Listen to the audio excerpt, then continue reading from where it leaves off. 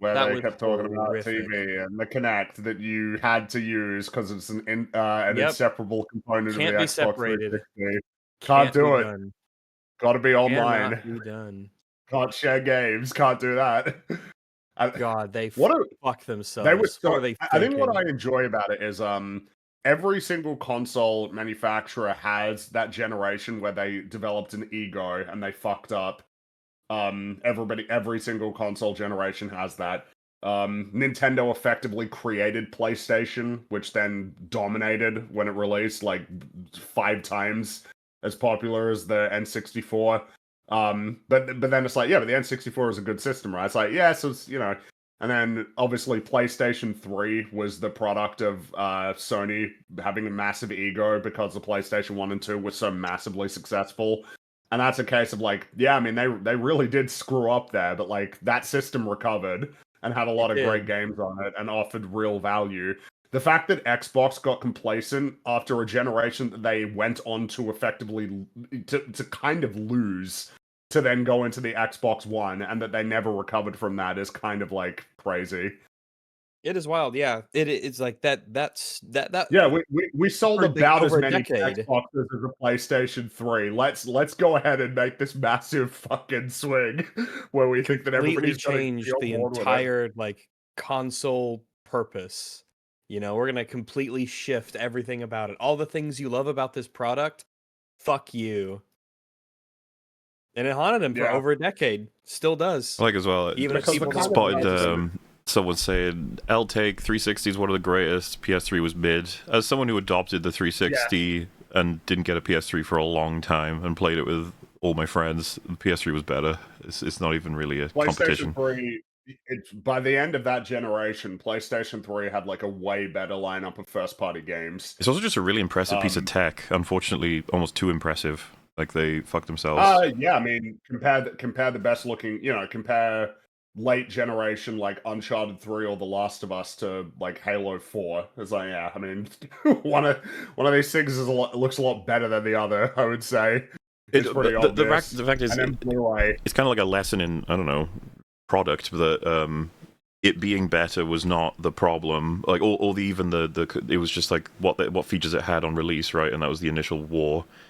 And Xbox was just too far Xbox ahead on a was a couple better of things. value proposition at Yeah, the time, and then particularly the fact that the PlayStation 3 was hard to develop for was a problem for it early on for sure. But I mean, eventually, PlayStation. There were enough PlayStation 3s that you had to do it anyway. So it kind of because obviously that was a bit of a cheeky thing. I think the expectation was that if PlayStation 3 is kind of hard to this might not be true, but I know it's kind of speculated that like, oh, the PlayStation 3 being hard to develop for maybe was like the point because the hope was that because PlayStation was so important, that would mean that there would need to be more of a focus on it than developing for Xbox.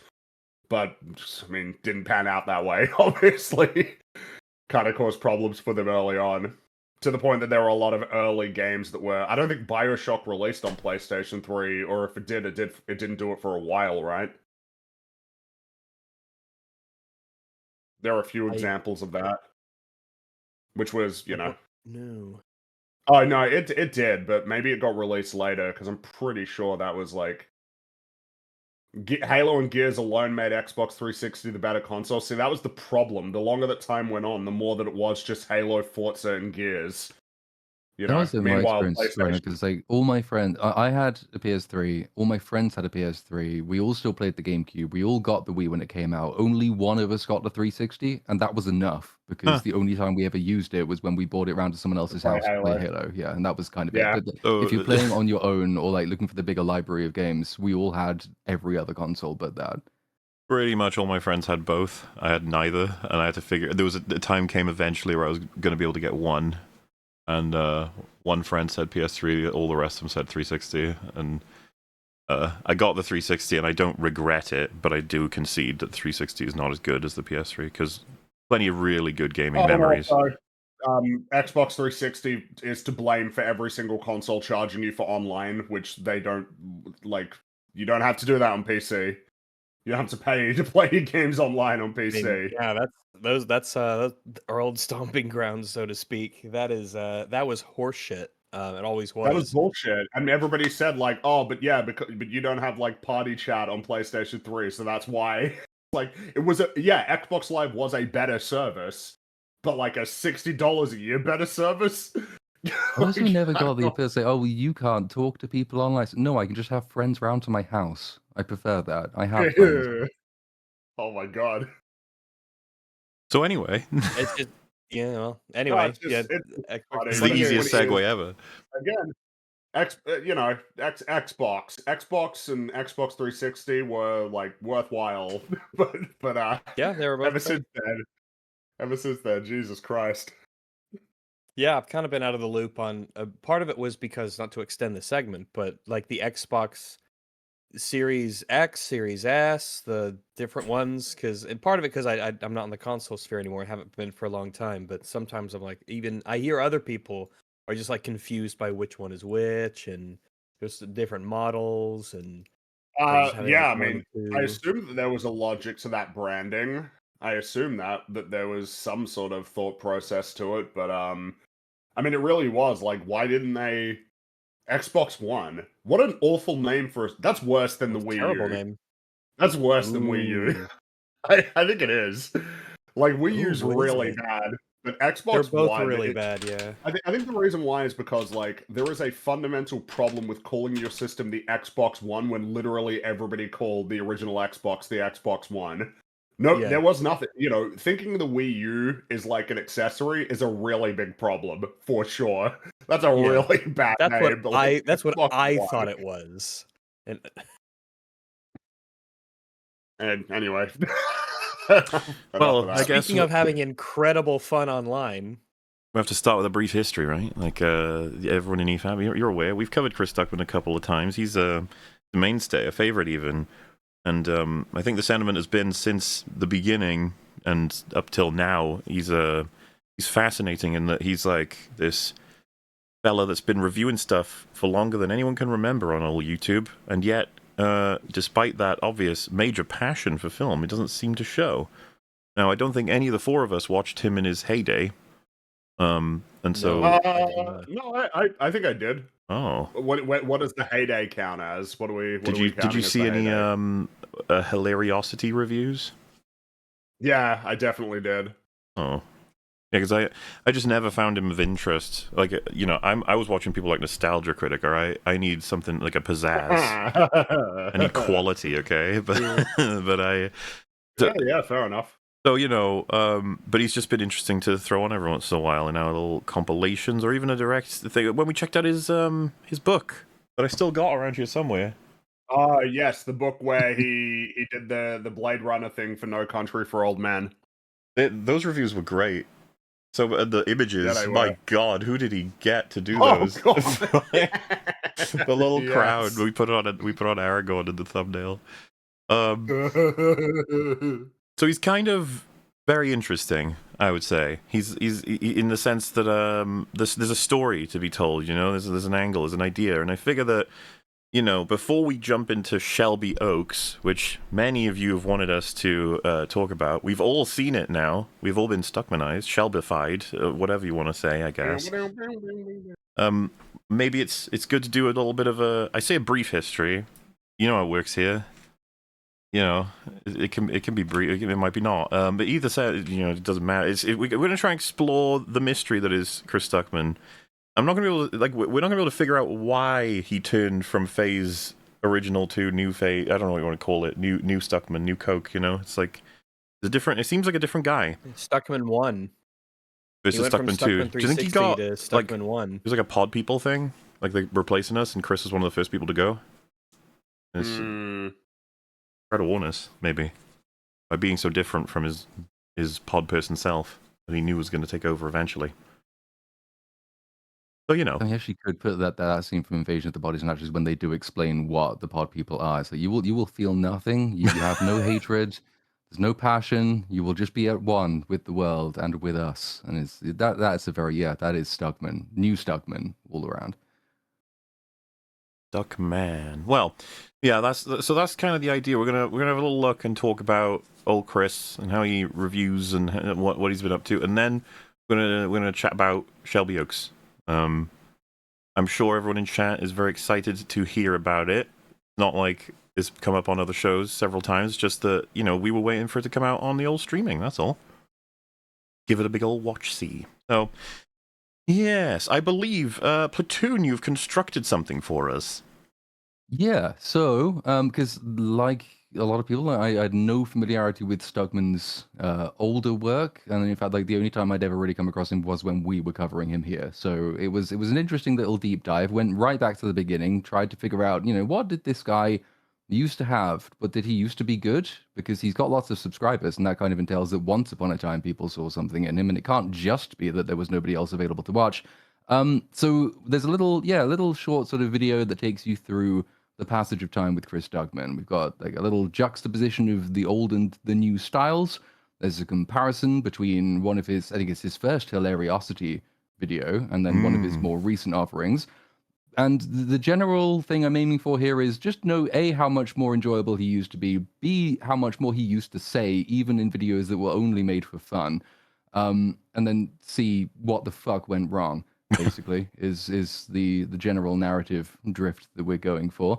And then, of course, that takes us up to the present day where he doesn't do film criticism anymore, but we'll come to that over the course of the video. Well then, I'm excited. Have you got the link? Or wait, actually, I can't move the screen. If you post it so we can get it to the watch together, no problem. Hold on a second. There it is. You We've can tell never this is going watched to any go of these wrong. watch together videos. I think I have we checked out Watch Togethers. one of them at some point, like really early EFAP. We let one play, I think. I could have sworn I it was like a vaguely cat one or recall that. something. Cats vs. Dogs is the one that's defaulting for me. And there's the llama, right? Caminandes, yeah. Then there's Big Buck Bunny. I remember Big Buck Bunny, yeah. Kind of a mainstay. But this lady has seemed to have Big taken Buck over Bunny. the screen for Watch Together for some time now. I guess. But why isn't it cat dog rather than cats versus dog? Why can't they work together Well, I and then mean, have their little maybe theme it's- song? Cat dog, I cat don't know. dog. that's the story they want to tell, so, you know. Yeah, sure. But I'm just asking. That's all. Maybe they made that one too. Who knows? Predator. Ah! Hmm. Okay, hang on. Bit laggy for me. I'm trying to figure out if something's wrong with me old No. composer. It might I be can't slightly escape laggy at the Badlands. beginning of the first couple of seconds, or it might be a little bit laggy of this video, but it should speed up. I think that was a problem with my the way I've captured this video. No problemo. Just gonna calm my Chris is computer just down like a little that. bit. Chris is a laggy That's guy. This is just Isn't he? him. This That's is just- also true. yeah. Yeah. It's like how Bigfoot is just blurry. I'm convinced at this point. I think Chrisman Why is he just always- like Chrisman. Why is he always blurry though? Bigfoot? I don't know. Yeah, why? I just Well, it's feel- a Why has there species, never right? been- Why has there never been just a picture where he's nice and clear and he's like, "Hello"? I think because know. he's just blurry. He's just a blurry guy. Yeah, it would be a part of the species. Explains everything. like yeah. he is like if you saw him out in the wild, he would have like a blur emanating from him that would conceal Yeah. his true visage. I don't know about that. Natural defense would have built up over time. I think that Moves makes too sense. fast. I don't imagine Bigfoot being. I don't imagine him being like too slow, but not He's like hugely Sonic. fast. He uses the Oh, is portals he? behind the Okay. trees to teleport. All right. Well, here we go then. As was introduced by Platoon, the adventure begins. Badlands is directed by Dan Trachtenberg and is the third film in the Predator universe he's made after Prey and Killer of Killers. He has no energy to him. He's completely dull and lifeless. Here, a young Oh, predator outcast from his clan finds an unlikely ally on his journey in search of the ultimate adversary. There'd be no difference between his summary paragraph and just one that he pulled from one of the 17. Is that where he reads them from? I wonder that sometimes. Well, he might as well. Yes. There's no distinction. No, I mean he probably remembered Truth, Justice, and the Human Way. That was the one in the Superman one. I figure he probably came up with that one. or decided to put it in anyway. You know I what I think mean? he Like probably there's some read amount of someone else had come up creativity. with it was the thing, and then like he remembered sure. hearing someone else say it, and then he put it in the video. But it's like you don't get the sense with any of these, and this will become way clearer as like we do a couple of these videos in full. Once upon a time, he did watch movies, and he did have thoughts about movies as he watched them. He probably wrote them down as he was watching them, and then he delivered those with passion. The modern Stuckmann format is not. It is just like there's this very, very Stuckmann formula, which is just like you get basically half a blurb's worth of the vaguest information possible, and that's really all you're going to get. You might get a bit of trivia if you're lucky, but nothing you can't read on IMDb. Well, it borders into And then marketing. he'll tell you. It kind of does. There is a bit of that coming up actually, which is like it's in the Predator Badlands video where he decides to use that video instead to market somebody else's movie, which is just great. Finds an unlikely ally on his journey in search of the ultimate adversary. Fuck you, I'm jumping off this cliff. Along with this film, I'm also really excited about a new movie called Keeper, which is directed. You can tell. You're Really excited. brimming with really excitement. excited. This is my favorite part. And he's so excited that he's going to this is going to be I kind of left this in here because it's kind of interesting how much of the video obviously he spends not talking about Predator Badlands because he can only praise things, so he has to talk about the things. Right, but even the right. movie he's really, really, really, really excited for, all he's going to do here is just say, this is coming out, here's what people have said about it. I saw a bit of it, it's cool. My favorite one in his videos is when he mentions the very controversial thing that's happening with the film, be it there's some kind of political or social thing, or that there was a controversy or a big event. He'll say the thing happened, and then he'll say many people have like perspectives on this, and then he'll move on. And you just be like, okay, it's even less information than a sort of a robot assessing the events would give. It's like he wants to make sure he mentions it because it would be weird if he didn't, but then he doesn't say anything about it oftentimes. Directed by Osgood Perkins and is coming out nationwide November 14th. Filmmaker. Did you know nationwide? You know DVD's what is still going somewhere on than here? Blu-rays. What's this? What's like what? This tone is weird. I mean, it is his tone, right? Now, anyway, in the modern. I guess, but it's just like it almost feels like an ad. Yes, It You is know, an like, ad. oh, yeah. Also, Okay. of all the creators, he's got to be the easiest one who've been AI replicated, right? Like, it's so straightforward. He's up there. Well, because Those AI are often struggles crazy. to capture sort of tone and intonation, and so if you don't have either of those things, then it's really useful. Really easy. Keeper. James Wan says it's a terrifying, ghostly descent into madness. Guillermo del Toro Is it? says Keeper. What do you So, say? wait, so this What do is- you They say? say. So this Here's is what other just- people say about it. Okay, so this is an outright ad. This is like an Yep. actual advertisement in the middle of a Predator Badlands video. It has been positively received by several Has he- humans. Has he ever done this before? Put an ad for another movie in a review of a movie that he's doing. I wouldn't want to say he's never done it before, but I did watch a fair few of his videos, recent videos. I didn't see another one where he's done this. I've Isn't never to say seen. he's Yeah, because never done it, but I've never seen it before. But that I don't like that. I don't like that one bit. Oh, he's trying to support filmmakers. You got a problem with that? You hate supporting filmmakers? I don't know, man. Feels like movie critic doing an ad for any movie is a bit not great. You You know? gotta be careful, yeah. Is Pure Perkins, horror origami that skillfully folds into itself, and Damien Leone says Perkins further establishes himself as a formidable The other guy said another thing. voice in horror. From Osgood Perkins, the director of Longlegs and The Monkey, comes a new breed of nightmare. So don't miss the horror event of the season. Keeper opens in theaters nationwide November 4th. I will say this was so confusing because when I saw he'd Oh. made a Description. Predator Badlands review, I thought he'd fucked up and said from Osgood Perkins, the director. I was like, no. And it was like, oh no, Definitely wait, not. sorry, that's he's like advertising something else. I see. 14th. I was lucky enough to see about 30 minutes of this film, and I agree with everything those filmmakers said. It's a very tense, Still feel that way because that film got reviewed pretty badly. He just doesn't sound like he believes these things. No, I know. I'm just curious though because the film came out and didn't get reviewed know, particularly well. There And you done a may be review on it. there may be some punch to the whole pod person theory. I'm just saying. suspenseful and scary movie, and it opens nationwide November 14th. Mr. President, Ooh. thanks. Captain America. So here we go. This is going into now like a little bit more of a comparison between his old and his new styles. Obviously, we've just seen how much he really enjoys talking about the really good movies that release, so much so that he doesn't talk about them. This is from it's one of his really early Hilariosity videos. Not the first one, because we'll see that one in a little bit of time. This is Captain America 1990, which he really hates, and he has a lot of fun really hating it. But I've kind of included a bunch of clips from it. It's not the full video, to show you how much more he says while criticizing only in the name of having fun than he will say when he's going to go on to talk about something he genuinely likes later. Because it's kind of interesting. Like he's not, I don't think it's never been a good critic in the sense that quite a lot of his observations, even in this video section, are fairly boilerplate, but like he's at least telling you something about this film and why it doesn't work. Oh yeah, to know that he's putting into words things that he feels. That's like, yes, that's good job. You've entered the realm of talking. It's just that he's not quite made it into that realm in the modern videos very often.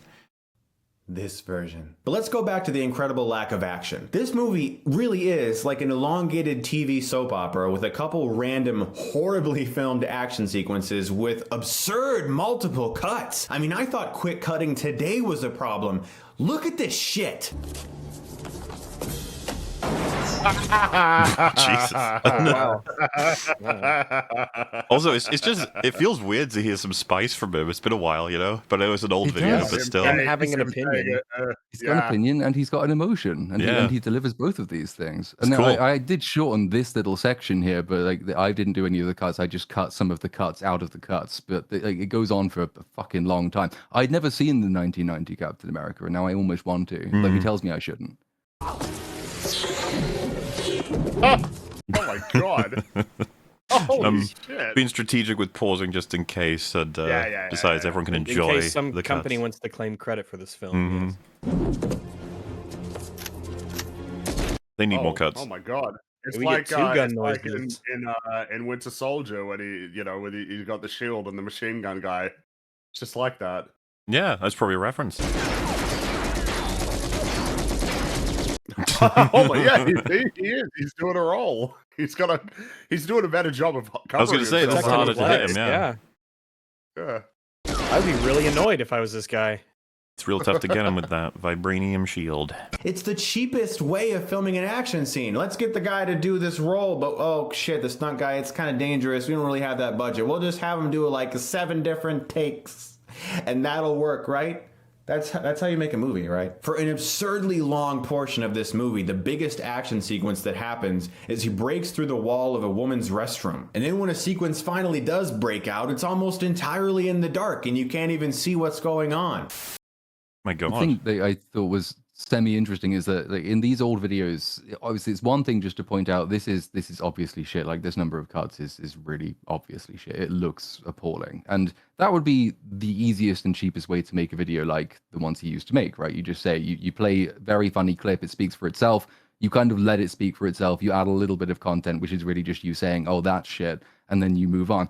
But old Stuckmann did actually used to do a little bit more than that, because he's talking not just about like this is obviously shit. He's also saying maybe this is why the director did it. It's like this is the motive behind it. This was why the creative decision was made. And again, it's nothing particularly deep or anything that no one else could have come up with. But he actually did sort of bother to say something. No, I guess. Yeah, the videos would have been entertaining, right? It's fairly banal observations, but he's kind of into it, which helps. Yes, it does. But I also like the way that Trachtenberg subverts those expectations by putting him on this planet and dude, you can hear it in the voice. It is crazy the difference. You could see it in the It goes from over to This happens so often, doesn't it? When, like, I mean, he's a creator, sure, so we can bundle him in. Like, when creators get older and lamer. lamer. Yeah, a little bit.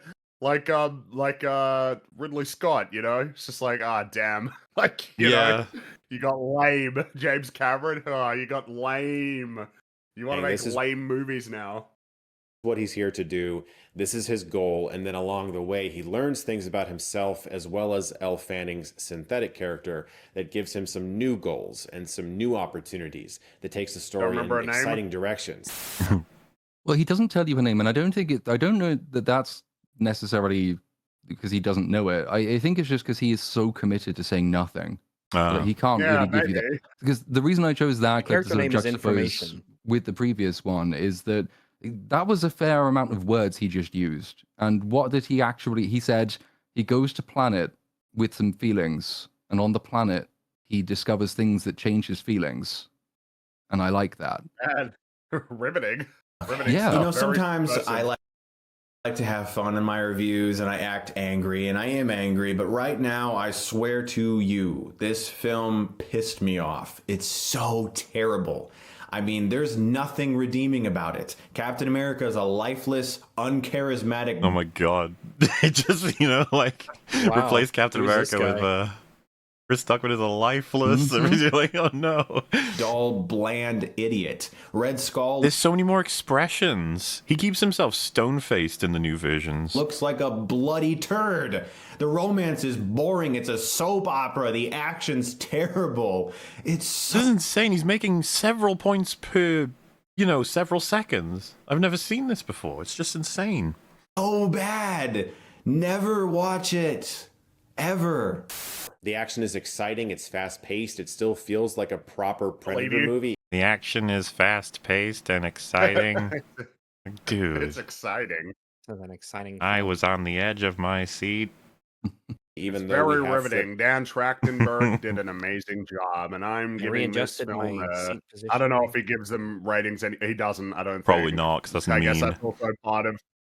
I think he does still. I think Predator Badlands he gives an A. I want to say I think it's at the end of this clip actually, but he does still give some movies ratings. he- And Wait, in- an in- A out must of be- alphabet? It must An be 8 some as of them. in 'cause out of he 10. definitely didn't. He definitely didn't give Superman a rating. did he not? I distinctly remember. Maybe he doesn't do it all the time. He didn't give it. He didn't give it like a number or like an A plus or like a B minus or anything. He didn't. Like, he didn't surely, rate it. is it not against the philosophy of being like giving any rating now? Is I like, assume it would be, right? Because he shouldn't be trying to place any of these movies on a hierarchy. The unfortunate problem is it's inevitable that you will, like he did in the Superman video, where he does say it's not as good as the Donner Superman. Like it's inevitable when you talk about movies that you're going to reveal the hierarchy of your preferences. There's nothing to be done about it because there's nothing wrong with it. Like it's just essential to being a critic. There's a bit later where he says that he hasn't recently done any negative. Well, he hasn't reviewed any movie that he would have given less than a B minus. I think is his rule. So like, you can sort of imply that all movies he covers are above a B minus.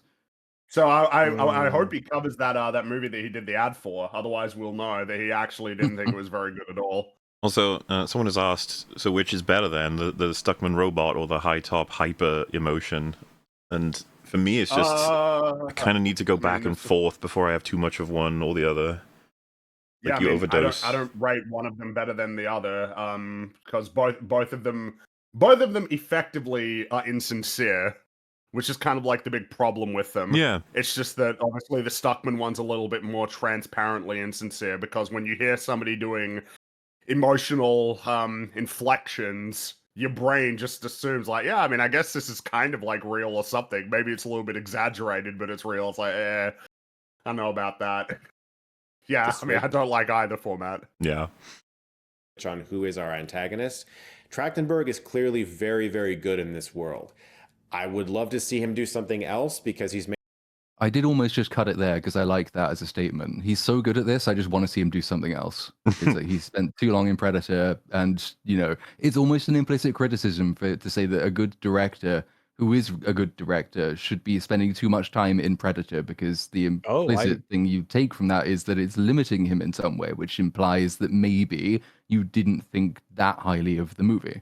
But he does I thought go he was on. saying he'd like to see him do something different with Predator.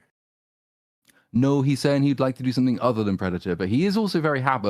I'll let him say it himself. He's also happy if he just makes more Predator. Because we've got likes 3 Predator. Trachtenberg Predator films now. We At this do. point, yeah. made 3 Predator movies, and I love his way of making films, 10 Cloverfield Lane as well. But if he just wants to make Predator movies for the rest of his life, I'll watch all of them, because I am really glad this franchise is in someone's hands that's capable of making a really good Predator movie, because I feel like my whole Not making life money, though. I've loved Predator and very much so enjoyed Predator 2, and I've just kind of been waiting around for like more great Predator stuff, and we are now, thanks to Track. Careful, dude. Yeah, that's almost saying that the last 4 Predator movies were shit. Yeah, how could we be not have careful. like you just shat on Predators, AVP 2, and the Predator, obviously. Yes, that's right. Join the rest of the world in being okay with doing that. It's okay, you can do it. And a good time. Guys, thank you so much, as always, for watching another Hilariosity. I'll have more retro rewinds and hilariosity. Every time you cut to this era, it's like a jolt happens. It's like, whoa, we're even faster just generally, like speaking.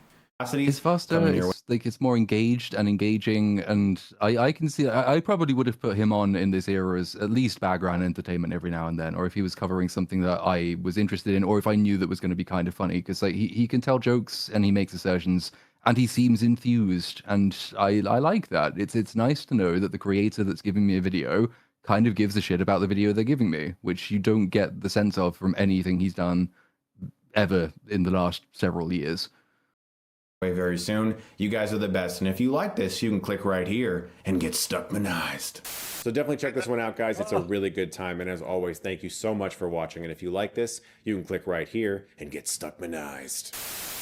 When Like one of those sounds like he's reading the script, and one of them sounds like it could have just been off the cuff. Like there's more of an oomph behind the get Stuckmanized even. It's just the thing he says now. And it was always the thing he says, but it seems like he was more into it before. It's like, yeah, he really this is wanted us to fun. get Stuckmanized. Nowadays, it feels more like an obligation. Whatever that means. I did not hit her. So yes. It's not true. Now we're going on to, this is his first Hilariosity review. So this is a really, really, really old video. This is passion right here. It is passion. There's a whole skit. It's on The Room, and he does a skit for it. It's, yeah, he used to do those. Ooh, it's bullshit. Ooh, it's bullshit. I did not hit her. Love the wig. I did not. Oh, hi, Mark. Hey, Johnny, what's up? I have a problem with Lisa. She says that I hit her. What? Well, did you? No, it's not true. Don't even ask.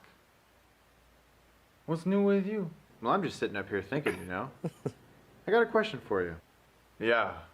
You think girls like to cheat like guys do? What makes you say that? I don't know. I'm just thinking. I don't have to worry about that because Lisa's loyal to me. Yeah, man, you never know. People are very strange these days.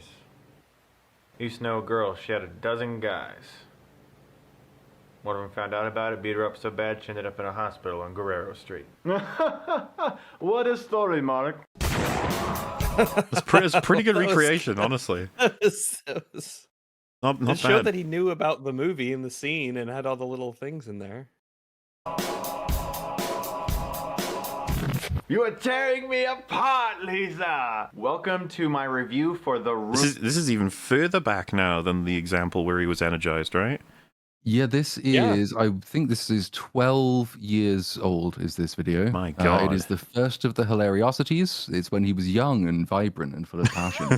He was filming in his room still. He's This got his is the robe late- old, Ooh, yeah. robe- This is the old background, because then they moved Much to the more new background. homely versus Well, this his feels more slicker. real, doesn't it? The Yeah. other one is That's like great. a set, kind of. The other one feels like it's more of a set, Which very it probably much is now. designed. It's probably filled with a bunch of Yeah. shit that never moves. Or Oh yeah, rather, it's probably like a dedicated room just Yeah, for yeah. it, compared to this, where it's like it feels like you've set up a camera just in like your office or just somewhere where you actually exist and live in. Room, one of my most requested reviews I have ever had in my entire life. My very first Hilariosity review is for The Room, one of the best there ever was. The Room is one of the most fascinating movies I have ever seen in my life, because as you watch the film, you are consistently wondering, how in the world did this happen? And that's kind of an interesting statement itself. You know, it's this idea that you can watch something that is so terrible and you can find it absolutely fascinating, and it provokes a lot of questions. And like, he'll go on to give us information about The Room and what works or doesn't work more often than not about The Room. it's this notion that if you are interested in your subject, you are interested in your subject. You're not just interested in it because you want to boost the reputation of filmmaking.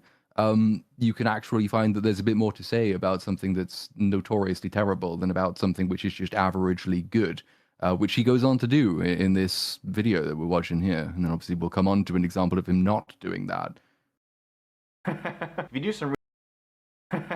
do some research on the movie, you find that Tommy Wiseau, the star, the director, the writer, this is the guy that financed the entire movie as well as having to replace his... Do you see how he would have searched something, found information, and he's going to provide it, but he's like managed to incorporate it into the way that you would speak to a person, as opposed to modern Stuckmann, where he does just read a factoid.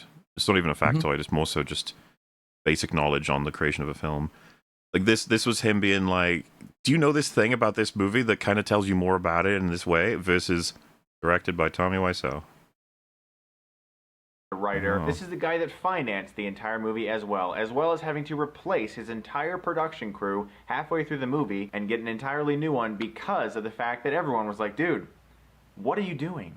This is horrible. What is The Room about? Okay, The Room is about a guy who's like a happy banker. I guess he's a banker, yeah. And he loves his fiancée, Lisa, except he never refers to her as his fiancée. It's always, my future wife. It's like Tommy Wiseau didn't know what the word fiancé meant as he wrote the script. He was like, what is the word for the future wife? I wonder, listening to this, I wonder if he likes this now. Like this video. Do you think he regrets it? If he would, I don't know. Like I think an iDubbbz maybe he'd say that he's being mean, like he's being mean to Tommy Wiseau, and mean to somebody who, when now he realizes how hard making a film is.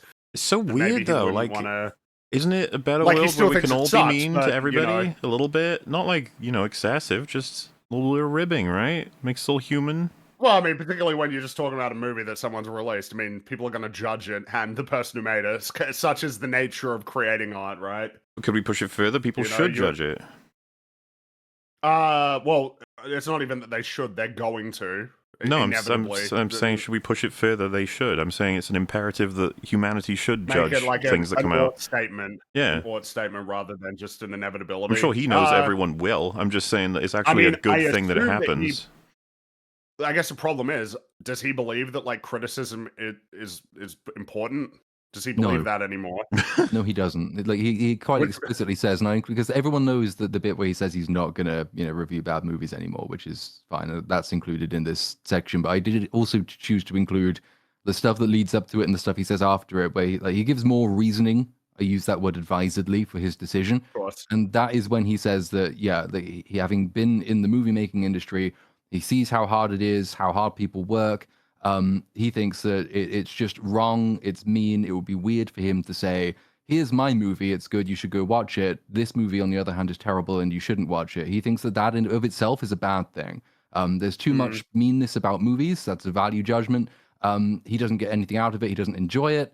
Again, value judgment. And he would much rather help people get into the industry by praising movies that are good than just tearing down movies that are bad, even if it could make good content. That's kind of his argument. He'll put it slightly differently later, but here's the thing, though. Do you think that he would say these things about someone like Roger Ebert, for instance, or would he think that Roger Ebert played a better role because he was on television and in newspapers?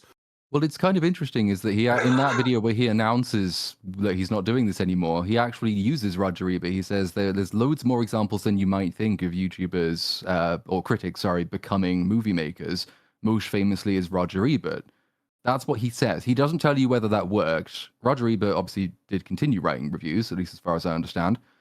He didn't see any necessary contradiction between reviewing bad movies and making your own. But Chris Stuckmann doesn't really engage with that argument. He just says, look, critics have become movie makers, like Roger Ebert, and therefore it's possible. Sure. But was that ever in doubt?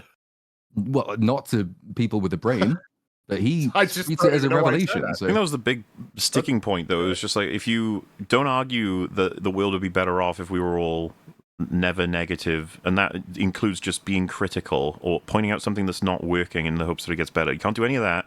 What we should be doing is celebrating film of all time to support it. I would rather not make those statements because they're all untenable as hell, and instead just be honest and say, like, I'd rather not make fun of people that I'm probably going to be working with. Like, that's fine.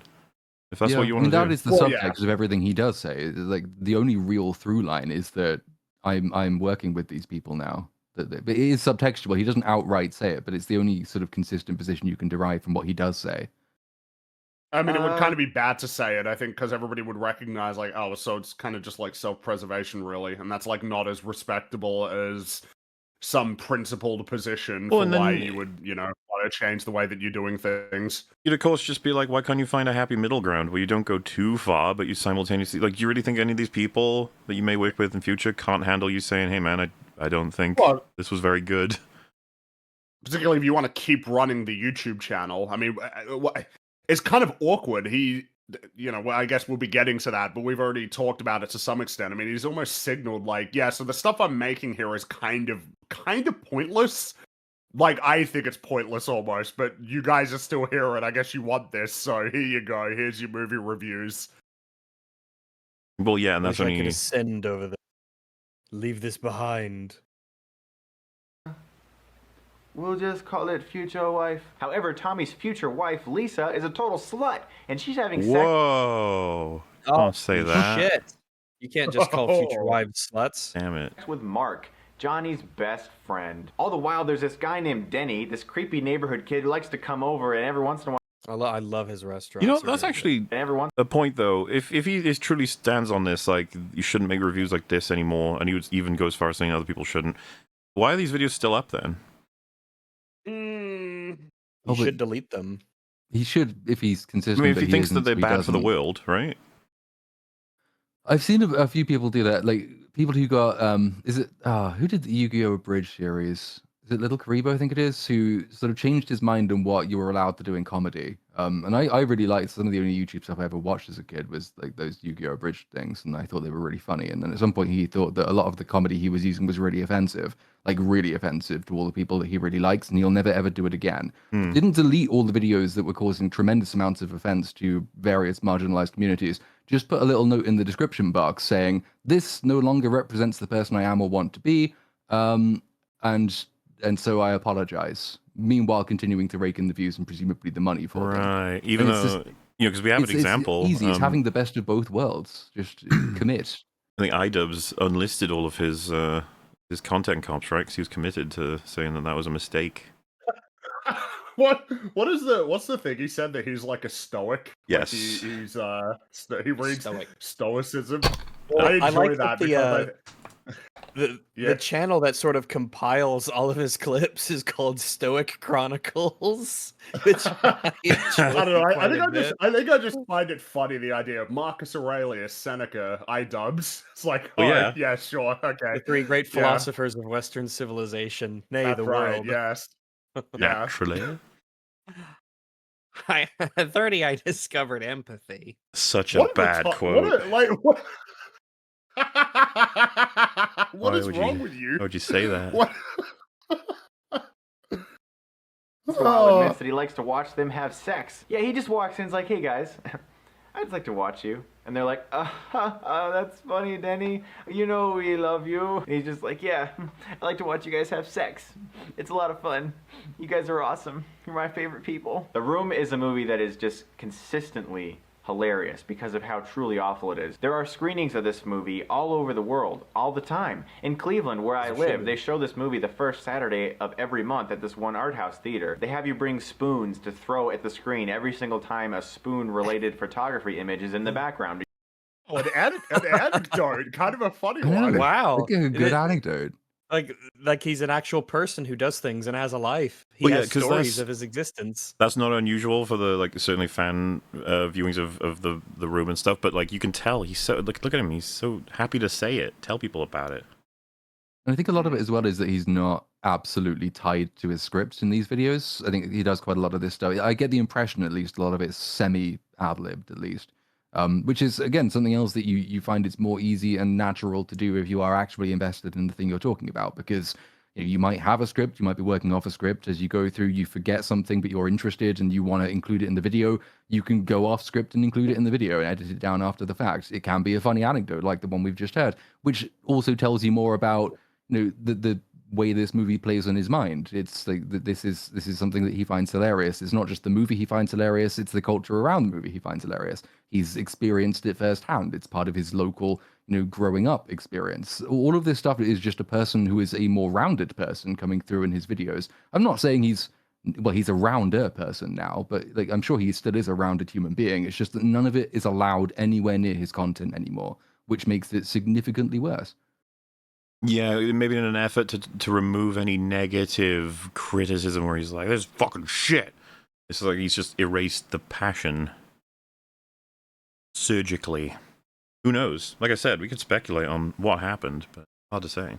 Because there are spoons all over this movie. Why are there pictures of spoons everywhere? No one knows. It's just amazing. Also, Tommy Wiseau clearly couldn't think of any ways to construct scenes in this movie because he has like at least 50 minutes of this movie be characters talking while they throw a football around. I would say there's at least probably 5 full minutes of people throwing footballs in this movie. It's impossible to review The Room without mentioning the 1990s cheesy sex scenes. Even though this movie came out in 2003, the sex scenes in this movie are like Tommy Wiseau watched a bunch of 1984 porn and decided, you know what, I want to do this. We will do that. I want to have a funny voice impressions, observations that you may not hear from someone else, an assumption of how the film was made. It's just, I mean, to be clear, this isn't great, but like it's not. It's there's at least something going on. I mean, I would be happy to put it in the realm of good as a selection here. I'd be like, this is, if I saw this out in the wild, I'd be like, yeah, this is totally fine. It's just a movie review, someone talking, expressing some of their bits and bobs. It's more like entertainment than information, but that was sort of the point of these hilariosity things. He coined the word because he had an imagination back then, and the idea of hilariosity was that you take movies that are hilarious and awful, and they're so hilariously awful that they're actually enjoyable. And then he turns them into entertaining content of his own. And that's fine. I wouldn't call this a critique. And there's examples later in this video where he does do something a bit more like a critique, which sort of exposes his flaws. It's not something he's particularly good at, but again shows that he was willing to engage in that area of sort of video production. But this is him having fun with something he's passionate about, which is nice to see, because he tells us all the time that he's so passionate about film. It would just be nice if we still saw that. Yeah, it would be nice if there was no need to tell us that. We could just feel it. A whole bunch of sex with women in the belly button, because I cannot actually have sex. I don't know how, and so I think it goes in the belly button, right? Belly button sex. Worst sex scenes ever filmed. Best sex scenes ever filmed at the same time. I did a parody of it in the beginning of this video, but perhaps the most famous scene in this movie is the rooftop conversation with Mark. I did not hit her. It's not true. It's bullshit. I did not hit her. Just gonna be careful, you never know what's gonna happen. Yeah, gotta be. Yeah, maybe Tommy is, prowling the internet looking for people. Waiting for people to great work, his magnum opus. Does he still defend this movie? Is he like a passionate defender of this? He's just a strange man. Creation? Very, very strange bad. Of course, because he had the whole sequence with the disaster artist, right? So it'd be hard to be a part of that and also refuse to be like, I'm sure he's on board with saying the movie's silly and pretty bad. I think he's gone along with it. Hi, Mark. Oh, hey, Johnny, what's up? I have a problem with Lisa. She said that I hit her. What? Well, did you? What? No, it's funny. It's funny. I'm just surprised by how long he's playing this for. What a weird outfit. He's got it's like a blazer jacket, but he's got a black t-shirt under it. And then he's got the pants that are like the unzipped short pants. Like, you can unzip them at the knees and they become shorts. I thought you were talking about Mark, because he's wearing that kind of weird. It's not quite a shirt, not quite a singlet, it's like the shoulder part's a little bit too wide. Yeah. It just looks weird. It makes him look a bit weird. It makes him look very boxy. It's very strange. People want that. What we're talking about here is iconic character design, and they nailed it. Iconic. I mean, it is iconic in a sense. It's very distinct, because Rags is right about. They are those pants, right? Yeah. They have the zipper that you can unzip. Very, very pre-2000 sort of I had some attire growing up. that. They were really useful. You could wear them in the summer. You can wear them in the winter. You can wear them at any time. Sometimes you want shorts. Sometimes you want pants. And instead of committing, you could just have the best of both worlds. That's right. Now I just commit to pants. I don't know. I'm not a I short wonder guy. if buying those kind of pants fosters indecisiveness. You know? Like as a general life philosophy. Yeah, yeah. You Hmm. know, somebody who doesn't take chances, who doesn't go, you know what? Fuck it. I'm gonna wear some shorts today, and if I get cold, so be it. And maybe they buy, and then they end up buying like there's probably a shirt version, a jacket version. There's gotta be. There's every kind of clothing out there you could imagine where you could do that with your sleeves as well. You could unzip the ones around your sleeves. You have a completely fully modular fashion, a wardrobe setup. Maybe it speaks like a duplicitous human being. It's you can present as one thing in one situation, but as another thing in another situation, and this makes you shifty and Whoa. untrustworthy. Oh, well, that makes sense because this would be a great outfit to wear if you're committing a crime, right? You go and commit a crime somewhere, and people say, "Oh yeah, I was a white male, long black hair, black jacket, but he had long white pants." All right, he had really long white pants, and so then Tommy, after he's done with his ruffiano behavior, right, robbing the 7-Eleven or whatever, he'll then undo his pants to make them shorts, and then he'll leave them behind. He'll throw them away in a trash can, like a gun. And he'll be running down the street, and they'll say, "I think suspect spotted. Suspect." Oh, no. He's got shorts on. This wasn't the guy Didn't who match did the it. description, Keep yeah. on with the search, everybody. Didn't match the description. This guy's got shorts on. So There'll be then a Tommy bit gets as well, away like, with it. later in this hypothetical movie where the detective he can't piece it together, and then he revisits the crime scene and he finds this weird piece of fabric in the bin, and it's like, oh my god, I know what happened, and he has to race to stop Tommy from murdering. Yeah, that's like innocent women. the realization that takes us into the third act. It'll be a great film. The pants. Oh, man. No, it's not true. Don't even ask. What's new with you? Well, I'm just sitting up here thinking, The dialogue in that scene is so thought-provoking, and it says true things about humanity. It's freaking terrible. It's all terrible. I also can't go without mentioning the flower. Man, this Stuckmann should totally hang out with new Stuckmann. You see the way that he was like, I could pretend to do the thing of like, oh, there's so much meaning to grab it. It's like, no, it's bad. It's just like, yeah, and that's okay. It's okay. Shop scene. In fact, I've once heard that hell is where you, as you are, have a conversation with the person you could have been. Oh. So who But knows? that's Is that usually 'cause person the always person- better?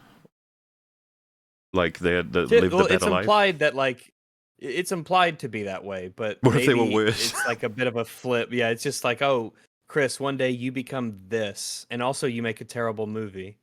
So I'd spoil. I mean, Would it just be funny if it was like, you could have been a serial killer, but you chose to just be a loser. And you're like, oh, well, I guess, yeah, you could have been remembered for something. You could have gone down in history. You could have made your mark on the world, but instead you didn't kill anyone.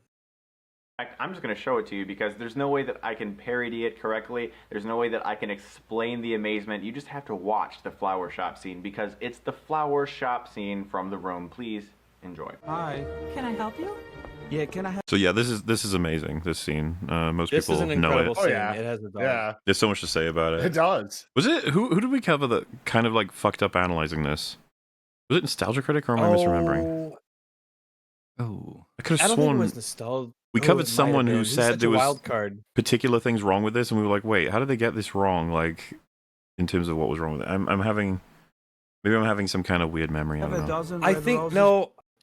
I think you're right. Someone had talked about it and they got something wrong about it. I forget. Maybe chat can help us out if they remember who it was. chat suggested Brown Table, but has Oh, also suggested bad- Grimuglia Bad dialogue guy. Ooh, it That could be have been it. both. or Cinema Venom. Remember we did Ooh, in the it might have been anniversary Bad bad dialogue Dialogue guy. I Guy. think it was him. That I think it sounds was right, Bad yeah. Dialogue Guy. I think it was. He's a wacky fella, bad dialogue guy. Writer Brandon McNulty. Writer Brandon McNulty, yes. Writer Brandon. There was his writer. Writer Brian I McNulty. am a writer. His writing advice was actually quite bad. Writer Brandon McNulty. He's got like 6 of those. You understand? We'll be doing one per anniversary, fellas. I'm sorry. Please. Years to Oh, hi, come. Johnny. I didn't know it was you. Here you go. How do you mistake him for someone else? That's oh, I what's so didn't know funny that was about it. you. It's It such a could've been stilted someone else. delivery. She mistakes him for somebody else, but he's her favorite customer. You figure that she would remember the face. Well, of I her think what favorite happened. Yeah, my customer. favorite Well, customer. I think what happened was that last time she saw him, he was wearing pants. But then he he unzipped them, so they're shorts now. So she didn't match the description from last she remembered. But then she's like, oh right. He got close to the counter. She didn't even notice they were shorts. So yeah. By the way, I just realized, I don't know if this is the first EFAP that we've got it this way now, but the ats in the names in the chat instead of their names, YouTube changed it. It sucks. It sucks so much. What a dumb fucking thing to do. Why would you do this? Why would you do this?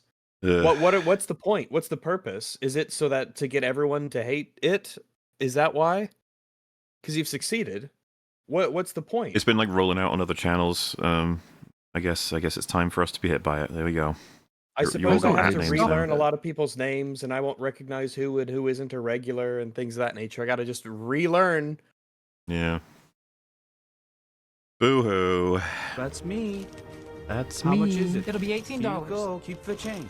Hi, doggy. Ah, see, such a caring soul. I like how he just Hi, takes the doggy. flowers and instantly flips them upside down. You're my favorite customer. Thanks a lot. Bye. Oh, Thanks a lot, that's bye. what makes it so good. You're my favorite customer. It just feels like, man, you really needed that character to compliment you. Fucking He's hell. a good man. Really, flower He's a shop. good man, Really and the world is amazing. against him in that movie. And gosh darn it, he's just trying to make it through. You think that's the kind of thing you'd write if you're like, yeah, my character visits like some prostitute, and then she says, no, of everyone, you're the best, you're the most virile, you're the most excellent customer I ever have. No, I got a flower shop. I'm the coolest, most beloved customer at this flower shop. Also, so what's Maybe that? it speaks to a gentleness. That line was character. ADR. I'm pretty sure all of it is ADR. All ADR. It's all It's ADR. all of it. Pretty sure the all whole of it is fucking movie is ADR. It's just they didn't get anything right first time, you know. Movies do not get better than this. They really don't. Yeah, they do.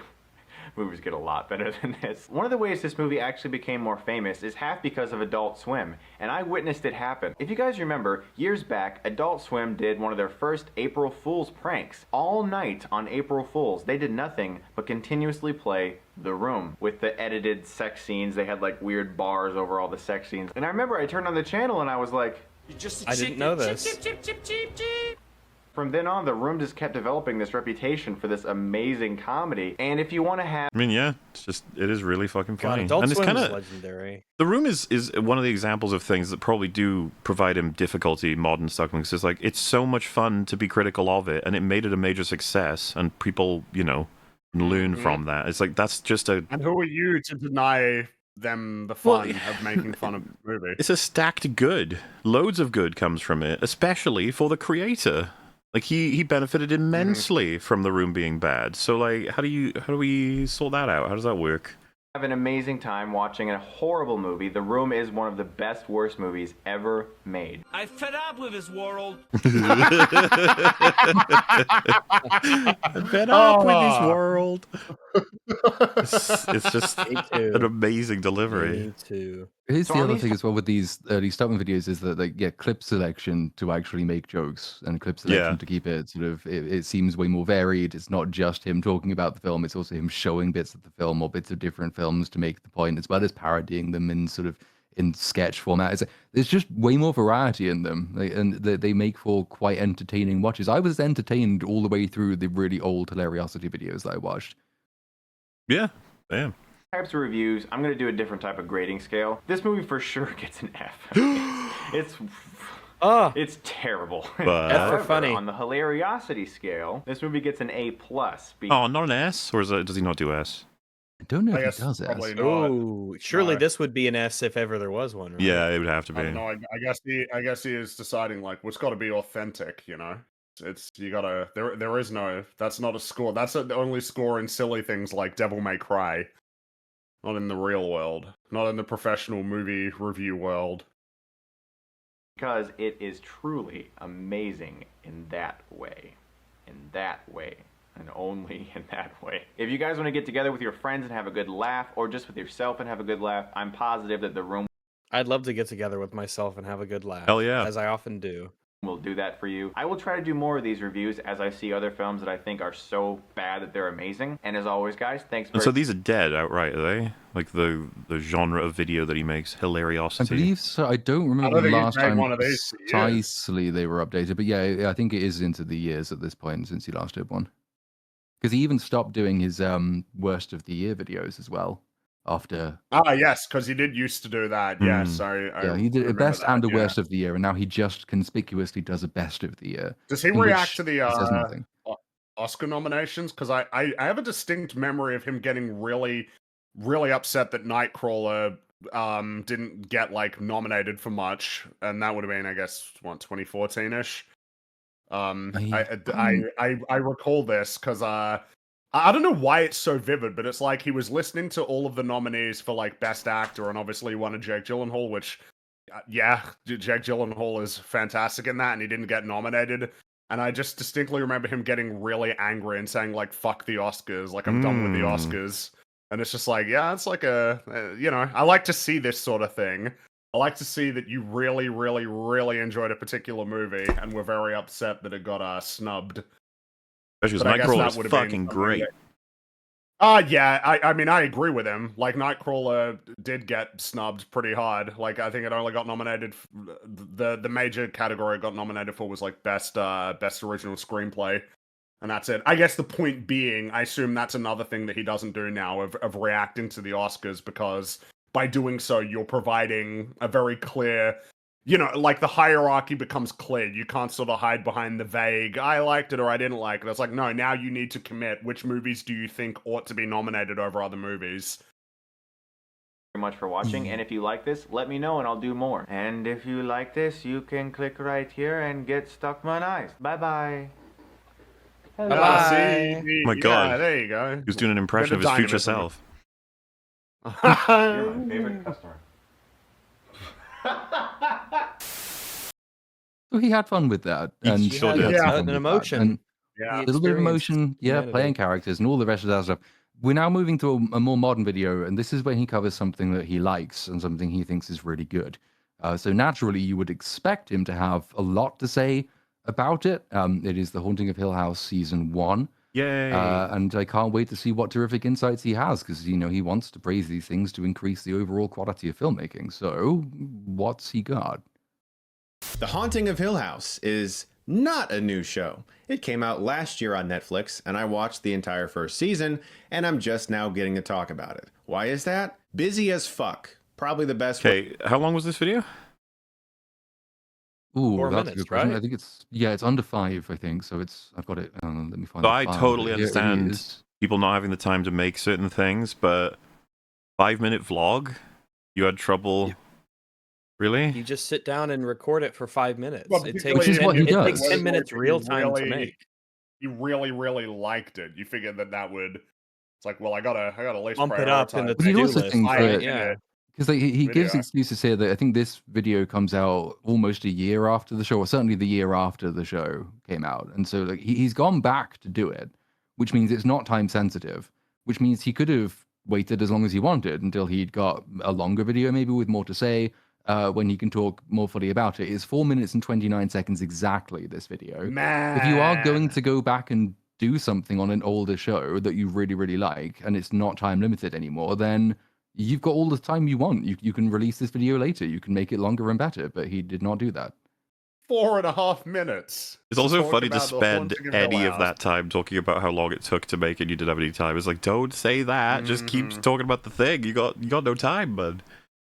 I can describe it. Now that we've got that out of the way, let's talk about what I think is the best new TV show I've saw all last year. This show, And all was you had to fucking spare was phenomenal. I love man. 4.5 and all you had minutes. to spare was 4.5 minutes. Yeah. All I have to play with you. every Okay. single episode, and much of this is due to the creative, I will just say, genius.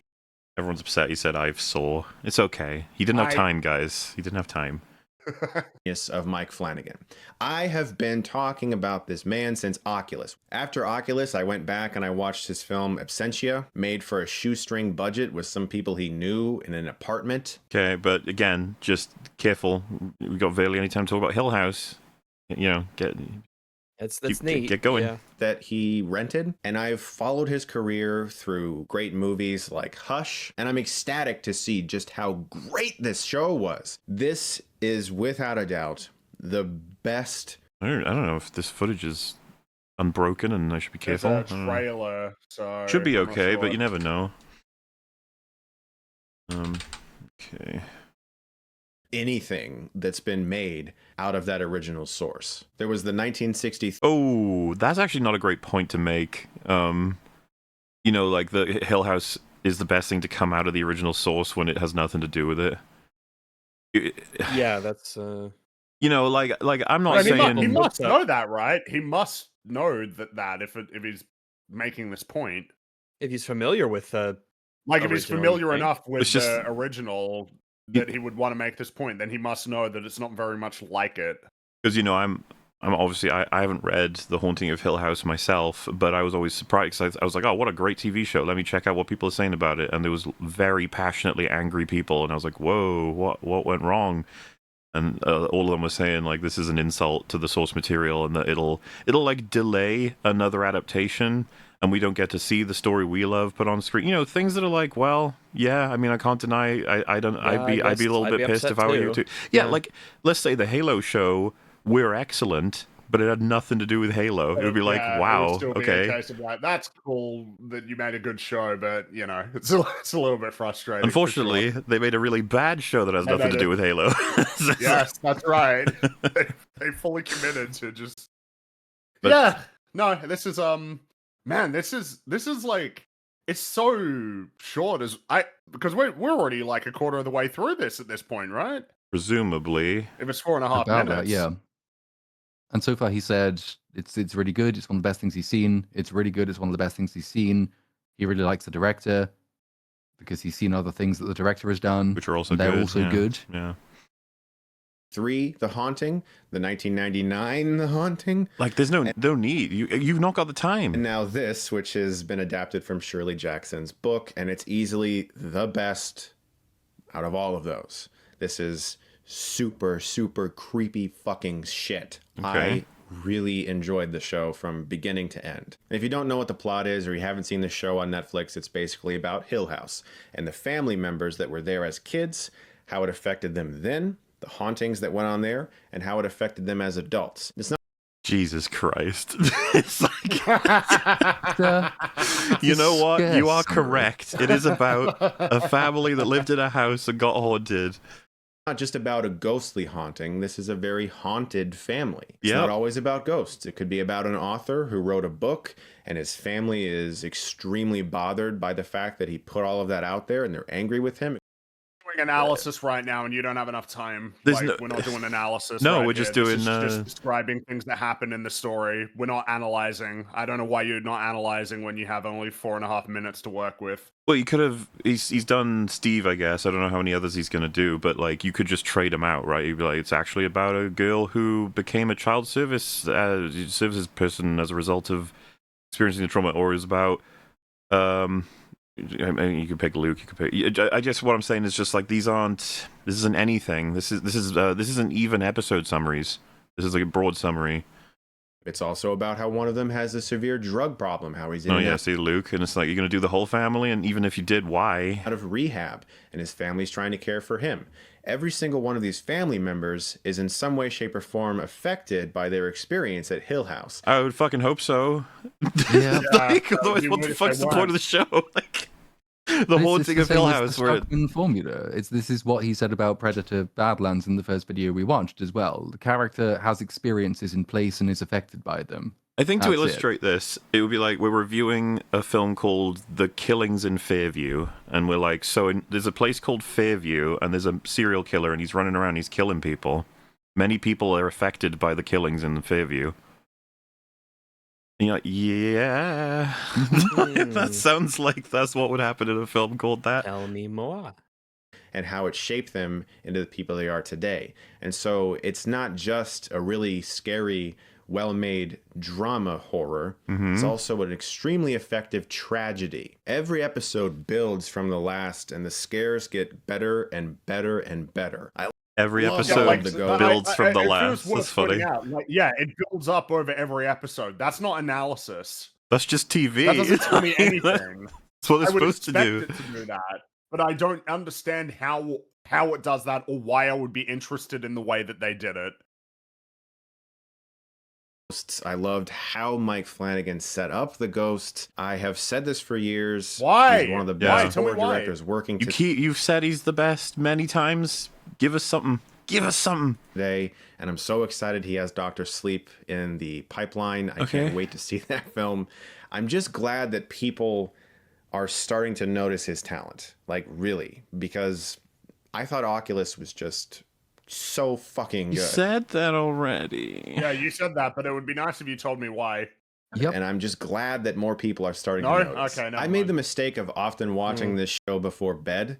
Sometimes I'd like to put on something before bed to sort of relax a little bit. Well, what are we past So put on analysis a into horror anecdotes show? now? Like, Yeah, well, So this is the closing basically, anecdote yeah. of the video. But Closing? It's kind of interesting. It is the closing anecdote of the video, and it is just kind of interesting to compare it to the tone, delivery, content of the ones in the room. It's just like one of them is very distinctly him and delivered amusingly, and the other one is like anyone, even this anecdote about his own personal life could be said by anyone, which is a shit anecdote. I watched a scary movie before I went to bed, and it scared me when I was asleep. Wow. So yeah, this is not a unique. I feel like I've heard this before. I just, don't- you know don't how watch this people are like, while oh, fuck. you know, this person or this person, this person didn't cover X or Y or Z, and he does this review and you go, yeah, Chris covered Hill House. Like, did he? Did he? This is barely a recommendation. I'm not saying it scared me and made it so I can't sleep. I watch creepy shit before bed all the time. Okay. I watch creepy shit before bed all the time. It's like, all right, yeah, it's fair enough. The mistake was that I was so invested in the show that I kept wanting to watch the next episode and I didn't go to bed. Yeah, it'll do that. It's a good show, I hear, from this very video. What's the problem? Because it's just that investing. I'm sure most of you have probably seen the Just show that by investing. now. Okay. I'm because sure it's most of you have that's seen not it by thing. now. Well, then, what's the point? What are we doing here then? Yeah. Yep. Yeah, what's going You on? didn't say sure anything most about of you it. have seen it. That's probably not anything. I mean, if he believes most that- people have seen it. It's barely functional as a recommendation. What's the point of the video? It's late. But if you haven't, please do check it out. If you have Netflix especially, it's there. You can just access it right now. I think Oh, yeah, hey, you should watch this show. If you have Netflix, it's on Netflix. All right. Yeah. Oh, Yes, yeah. it's good. Really? It's good to know. Oh, wow. You know? Yeah. Thanks for, good to thanks know. for Helpful, reminding me yeah. of that. it's Yeah. one of the best horror TV shows in regards to debuts I've ever seen. In regards to debuts, Why would I that guess be that of it's his importance? first television show. I don't. I mean, what's his? Well, I would just be I asking, mean, like, it's so not what's your comparisons? What are you thinking about, Chris? That's making you say Yeah, that. like what other? Because I guess you would have to be pointing to film directors going on to make television shows where they direct or like the showrunner. But I mean, how many examples off the top of one's head does anybody have for that? If they do make more, I'm excited. If they don't, that's fine. It's perfect. I like the way it What? let out. What? What? It's fine. It's perfect. Okay. Off. It is both. The ending was a little unpopular for some people. Oh, it's because it's bad. Yeah, it was a bad ending. It Pretty was bad. Good luck trying to get that information out of The him. curse Though. He of will just say that Flanagans. some people thought it was disappointing. He won't say who or why. Of course. This is before love he's to get his announced take on his it. lack of criticism, but yeah, he's not going to say that about Hill House. But I liked it. I really thought it was different and kind of mature. Henry Thomas, holy Okay, so I guess we're not going to talk about it. Man. And also, I would Different and disagree. kinda I think mature. it's not mature. That's kind of the problem with it. It's a bit of a cop Yeah, out. pusses out. Yep. Didn't want to commit to the essentially bad ending. That, As far as I remember, he's that the all but story admitted that, right? That he couldn't bring himself to do it. It's too sad of an ending. And it's like, okay, but now you have to Could've change the found whole a fucking different way season then. if you're going to do that. This is the story you wrote. This is the story that you wrote, and this is how it should end. But I enjoy that. That's all he had to say. I liked it. I thought it was good. shit. Great to see him in this show. What a great actor. I'm so glad he's getting more respect Why? because Tell me why. I've liked him a lot in things like Psycho 4 when he played young Bates. See, because what's happening now is he's sort of just having thoughts, and it's just like, so what was the prep for this video? You wanted to say it was great. I guess there wasn't any. And it was which is about a really- family that lived in a house that was haunted, and it affected them all the way up to being adults. Okay. I don't know, This is man. the and review you're you make saying when this you is don't for your watch it. one of your favored filmmakers who you would then go on to have executive produce your film, and like this is all you have to say about the show. Like, oh, yeah, Chris I mean, you know, Stuckmann's reviews are the kinds of reviews you could make if you didn't watch the movie at all or the show, and you just sort of pieced together the blurbs from every review on the internet. well, so I think, Rags, it's not even too far away from if I said to you in isolation, you're locked in a room, and I'm like, make this video, or rather, make a 5-minute review of The Haunting of Hill House. That's all I tell you. I think you could say most of this. Well, I could, but I wouldn't. It would be a No, completely different review. Yeah. Because you'd be like, okay, so it's obviously it's a ghost story, and it regards a big old house in which hauntings take place, and the people who are there experience many traumas, and they go through much drama, and the episodes build on themselves. The story reaches points that are very engaging.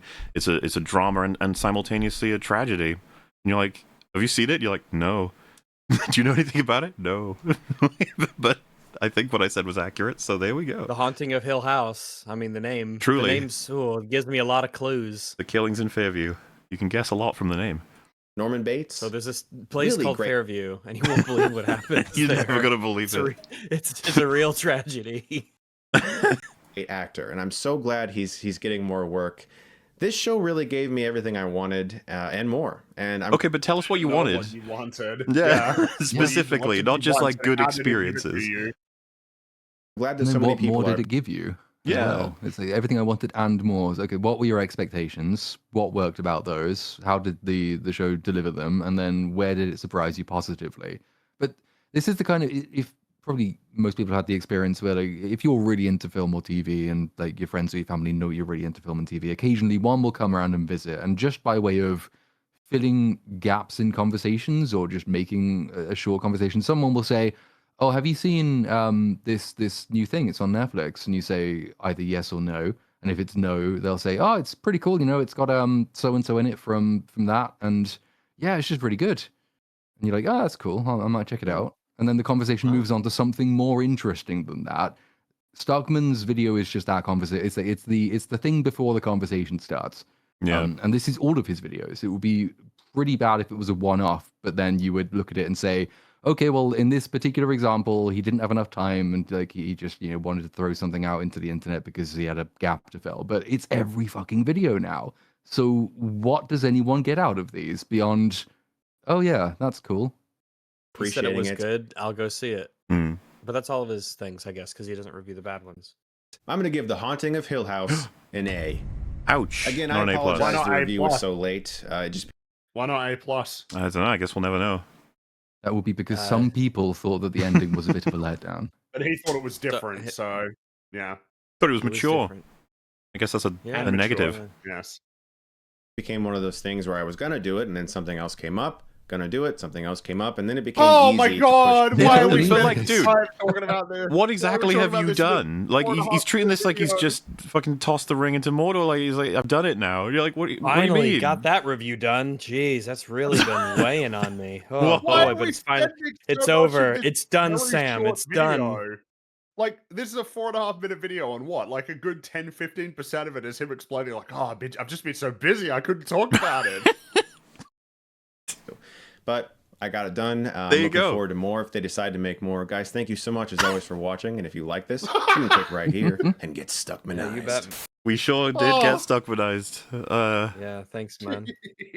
So yeah, Thanks for that's a Stuckmanizing great representation This is of how pointless it is to This watch is the these way- videos. I feel like it has to be noted. This is the way that he's speaking about a filmmaker whom he claims to really, really respect, who then went on to produce his movie. This is what he had to say about that show. Yep. I mean, Flanagan, I did look this up for Shelby Ace because I obviously was kind of interested to know that Flanagan was involved in that. And I did try and find anything at all that Flanagan had said about Stuckmann or about Shelby Oaks. And there's basically a Chris Stuckmann's video worth of information from Flanagan, where Flanagan just says, like, oh yeah, I was really impressed with Chris's work ethic. He's clever and he's talented. His Kickstarter was cool. He kind of reminds me of my younger self. He's on an exciting path. and I was happy to share a couple of moments with him.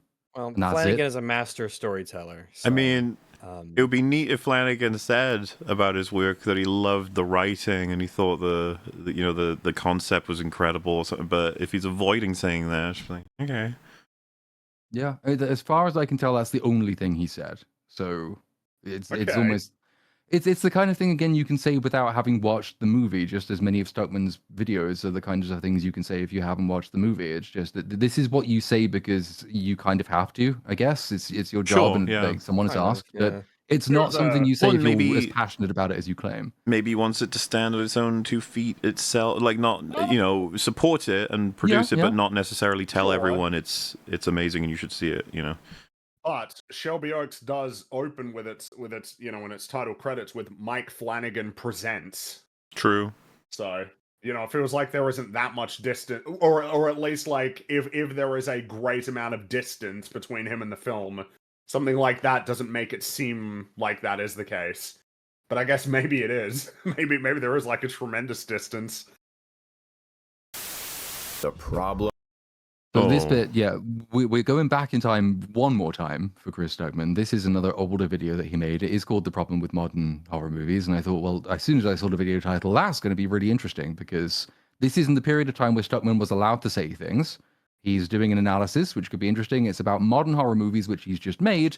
So, I wonder what he says the big problems with modern horror movies are. And as I think will become clear from this clip, it does expose his kind of deficiencies as an analyst, but he does make a couple of points which are kind of specific and will be interesting when we come on to the movie he actually made, which I say not to poison the well, except that is exactly what I'm doing. With horror movies today, what I want to discuss is audience expectation, how that can ruin a good horror film, and more importantly, have audiences forgotten what real horror is? In my opinion, the horror genre is the most widely varied in film.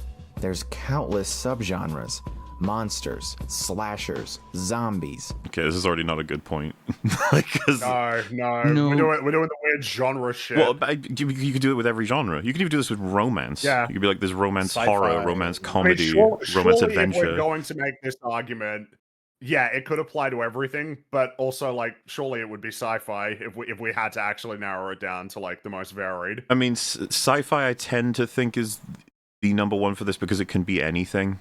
Ultimately, but it can still be quintessentially really, sci-fi. You know what I mean? Like it's not like the others where horror it's like, well, horror could do anything really, and it's like, yeah, but sci-fi can contextualize it with great purpose to sci-fi specifically. It's like, but I still wouldn't necessarily push any one of them. I would just be like, no, all genres have their great span of all kinds of things they can do. It's Yeah. storytelling, eh? There is sort of the implicit point, which I thought was worth carrying forward, is that one of the things Stuckmann holds against modern horror movies is sort of audience perceptions, but also implicitly a lack of imagination when it comes to modern horror movies. They can do so many different things, yet they all seem not to do any of those, and they rely on a bunch of stock tropes.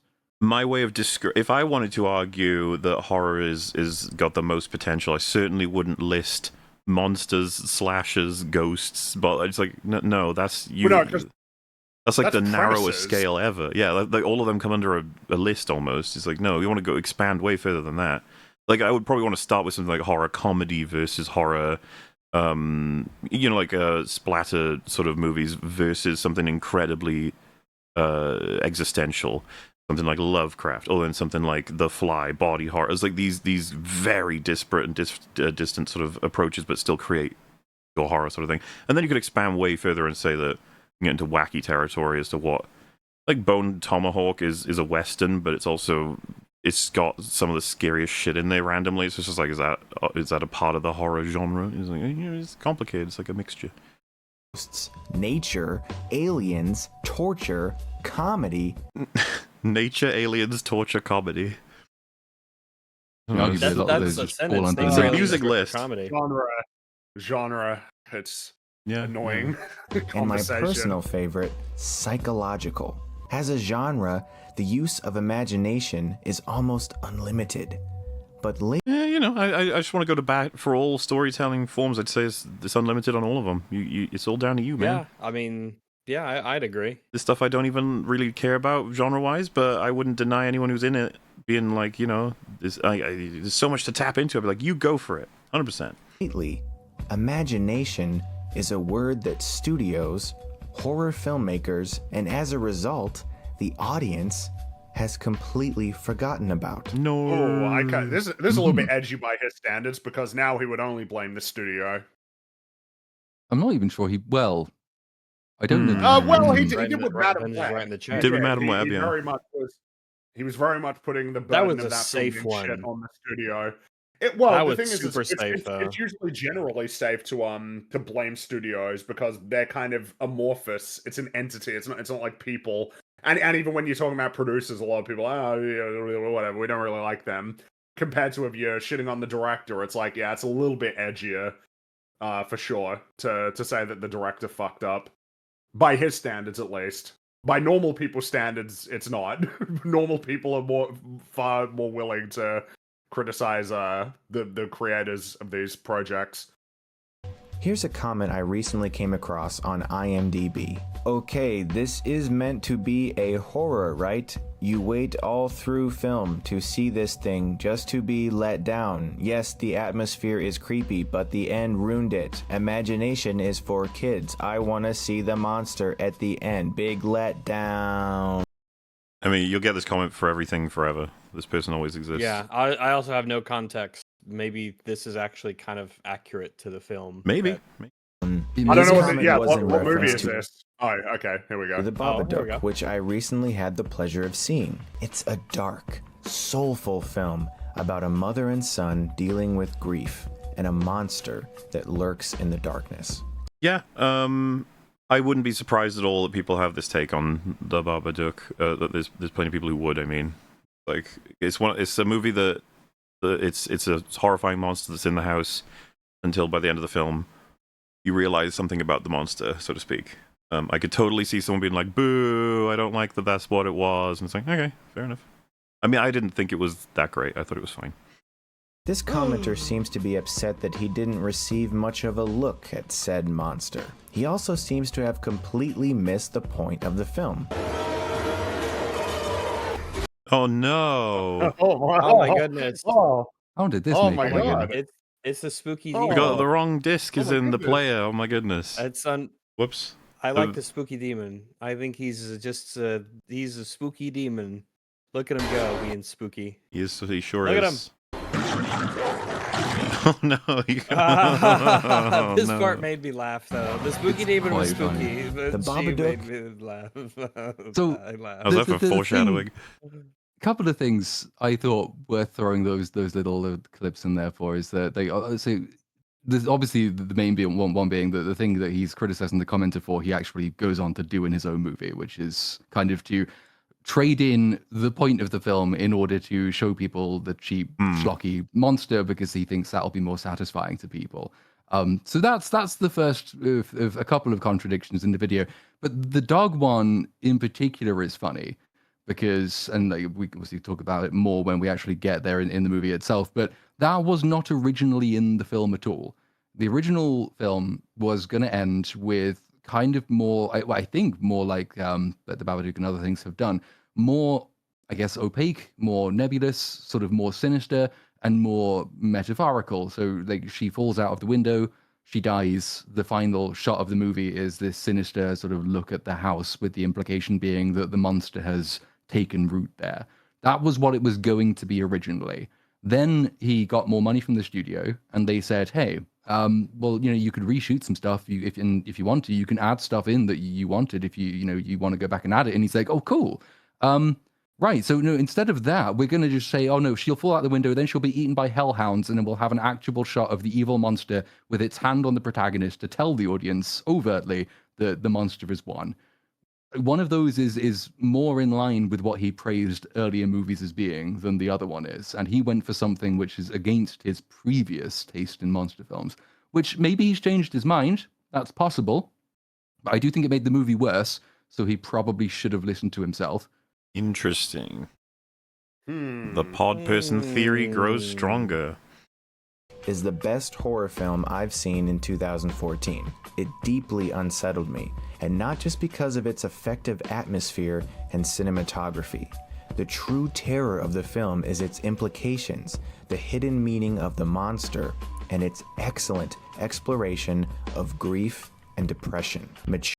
All of which is something that you reviews. could have said of Shelby Oaks at one point, because the movie has an atmosphere, like it's reasonably well shot. And so we'll talk more about this presently. It is quite eerie in its moments. The soundtrack does a decent enough job, I guess. And it's supposed to be about the psychological trauma of losing a loved one. And the horror is supposed to be in the stuff that you kind of infer from what you see, as opposed to what the movie shoves down your throat. Like all of that was what like Shelby Oaks could have been, and by the sounds of things was, until he decided to add more stuff to it. So again, did not listen to his own old words. Maybe he does just disavow them because they came at a time when he was critical of things, and that's bad. Maybe. But The dark times. Or the Empire. Mature and discerning horror fans have shown major appreciation for the film's lack of cheap jump scares. Oh no. And the tasteless scare tactics of many modern-day horror films. Oh no. No. That's also the problem. He did it. For many audience members today, the term scary has a completely different definition. For some, it seems a film's scare level is measured by how many times a loud noise or sound effect made them jump in their seat. This is the curse of the jump scare. It is the single easiest scare to accomplish. Oh my gosh. I don't know what film this is, but these are great examples, Platoon. I know. I wanna see this I film. drew them from all manner of places. Just all of horror films ever. Because there's no way that someone made a video talking about how easy and cheap jump scares are, and that there were enough jump scares in the movie he made for me to put an example of them from his movie after every point that he makes. That would just be impossible. For the record, I completely agree with what pre-pod person Stuckmann is saying in these clips about jump scares. 100%. I hate the curse of the jump scare. It sucks. It needs to die. It's a Annoying. shame that it works so well on so many people. Real effort put into it, and the exact same technique is used every time. All sound suddenly drains from the movie, no one speaks, there's no music, and then suddenly an ear-piercing jolt rings through the theater and everyone jumps because a really loud noise just happened.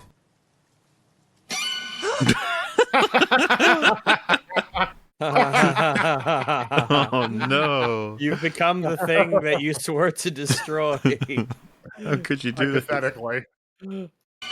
The jump scare is the cheapest tactic used in horror films today, and the most frightening thing is its rampant use has caused many audience members to forget what true horror is. Agreed. Another deciding factor. It has. So Horror, by the way. True horror, That's yeah. quite a definitive statement.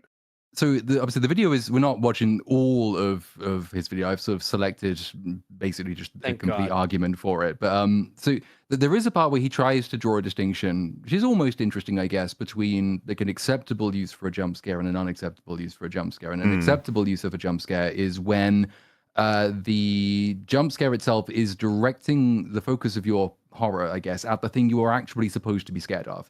Whereas the unacceptable use of a jump scare is when just environmental noise happens, when there is just a loud bang, or when it is just like completely disconnected from the story it's trying to tell. It's just a loud noise that makes you like jump in your seat, that kind of thing.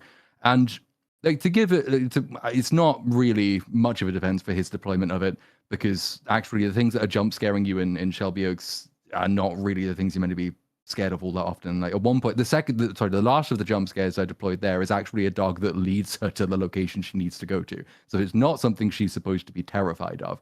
But I thought it's an interesting qualifier, I guess, that you can make people jump in a horror movie. That is acceptable. It's just, where else does the horror come from? Is the horror just the fact that you go, whoa, in your seat? Or is the horror from the fact that, like, what is it making you think? What inferences are you drawing? What implications? Are you in the right mood? Has the rest of the movie done a good enough job to make you scared of the implications? And in those situations, I think Shelby Oaks falls by the standards he's just laid out. It doesn't do that. It doesn't direct them properly. And he's right, though, in his old form, like loads of horror movies do this all the time, and they're all shit for it. So it's a shame he didn't make a better one, really.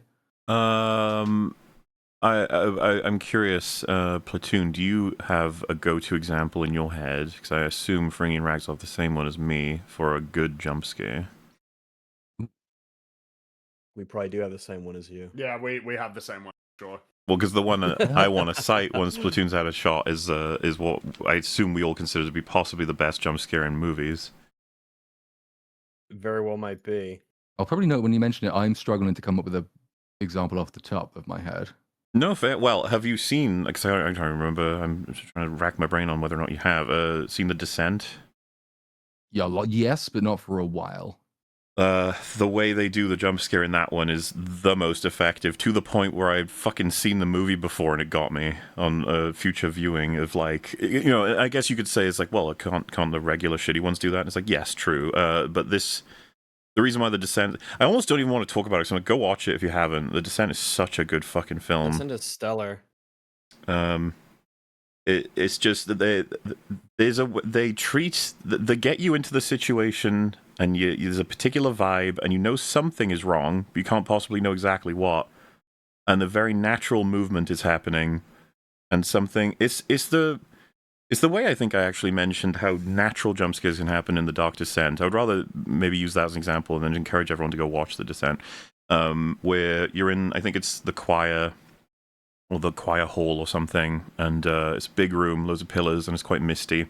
And there are 3, I think, or maybe 2 enemies lumbering around. And so if you're moving fast, you can very easily bump into them, and that like generates jump scares, but they're all on you. It's not the game forcing them arbitrarily. Yeah, you've moved around, yeah. So if you take yourself slowly and listen, which is eerie and tension-filled, right, is safer, but if you run, you'll give yourself a jump scare, which I find that to be much more creative and substantive. And yeah, The Descent, it has a fucking banger one in there. But it's rare. It is rare. To the Thing, because it's got probably 2 that jump out, as obviously the defibrillator scene and the blood test. Oh yeah. Pop it out. Or the chest burster in Alien, I guess, would be kind of similar. I mean, it was more of a jump scare for the cast. I suppose so, yeah. It's still scary. You're probably right. It's almost like we don't treat it like that because we now like fully understand what's happening and are prepared for it. But if you're watching it the first time, you know, like you don't like there's that big old alien popping out. It's like, oh shit, yeah. I think part of it is why it almost feels offensive to refer to that as a jump scare as opposed to one of the greatest horror moments in all of cinema history. Phrase. Yeah. It's so fucking shocking if you don't know it's coming. Jump scare describes something in general that is bad. Yeah, typically. Like almost all the time. Spooky Bilbo, it's a solid jump scare, yeah. Spooky Bilbo's pretty good. It's also a good example of the jump scare used properly, as Stuckmann would describe it. It is you're being scared by the thing you are supposed to be scared of. So it's not just that Bilbo makes an arbitrary funny face. It's that like Bilbo suddenly becomes almost the thing that the ring is going to turn him into inevitably. Yeah. And it also tells Frodo that this is kind of in his future too, right? So like it's a jump scare because of its just mere technical deployment, but it's also like narratively substantive. It means something in a way that most jump scares just don't. Oh yeah, I think that's fair too. The one in Signs where he sees the leg move into the cornfield. Like, because he's scanning around with the light and he just catches it moving in, and it's enough for everyone to recognize what just happened, and it's like, what the fuck? Like, but it's totally fair, I would say. It's I think it's fair. It's kind of like, yeah, we should maybe do a thing on that sometime, try to figure out the science of the jump scare, because there are some that are like really solid, and then there's just the vast majority, in fact, that are just awful. Mm-hmm. Factor is marketing and audience expectation. A primary example I often reference is The Village, a film by frequently maligned director M. Night Shyamalan. Oh, speaking of science. Okay. When did this video get made? Because when he says frequently maligned, I was about to say fairly maligned, and I was like, oh, well, then again, it depends. How many bad films had he made at this point? Like 2014, he referenced, because or around about that time, because that movie that he was talking about before, Babadook, that was 2014. Right. Oh yeah. Okay. So yeah, this would have been after Earth. Oh, And okay. maybe No before excuse. the, No before that one excuse. that he. I was yeah, about to say no. after Lady in the Water, you've got no excuse. As in, like you gotta admit that he's bad. At least, I was about to say mixed bag, but I don't. I think after Lady in the Water, it's like no, mainly just Unbreakable and Sixth Sense. People see that as the fluke generally at this point. I guess It's incredible to watch it because it's like, wait, he made this, and you're like, yeah, that guy, the one who makes the flumpy weird films, loads of flumpy weird films. So The Happening, it sort of moves into like worth seeing because of how funny it is. Give me a second. Why can't anybody give me a goddamn second? Many view this as the film where Shyamalan began to lose his talent. But did he? Well, it was probably before that, actually. Did our expectations... Signs there's good stuff in Signs, but there's loads of bad stuff in Signs. It's flawed. It's flawed, big time. For the film we wanted to see let us down. The problem was the marketing. Something Shyamalan has... I will say, past Stuckmann anyway, very unreliable strategy to be like, well, it's the audience's fault. The audience was wrong. It's like, I mean, even if that were true, what's the point of saying it? It's not going to help you, when it comes to making movies. You can't, if the audience reacts negatively, it's like, well, you're all wrong. It's like, I mean, cool, man, but you're still losing money here, so it doesn't change anything. You're not going to be able to convince the entire world to react to movies in the way that you want them to. It's always going to be... you want them to is better. It's what we advocate for a lot of the time, right? So the thing that audiences get out of, let's say, the most junk horror movie there is, or something like Godzilla vs. Kong or X-Kong, like whatever they get out of these films, like Transformers, like, can we maintain that thing, but also have a good movie? Can we do that? Like what they get out of the jump scares, like can we move that, whatever that feeling is and that experience, can we get that in a good movie? Can we get a compromise here where we satisfy those interests from the audience, but also create something that's really worthwhile? It's like, maybe. That is, and it's sort of where Stuckmann is leading as well. Is that it might be that the audience is wrong, but it's that they are made to be wrong because of these things that other people, filmmakers and studios do. Like it's the over-reliance of horror filmmakers on jump scares that tricks the audience into thinking this is what horror is. It's the fault of the studio for advertising the film in one way and actually presenting the film in a different way that gives false expectations, and that makes the audience wrong. So the audience is swayable by the techniques used by filmmakers and the people who back them, and he wants those things to change because he wants horror fans to change, essentially. Give them better and they will expect better, which is, I think, a serviceable point, right? Yeah. Well, because I was just thinking, it's kind of rough, right? Like I'm interested in trying to find the solutions, if you will, for how can we maintain the box office stimulation to keep the stories and the work going, but also not lose all of the really meaningful and substantive stuff. And it's like, so take, for example, The Thing. It's like, all right, so you got to change it to make it box office viable. I'd be like, I don't want to change anything. What do you mean? Like, it's like, okay, well, you can change something about Blade Runner to make it more viable. You're like, I don't want to do that. It's like, well, I guess, because you sort of worry, right? It's like, what would they look like if you made the changes to them that made them viable in the box office? I don't know if they would be themselves anymore. Since regretted approving. The trailers made the movie out to be a creature feature, when in reality it was a period piece romance. Shelby Oaks initially presented itself as a pseudo-documentary about the disappearance of YouTuber Riley Brennan and 3 of her murdered paranormal investigator friends, utilizing their found footage to construct an account of what happened. However, the big reveal, one that DHR had to keep quiet at the time of the Fantasia premiere, was that it broke free of this format at the 17-minute mark in order to tell a more traditional narrative. Stuckmann had hoped to keep this secret intact until the actual theatrical release, but the powers that be in Neon's highly acclaimed marketing department preferred otherwise. I've made interesting. That's an interesting way to say it. It broke free. It broke free of that structure. It did, yeah, which is questionable, and obviously we can talk more about that when we get onto the film itself. But I thought it was interesting and threw that in there because, once again, Stuckmann has done the opposite of the thing that he recommends people do in the video that we're covering at the moment. So, taken all together, there's not enough imagination in modern horror. Well, I think he's probably guilty of that himself. over-reliance on jump scares in modern horror. He's definitely guilty of that himself. Yeah. Too much temptation to show the monster at the end because of cheap payoffs. He does that. And he doesn't like that sometimes adverts will give the wrong impression about a movie. He thinks that the advert should show you the movie as it actually is. And yet for Shelby Oaks, he wanted the advert to show you something that the movie was not. So in every single point he's made, and these are the only points he actually makes over the entire video, he contradicts them in the course of making his own movie. Again, not impossible that he's changed his mind. It's just that evidently the result hasn't been great.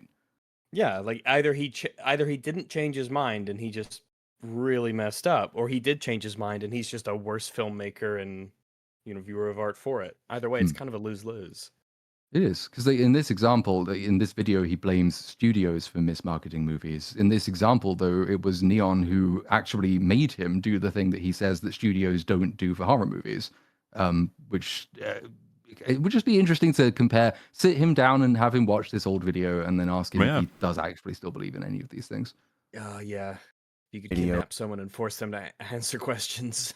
To implore people to reevaluate what good horror is. I'm concerned by the rising trends I see with today's moviegoers, and if you are too, please share this video in the hopes that we can generate awareness. If you're as worried as I am, please make sure that this video gets more views.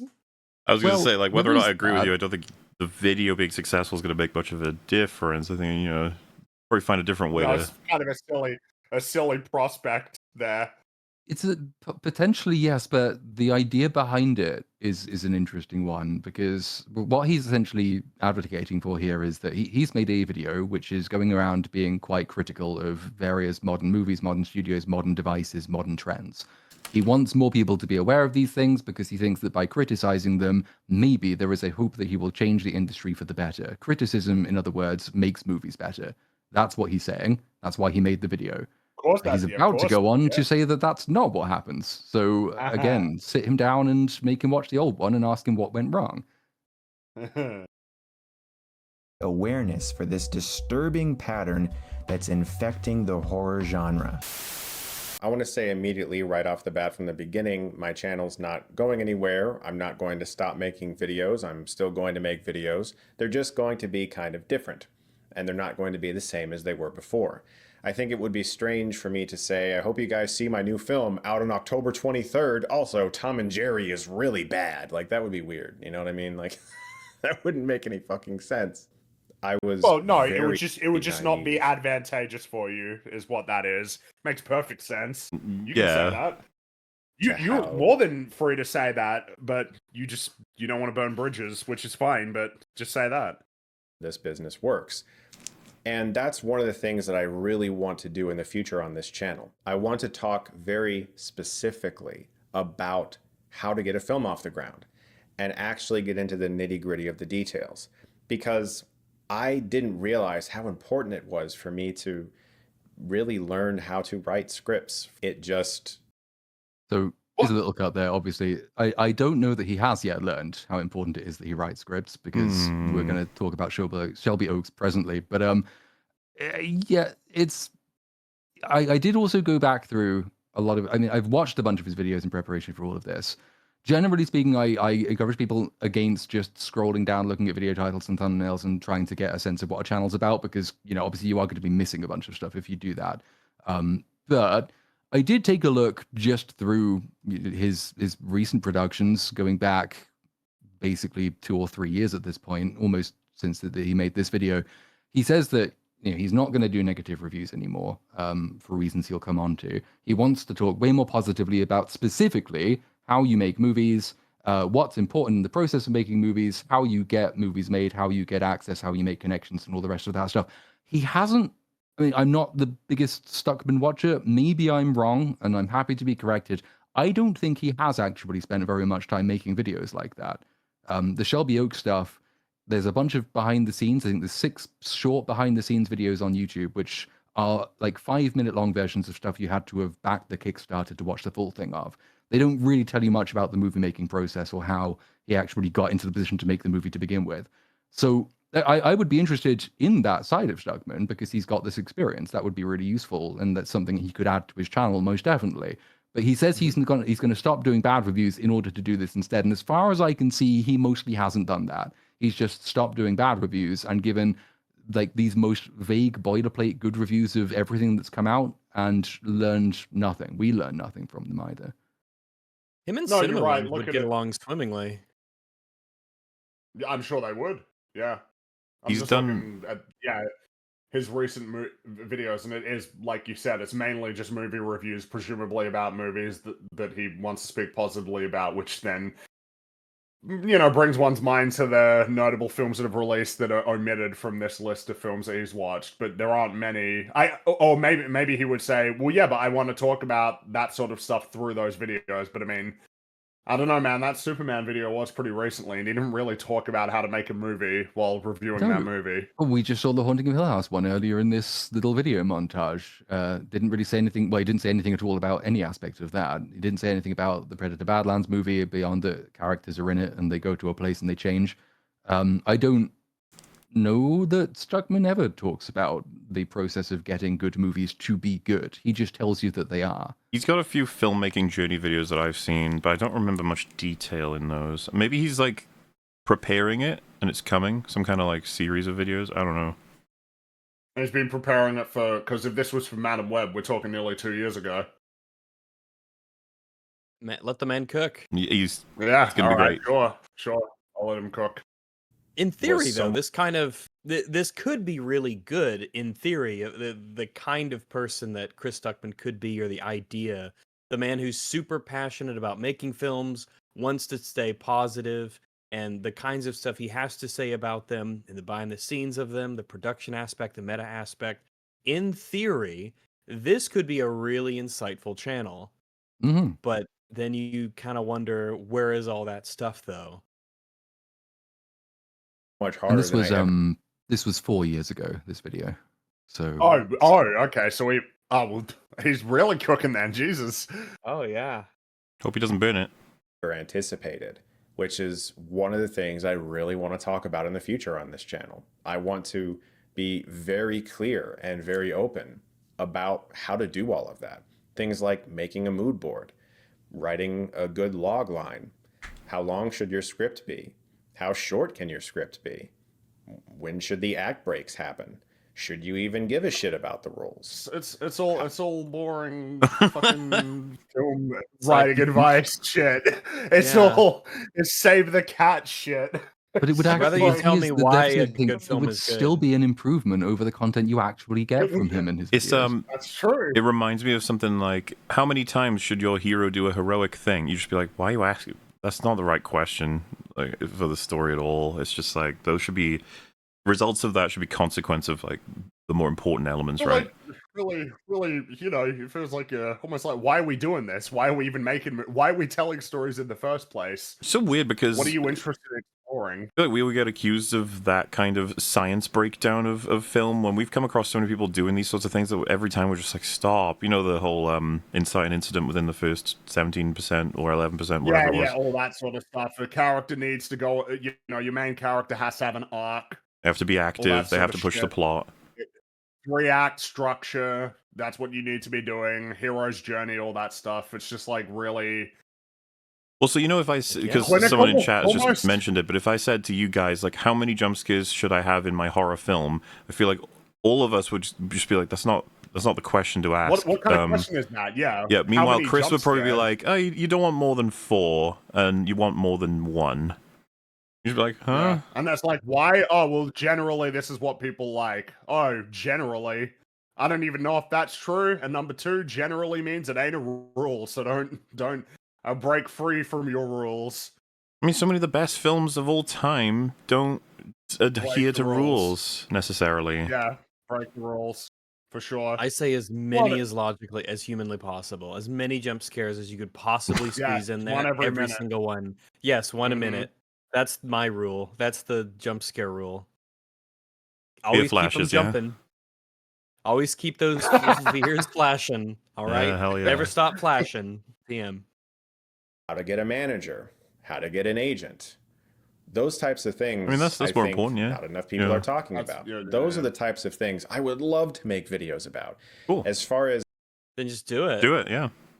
Yeah. Do it. You got a channel and money. Do it. Do it! Don't let Movie your dreams be reviews. memes. That's right. Yesterday, you I'm said tomorrow. Don't let your Stuckmanized. Still going to My talk about favorite movies. part, I'm sorry, my favorite part of that Shy, whatever his name is right at the end of it, after he's done all of the everything he's talking about. He, for some reason, he does the gesture again. Like he does the gesture where he brings his hands down and sort of just rests them like in front of his It's a good torso gesture. It's for a good no one. reason. Yeah. He doesn't. I don't know why he doesn't, but the fact that he does it without saying anything might be the funniest part of that whole video. Just do it. About movies. What I'm not going to do anymore is trash filmmakers. No. And I know that for some people that's going to be a disappointment. And I also know that that will probably cost me some views. But I just don't enjoy it anymore. I don't enjoy talking negatively about film. So the Meeting problem That's is a different thing. You mentioned two different things. Trashing filmmakers and talking negatively about film, they are not the same thing. But he just like lumped them together as if they are inextricably linked. and then of course saying that he doesn't enjoy it anymore. It's just like he doesn't seem to enjoy talking about film anymore, dude. No, that was going to be, yeah, that's what I was going to say. If you again compare the stuff we watched from the beginning of this little montage when he was criticizing film and having a huge amount of fun, to now watching his recent videos where he does he does the thing he says he likes doing, he doesn't seem to be having more fun than doing the stuff that he doesn't like doing. He seems to be having much less fun now. It's just, well, I had to get this video out, so I know you've all seen Hill House at this point, but I liked it. Bye. Yeah. makers, talking to them at festivals, going onto their sets, Hmm. really seeing how much work goes into even your average, not so great movie. So the thing is, Chris, I would It's have thought funny. that you knew all of this because you were so familiar with behind the scenes stuff it's in not. movies. It's funny bringing up iDubbbz. This is like the Stuckmann equivalent of that. You know, I turned 30 and I realized making movies is hard. It's bizarre because he's better poised than a lot of people to know before he even made his film that filmmaking is hard. Yeah. course it Surely he is. watched enough behind, like, you don't even need to go on the set. Surely you watched enough behind the scenes stuff. You're like, oh shit, yeah, that would have been really difficult. Damn, you had to do that many takes? Fucking hell. That must have been hard. Wow, you only had like one chance to get this shot? Oh, gee. Oh, this was like the weather conditions where you had to go to this location to shoot this film? Like, how did you only realize it when you visited a set for the first time that making a movie is hard? I don't even feel like you need to watch behind the scenes stuff to know that it's hard. It should be pretty obvious that it's hard to make a movie. Yeah, but if it wasn't, he has no excuse. As in, like, if he couldn't gather it from just watching a film of what people would have to do to make this thing happen, he's had, like, voices of the people who make it tell him directly it's hard and that things go wrong and that they have to do this and that. It's like, how is it that it was going on to a set that managed to give you that impression? That's so strange. And I don't know that he would be able to reconcile this. I think he would have to concede. He's like, well, no, yeah, I knew it was hard before then. I'd be like, is it more so that you now, you don't want to shit on him because you met them in person and it makes you feel uncomfortable or you could lose connections? Is that why? I mean, that would be my guess. The best faith interpretation is that it's one thing to understand abstractly how much hard work goes in, and then it's another thing to experience how much hard work goes in. And once you've experienced it, it changes your perspective. That would be.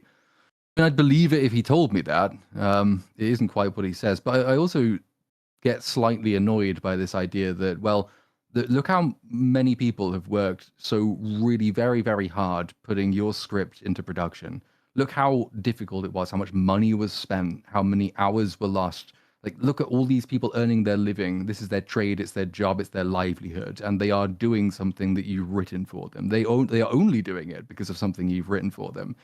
To my mind, that makes it more important, not less, that you are criticizing and critical of and engage critically with scripts, in particular scripts, because it is, on the one hand, the cheapest part of production, but it's also the thing which really does determine, probably more than any other single aspect, whether the thing you're making is going to work.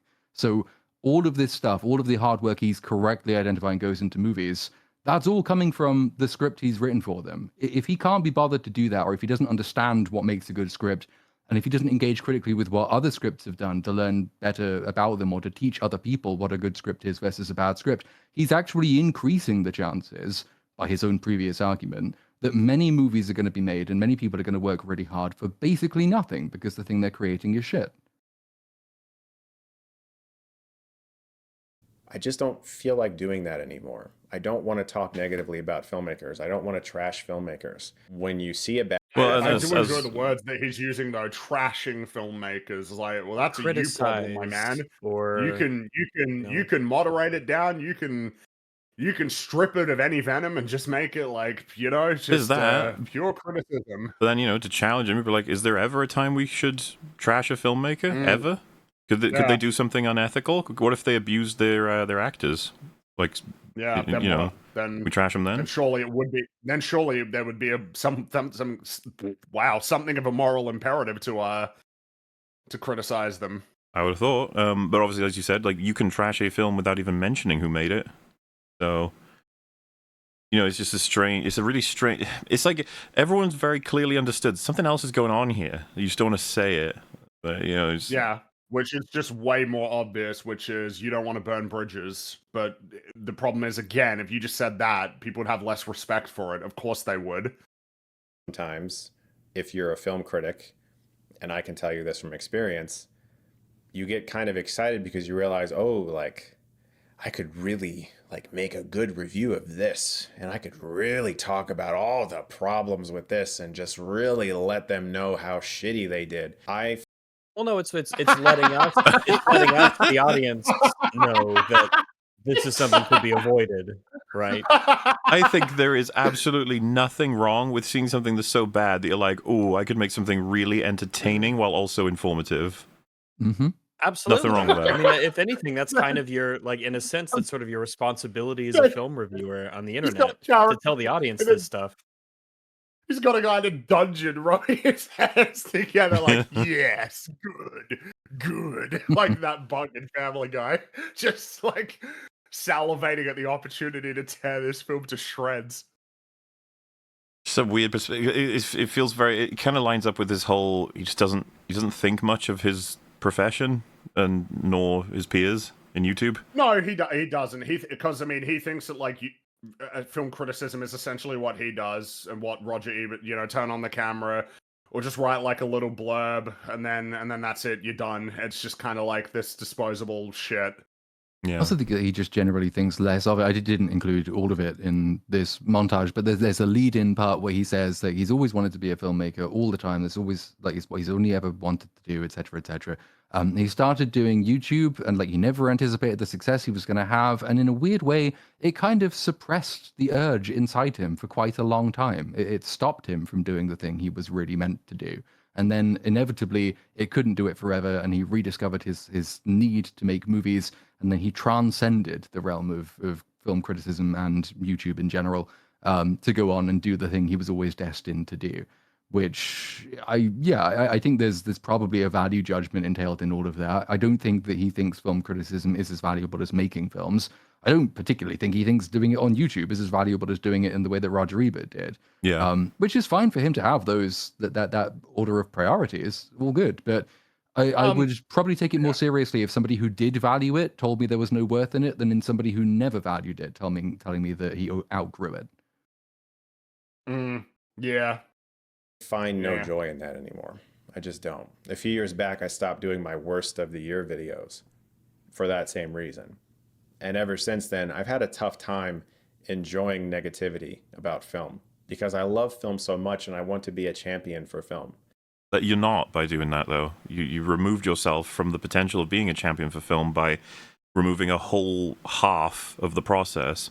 You can raise films up, but you've got to bring down the ones that are doing everything wrong for both the studio, the creators, and the audience. Yeah, if you raise everything, then it doesn't mean anything. Yeah, and nobody learns anything as well, especially if you're going to carry on making videos because you want to teach people about what making a good film is. That entails that you at least understand what making a bad film is. And it can be incredibly helpful if other people learn more from you about what not to do in their scripts, because many writing mistakes are shockingly basic, and you can train them out of people very quickly by just pointing out examples of where they're done and why they don't work. And then people will go to their own scripts later and think, oh shit, yeah, I almost just did that. Luckily, though, I watched that video, so I'm not going to do that. And it's also just worth noting, if you are making a film, you're going to be doing film criticism anyway, because you're going to be criticizing your own script. It's the Correct. same Well, you practice. should As well as all the be. people on set. That Yeah, is certainly the hope, right? And you'd that's the be hope. shocked and disappointed to learn in a movie that when you got particularly outside oversight from, like, let's say, a studio like Neon got involved and attached a person like Flanagan to a movie that you were making, and he brought his entire team from his production company over, and they gave extensive notes. You would be disappointed to learn that, like, at least the only published notes anyway were saying, the beginning was kind of cool, and that's basically it. Like, that's not going to be very helpful. Most of the evidence when you get round to Shelby Oaks that input was given is all in the technical side, which is not, trying to dismiss that at all. But there's a reason it looks professional for the most part. Looks look the way it does, professional, yeah. sound good.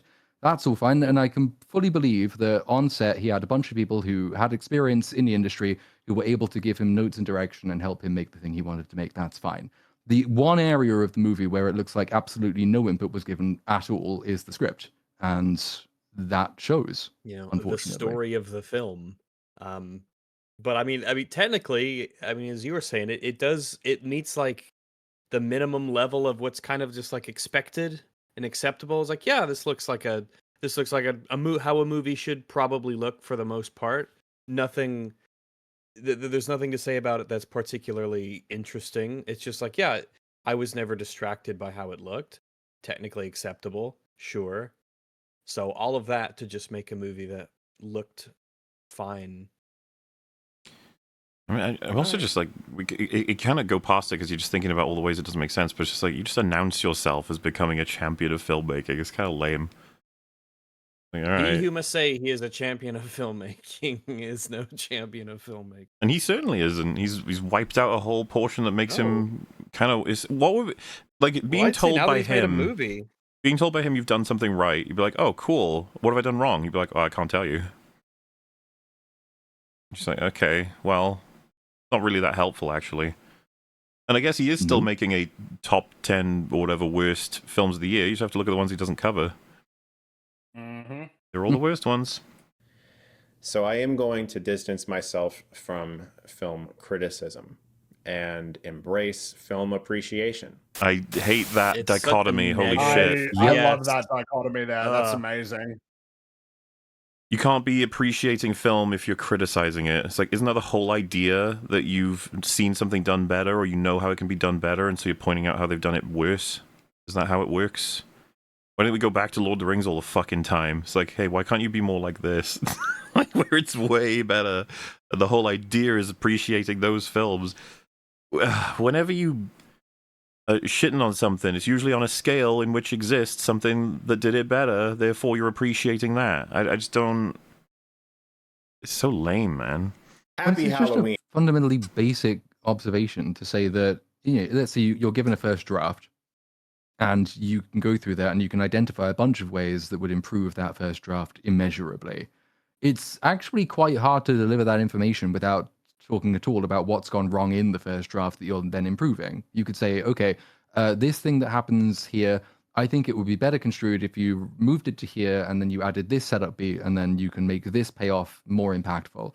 If the person who wrote the first draft turns around and says, okay, I could do that, why? How do you explain the changes without talking about the deficiencies of the first draft? I'm not sure. Maybe it's my own deficiency that I can't think of a way really to do that. But even if you focus all that you couch it all in positive language, it's all built on a criticism, which is that your first draft did this thing wrong. And you can just be more honest about that, and it will be more speedy and efficient if you say that and say, and this is how you can then make it better. And especially, again, champion of filmmaking here, who's now gone on and made his own movie, employed a bunch of people, cost a lot of money, studio gave him lots of money. You're responsible for this. I understand it's a huge amount of pressure. Like, every time, if I'm sitting down to write a script for Judas, for example, the worst and most horrible thing about it is knowing that if I don't do a very good job here, an entire studio's worth of work will turn out to be crap, because it might look great, it might sound great, it might play great, but the story will make no sense. And that's all my fault. It's horrible. But then that makes it more important that you're able to look at what you're writing and what other people are writing and say, this isn't good enough. This needs to be changed for this, and that needs to be changed for that. It's just like, film appreciation, uplifting film, entails criticism. Certain how do you Anyway. identify it? And this last little bit here anyway is because he actually didn't start making negative videos. What? As he went and did one after this. So the same year, in fact, I think he did the I'm not doing this again video in June of that year. October, he returns for his annual Halloween takedown of a Halloween movie, Halloween 6. Not a good film, which he says is not a good film. There's not much point going through, and I didn't include the actual coverage of why it's not a good movie, just the end of it. But in his mind, he has an excuse for why this is acceptable, even though he said that it wasn't, and I'll let him explain what that is. Everyone, I hope you guys have a phenomenal day and that your Halloween season was a good one to you. It was for me. I had a really good time, as usual, talking about movies with you guys this year. In this background, I love this set. It's always so much fun. And some of you may have wondered if I would be doing this video this year. Because tonight we're talking about Halloween 6, The Curse of Michael Myers. A few months ago, I announced that I would be... It's sort of I just realized that as we've watched Chris Stuckmann over the years, as he changes, as his neck becomes invisible, I've noticed that a lot of the shirts that he's wearing, right? I would take the opportunity, and I don't know, maybe I'm just overthinking it. There's nothing like esoteric or interesting, or like if you get it, you get it about any of his shirts that would imply some sort of special interest or really knowledgeable aspect of anything that he's like wearing. It's all very like, yep, that's a Star Wars shirt. Yep, that's a a Halloween shirt. That's Temple of Doom. Yep, there's not like if Mahler, you got the hoodie of the of the Soma, right? So if you went out with your Soma hoodie, a lot of people might not even think to ask what that means or what it's from, or know that it's from a game, right? It's because it's not a very hugely popular game culturally or anything. People wouldn't even know, but if you know, you know. And so I would take the opportunity, if it was me and I was recording myself in these, to find apparel for, movies and games that was, kind of, if you know, you know, esoteric. It had a lot of these like very vague references that if you get it, you get it. But his are just like, yep, this is shirt that says Halloween. This is shirt that says Star Wars. This is shirt that says Indiana Jones. I'm like, oh, that's kind of like, I don't know. It just seems a little pop culture-y. I don't know, maybe I'm reading too deep into it. I think the reason that you're having this thought is because it's him. If it were anyone else, I don't think it would be that much of a thing. It's just that sometimes, I'm assuming the way you're going with this is it feels very like like, hello fellow kids, I am fan of franchise. Yeah, that's a good way to describe it. It definitely has a hello fellow moviegoers kind of vibe to it. There's nothing, because when I would go look for a shirt that had something about Star Wars or something about whatever, I wouldn't want it to just say Star Wars on the front, because it's like, we know what we know. It's just I would try to find something that's like a hidden reference or a meme from it that maybe only certain people would get. But I don't know, maybe that's just the difference between me and him. It needs to do more than just say Star Wars on the front of it for me, I guess. Well, distancing myself. With it getting colder, I've been wearing my EFAP hoodie, and those things are so fucking comfy, dude. They're very good. Yeah, I've been wearing the EFAP one and the Soma one, and they're both legitimately quite good. That was surprised, actually, how good they were for their foray into apparel, how good the makeshift hoodies were. So, it's funny, it's also a plug, and it's like, no, you can't buy them. Like, it's gone now. Yeah, it's done. Now you could buy, maybe we'll have another one. Haha, we're planning for the future, but like unironically, seriously, like my reputation, my word is my reputation. Those hoodies are quite good. So they're a bit pricey, but man, they're legitimately worth it. Buy our merch. From film criticism and embracing film appreciation, and I still feel that way. I haven't reviewed a single new released film since then that I would have given anything below a B-. And I just love how he makes it clear that it's like, okay, so any notable omissions you thought was shit. Yeah. That's how it works now. He should have just said nothing. Yeah. If he said nothing and just omitted certain movies and just never explained why, then that's actually a really good point. If he had only made positive reviews and someone said, "Hey, you haven't made any negative ones," and he's like, "Oh, I've just been covering what I want to cover. That's all." No, yeah, but the problem is that he wanted to let people know how fucking great he is because he's not doing any of that What do you shit mean? criticism anymore. All Like he all of those said fucking was that he is a gremlins. champion of filmmaking. That's all he said. Yeah, again, it's funny. This whole like good and bad is a dichotomy, and this like if you're a champion of film and you weren't doing that before because you were reviewing bad movies, then what does that make anybody else who chooses to review bad movies? They're not champions. Mm-hmm. Okay. Because I want to support film, and if I'm going to be hopefully working in the film industry, continuing Yeah, after again, that's because I want to support film, which presents the. Oh, and then he just, yeah, that's right. he then gave the game away a little bit there. And again, we've said this so many times, but I'll keep saying it. It's fine if that's the reason. Just say that. Just say that's the reason. after the film I direct, it'd be weird if I was bashing new films. But It actually wouldn't. There's many directors who do this, many writers who do this, a lot.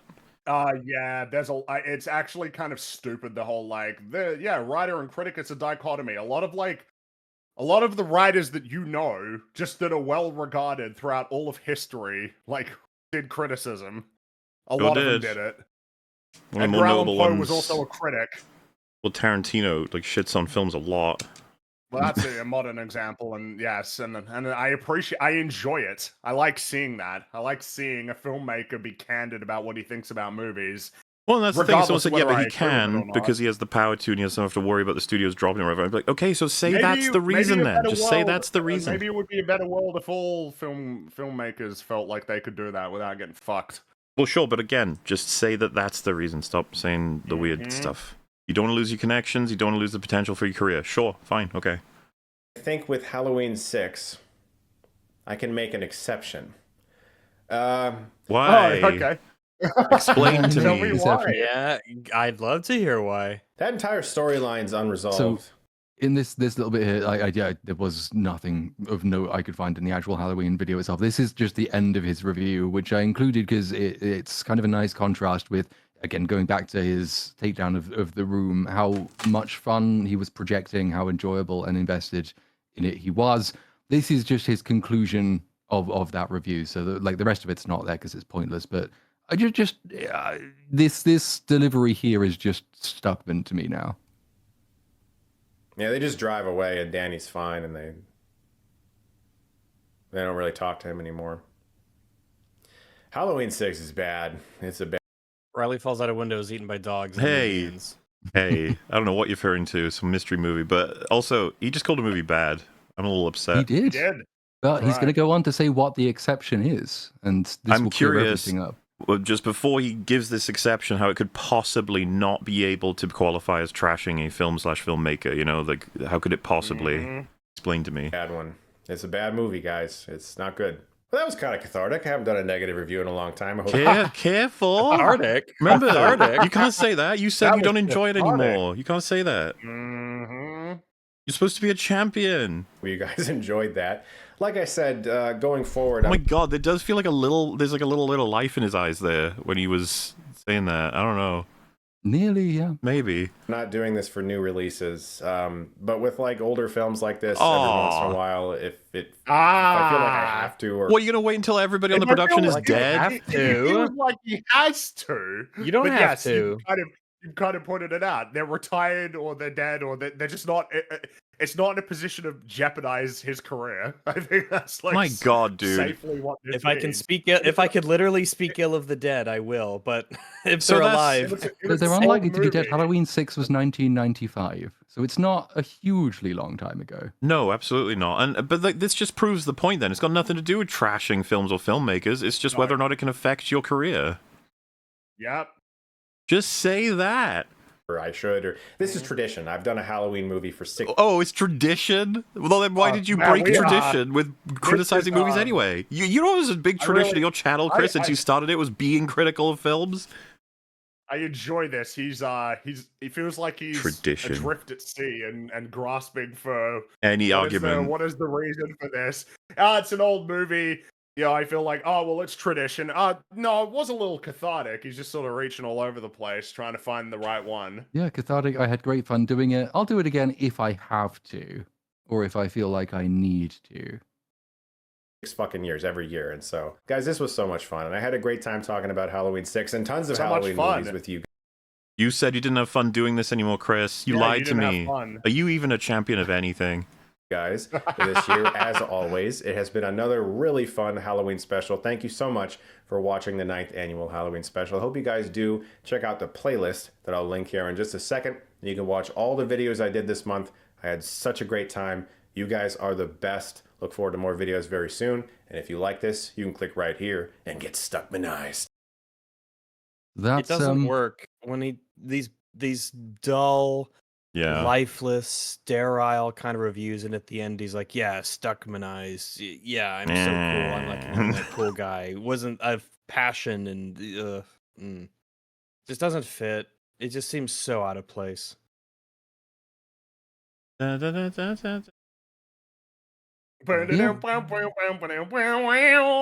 wait, no, the new one is. That's his new one. New filmmaker Chris Stuckmann intro. Well, yeah, because I guess that's where the story takes us next. After all that, yes. Because all of those clips we saw are pre-Shelby Oaks, correct? All of them, yes. I think the most recent was the last one we just watched, which will be October of 2021, I think. No, sorry, the Predator Badlands one at the beginning is obviously later than that, but that's, yeah. Everything else is To be clear, he could have made that video at any time. He could have at any time, and it still would have been completely correct in every way because of what he says. He just reads the blurb, the synopsis of what the commercial said about it. So, well then, so for those who don't know, our boy Chris here got himself a full theatrically worldwide released horror movie that's executive produced by Mike Flanagan and what word am I looking for? For Neon, they distributed it, right? Distributed, yeah. So that's a pretty big deal, all things considered.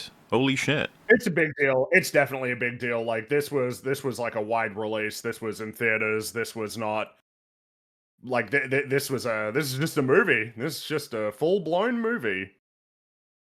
It sure is. And I suppose to move us now into phase 2 of 3, we will discuss it because all 4 of us have been lucky enough to see Shelby Oaks. I've now seen it 4 times. Why? Because I had to watch it once, twice then for the video, and then I think I had to watch it again for You got it all the first time. Again. You didn't miss anything. Well, the thing is, I did it. I wrote my script and I thought, there's no way it's that empty. That was far too... Like, my video is barely an hour long. Surely I've missed something. No. But I did have to confirm it. So, it's a wonderful film that we are, lucky to be able to discuss because it's now... I think it's on wide streaming release at this point. Yes. Having been in theaters for, when was this? The weekend or the week? About a month. The week of Halloween, this came out. It was the horror movie release, really, apart from Black Phone 2 of this year. It had a bit of a story, longish story behind it. Obviously, he started drawing up plans for it many, many years ago. His approach, and I went through the short versions of like the making ofs that he's got on his YouTube channel, which they're interesting to look at. He doesn't say anything useful because he's Chris Stuckmann, but you can see a lot of the work that's going on behind him, and it looks kind of fun. But from which you learn little bits and pieces about the approach he took, how he got it made. His plan was basically go to as many festivals as possible with multiple different scripts, not just one, but multiple different scripts. You have to go to as many producers as you can find, any industry professionals you meet at a festival with as many scripts as you have, and basically just throw your scripts at them until one of them sticks, which is what he did. After a long period of going around hawking his scripts at people, he finally met a man whose name I have to be really careful to pronounce. His name is Aaron Kuntz. I think that will be safe, and I think that's how it's pronounced. And he's the one who basically said, of all the scripts Stuckmann had created, Shelby Oaks is the one to go with, and they together devised the plan for the Kickstarter, because Shelby Oaks was not always a Neon-backed production. It did begin life as an entirely independent project. That Kickstarter gave rise to this thing called the Paranormal Paranoids, which we'll discuss more in the movie proper, but it's a series of kind of short YouTube videos, and they're blending fact and fiction. They're presented as though it's a real group of paranormal investigators going around doing their paranormal investigations, and it's sort of set in around 2008, and they disappear. It's basically the Blair Witch campaign's stuff, because they did very similar things, presenting these seemingly true life found footage things on the internet, on message boards, got really popular, really successful. So Shelby Oaks did something similar, and it worked, because the Kickstarter, I think it still is the most successful horror movie Kickstarter of all time, right? It made, I want to say it's $1.4 million. $1.4 million, 14,000, a big chunk nearly of change. 15,000 backers. More than enough money to make a horror movie of that kind of style. Something that you really have to lock in the script for, and gives you a lot of opportunity to make a lot of creative decisions when it comes to the format. So can't wait for the film. No. And the little paranormal paranoids things were themselves pretty successful. I think that you can still find them on YouTube, and lots of them are hovering at or near 1 million views. So there was quite a lot of fan interest in this, and that's more funding. It's a more funding, good chunk of change. Yeah. They did a bunch of innovative, and it is probably worthy of praise, I guess, that it was a very successful Kickstarter campaign. Obviously it's borrowing a very successful older form of marketing that other movies have done, but there's no shame in doing that at all. If it works, it works, and it continued into post-production as well, because the behind-the-scenes videos, you could support financially post-production by donating, and then you would get access to the full behind-the-scenes video. So even through to the part where the movie was basically done, they were trying to find more ways of getting more money in. And that obviously attracted Neon, because there seems to be online hype. It has been very successful. It was delayed by the Film Actors Guild because they had a strike in 2023, I think it was. But then that gave Neon time to take a look and get involved, and they were the ones who attached Flanagan to it as executive producer. We're told he had loads of extensive input on the movie. He just won't talk about it, which is a shame. It would have been interesting to see a bit more of his input, what lessons he imparted, and all the rest of that. And he brought a lot of his other staff members with him, so they gave much more input on various aspects of production. There's not a huge amount of information about that either. The only thing I've been able to find about the input given by these, proper mainstay industry professionals was that they looked at the first half an hour of Shelby Oaks, which, as we'll see shortly, is all of this found footage stuff. Everything that was in the Paranormal Paranoids videos is then repurposed for the introductory section of Shelby Oaks. And before they had the extra funding from Neon, they tried to condense all of this down quite dramatically into under 20 minutes, I think it is. They did this under advice, but then when the people that Flanagan recommended got in touch, one of them said that he really, really, really, really, really liked the opening introductory section for Shelby Oaks, and in fact, they should make it longer, which is definitely a choice. I'm not convinced it's the right choice. I don't know what anybody else thinks about whether we could have done with more introductory exposition from Shelby Oaks. I suppose. Well, do you want to talk about that now or in a bit? We could talk about we talk about it in a bit. I mean, there's not a huge amount else by way of backstory to cover, really. So it goes through all of this process. Neon said you can have double the budget. We'll add an extra 1.1-ish million dollars. You can go back, do your reshoots, add some more stuff, add stuff in that we liked in the script that didn't make it into the movie. You can change the ending to make it brilliant, and you can rework the beginning to make it longer. And so its overall budget is closer, I think, to $2.5 million for the version we all saw. It's released. It's been out for a month. Thus far, it has made $5.5 million worldwide. So a small-ish profit. However, for a studio calculation, obviously, for any future thing, which Stuckmann has intimated he might want to do, if Neon was saying, okay, we will fully fund the next one, is it worth us doing that? You almost have to subtract the Kickstarter funding and the Kickstarter fees and the post-production campaign, because then the studio will be spending more money on any future thing. So whether 5.5 million is enough of a return on investment for 2.5 million, we'll return. I suppose We'll talk about the box office at the end, because we got a few things to cover related to that, actually. Though I suppose it might be almost worth noting.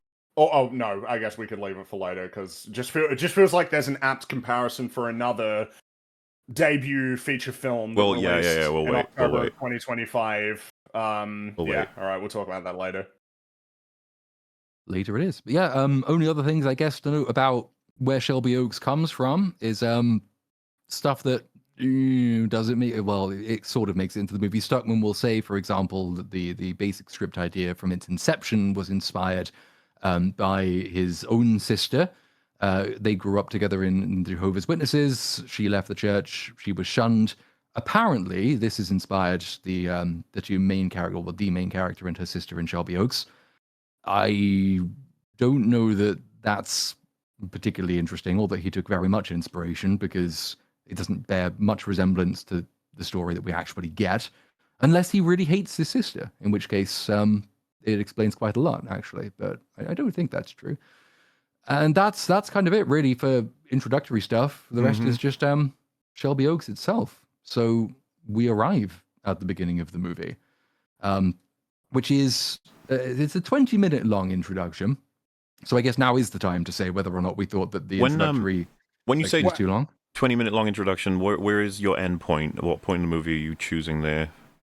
At the point at which the movie makes its prophesied switch from found footage, backstory, exposition, establishment stuff to conventional current day filming narrative devices. That's I think that makes sense as a place that you could divide it, but I assume that Muller is going to say the same thing, that you could argue that the intro actually does still span longer than that point, that it continues for like another 10 minutes. Yeah, because we get the conventional film for a moment, and then we go back to found footage for a decent chunk. It's just that she's watching it on a television instead of it being presented like to the audience in the prior format, but it's still ultimately 30 minutes. It's still in keeping with it in the sense that we're delivering a substantial amount of information through the found footage format, combined with news broadcasts, which I will say right out of the gate is like, damn, you want to start your movie with a montage of news broadcasts summarizing the story. Tron Ares did that. It's not even like, I'm just going to be completely honest about this. I was quite surprised. I'd been told about how the beginnings, the first act's the best part, the found footage storytelling is awesome, sort of thing, and I was like, okay, cool, I'll be into this if it's done the way that, But I was like, oh, that's not really what this is. This is the conventional. We took snippets of everybody's talking about Riley and the history of the world to get it all out quickly. This is just exposition. It's not even particularly well done. Yeah, it's very... I mean, I would say that some of the found footage stuff is like, yeah, this is all right, But it was very... it wasn't an exciting or interesting watch, especially because, as we will learn later, a lot of it doesn't matter in any way whatsoever. The stuff they say about, Riley's personality or, like, the other hosts, they might as well not exist in the film. Well, to the point where it's a problem that they do exist, but nothing grabs me, nothing jumped out to me as, oh, this is interesting, or this is creative, or this is really taking use of this format well. It was a bit confusing for me because the best of Blair Witch and Record, which I'd recommend people check out, especially if you have any interest in found footage, I didn't get anything of their sort of the best parts of those films in this opening. I was almost exclusively in absorb information to understand the rest of the film mode, which I have for several films that begin this way. Like, a lot of zombie films begin this way. It's like, someone gets eaten by a zombie and then they do news reports. Oh my god, everything's going to shit. World War Z has the news montage intro. Yeah, and if someone described any of those as like, it was kind of like found footage. No. No, this isn't found footage. This is like beyond that. This is just a general, most of the time, clunky tool of delivering exposition compared to, for instance, in Shaun of the Dead, the switching the channels and the fact that every time he switches the channel, the dialogue continues to exposit what's happening. But it's very creative and unique compared to this, where Edgar, what happened? I love that little bit. It's so awesome. I know, it's amazing, but he's lost that spot clearly. But again, in the case of this film, like, the fact that it's contextualized as belonging to, like a documentary that's being made doesn't really change the fact that it is still serving that same very clunky and lame function, which is, I couldn't think of a better way to deliver this information, so I'm going to deliver it as exposition, because that is Yeah, in real life, that's what the news is. It is exposition. It is clinically delivering you information that you need to know about any given subject. Yeah, and then it's like, There's a well, couple I've of, justified like- it by, this news report would exist in this world, and I'm playing it, and it's like, yeah, you can do that. It's not really a And it's it not would a be matter played of in this order as well, justifying it, because the diegetic excuse for this, as Ringer mentioned, is that the main character is Mia Brennan. She is our protagonist. She is doing an interview with someone who has obviously compiled all of these clips. So the reason you're seeing all of this in the order that it's presented, seemingly well produced and curated, is because it has been produced and curated by the interviewer. You're basically seeing what the interview program is going to look like. So there's a reason for it. It just doesn't make it any more interesting. No, yeah, you still Yeah, chose to create this. This was your you could have done so many more creative and interesting things. I would have way preferred to watch an episode of Paranormal Paranoids, but hopefully it would be really interesting and engaging and scary. That would be interesting. Or seeing, and that this is going to be this is going to be quite a top-heavy breakdown, because basically all of the movie is in the first 20 minutes for a couple of reasons. All of the backstory is obviously in the first 20 minutes. All of the character work, to the extent there is any, is in the first 20 minutes. All of the evidence for this investigation is in the first 20 minutes. Yeah. And the movie should end even before the first 20 minutes has begun. So, because there is so much information, because it has all been collected already, it's all public knowledge, it's all on the internet, everyone's seen it, it's been curated for an interview. This is very, very difficult to do, A, to maintain any kind of audience intrigue going forward, and B, then to make a mystery story out of, because you have to present only enough information that is required to make this mysterious. That's the job of the introduction of a mystery. You know there are clues embedded in all of this seemingly related, but often not very related information. Might be a few red herrings in the introduction of a mystery story. Everything you need to solve the mystery should not be in the first 20 minutes and be presented so obviously that it should already have been solved by anyone who looked into it over the last 12 years. Yes. It's been 12 years since Riley disappeared, sorry. That's the relevant part. There is a 12-year jump between essentially all of the information that is presented to you in the introduction and the information being acted upon. But the whole world has access to it. So that's kind of a lingering question, it's a big problem. I suppose we'll talk about why that's a big problem, as all of the information is laid out. This is not a very complicated movie. No. It's not as complicated as it needs to be. One way of, certainly you say you'd be happier watching an actual episode of the Paranormal Paranoids. One potential way around it is actually parceling out this information, maybe having a few different tapes that you discover on the road, and each one of them gives you a new clue, and the new clue leads you to the next direction. But we have almost all of it before the actual inciting incident of the movie, which we'll come on to. But I guess to summarize the information we get in this opening 20 minutes, it begins with a text slate. It says, in 2008, Riley Brennan, host of the ghost hunting show Paranormal Paranoids, disappeared without a trace. And then we see the video of her disappearing without a trace. It's, a video of someone disappearing is a trace, so there is that. But well, I think isn't the whole idea that all this shit we see here is the trace? We've got lots of traces. It's weird. It's just a weird way to start. And the problem is, it's in the language. If some person on a video, like some investigator, said, "Yeah, she disappeared without a trace," I'd be like, "Oh yeah, that's fine, because it's just dialogue." But this is the thing. It's like Superman. You declared this this is your opening sentence in the. You know what I mean? Where it's like the universe is declaring this to be true. Mm-hmm. When it's not. It's not, no. There's a lot of trace. As has been pointed out, this entire montage is the trace. Yep. This entire the movie will introduction go on to is tell the you trace. in about 2 minutes that all of the internet was piecing together clues from all of the videos that the Paranormal Paranoids left behind. And the police were watching all of them. They were all following the trace. Well, and if you're going to fucking show me this for half an hour, do I need that opening text at all? No. Yeah, I mean, it's with what they get into about, where'd she go? What's going on? She's been gone for this long. We've never found her. You don't need it. It's redundant. You do not. And I don't know. You get a better reveal to instead of having the text start with that, to have us learn that based on what people say that she's missing. You start thinking again as well. Like, why not have the movie open just cold with Welcome to episode 36 of Paranormal Paranoids. We're checking out the old prison in Shelby Oaks. It's gonna be a fun time. In Dark County. There's sort of an interesting thing with that because the introduction it is extremely long, and as you say, you can arguably say it lasts the first 30 minutes as opposed to the first 20 minutes. It ends up representing the same information twice, and I sort of wonder whether originally this was not how the movie began. That the movie began way later on, toward the end of the interview. Inciting incident comes within the first couple of minutes as opposed to at the end of the first 20 minutes. And then they thought, well, we've got the extra money, the extra reshoots and all this older material. What we can do is we can go back and flesh out the introduction. This is sort of what I was getting at when the editors from Flanagan's company say that we actually think you should make this opening section longer. They did make changes to it, but the fact that it presents a narrative of information, it's presented in a specific order, and then you get done with that, and then the movie just kind of does that again with the same information in the same order, just delivered to you by a different person, kind of suggests to me that they added an entire chunk without any actually new information to impart.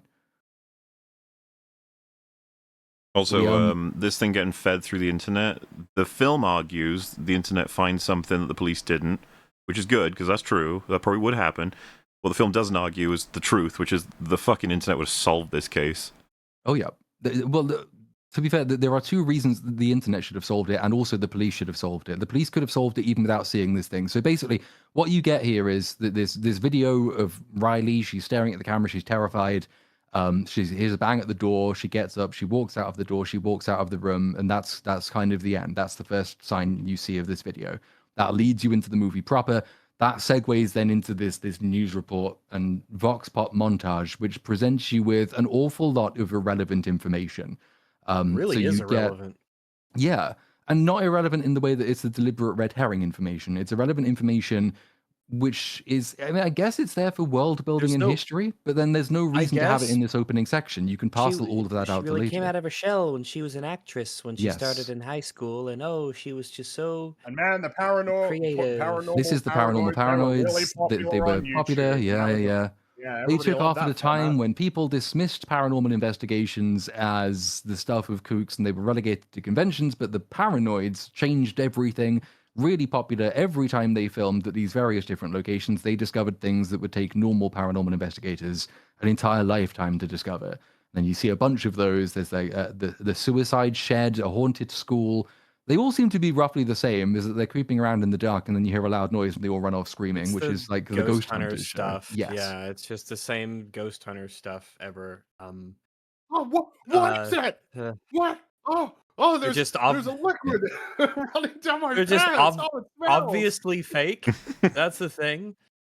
Which could have been presented as an element of the story, that like these were obviously fake things that were done for entertainment value, but then something real does actually happen that one time, and that's like the story. It would have been more play into interesting, that, but... and it would also have made a bunch of the rest of the information relevant, because we're told the names of the other paranoids. There is no point remembering who they are. They don't play a role in the film. They're just there. They might as well not exist. If anything, their existence and the fact that as they're killed later and no one gives a shit.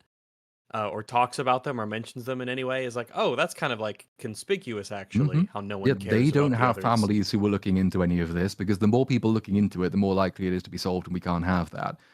You learn that like loads of people thought that the paranoids were fakers, which would have been more interesting if they had faked some of it, but they didn't. So again, it's kind of pointless, useless information.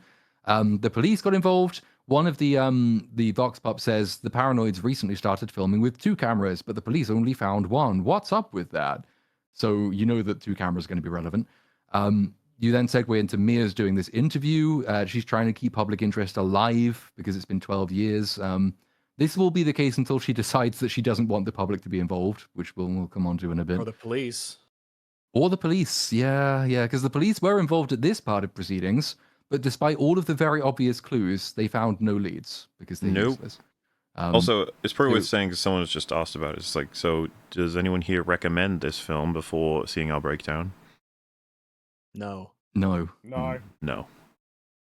It's just, I mean, I'd say it's top heavy. All of the stuff in the film is just going to be in this introductory setup stuff. Then it's going to be, okay, they're doing the stuff they should have done 12 years ago, but at the most Investigation inconvenient montage. time, and then she's going to be led to a place while taking minimal agency, and then the fight will happen and it'll end. All you really get from it is to go through and say, oh, this bit's from the Blair Witch Project. Oh, this bit is from Rosemary's Baby. Oh, this bit is from The Omen. Because it's kind of just a collage of previous inspirations laid out. No, it's because collage implies some blending, which doesn't really happen. It's just a bunch of previous inspirations laid out sequentially, and then you go through different movies, and then you get to the end. I mean, the So you get, Rosemary's Baby elements, are we just talking about the fact that it's a devil baby? Because the thing about Rosemary's Baby has got really a great build-up, lots of interpretations about who's doing what, the paranoia and tension in that movie compared to this, you know. I made this point in my video on it, on the same point, because so it's got the baby, it's got sort of the demonic cult aspects trying to use a woman to give birth to the baby. Spoilers for anyone who's interested in Rosemary's Baby, or indeed Shelby Oaks, not that there are many of them. So it's got, like, you could see that that's probably where it does come from, though it does also track with bits of The Omen as well, in the sense that it's the demon child who ends up being protected by, you know, the people who are supposed to try and get it. But like you say, Rosemary's Baby is really brilliant, not because of the essential conceit, which is, like, demon cult tries to summon Antichrist. It is all of the paranoia around it. Are these people around me trustworthy, or are they in on it? It kind of believably gives you a protagonist who is actually going mad, but also is right. It's the idea that just because you're paranoid doesn't mean they're all out to get you. Shelby Oaks has this opportunity to do all of this, and if it had done it, it would make sense as a movie. Because if the reason no one looked into these obvious clues beforehand was that they were all kind of part of this cult emanating out of Shelby Oaks, that would make a lot more sense. But they're not. They just didn't look into it because they were bored. So it's kind of feels like it's probably worth noting as well that because obviously Shelby Oaks is really important, as you can tell. It's the name of the movie. It is the critical location in the story. It's not very far away from the main character's house. It's like 20 miles away. It's really close. Yep. It's so close. For 12 years, it was unbelievably close. It's also it's located in Dark County, Ohio.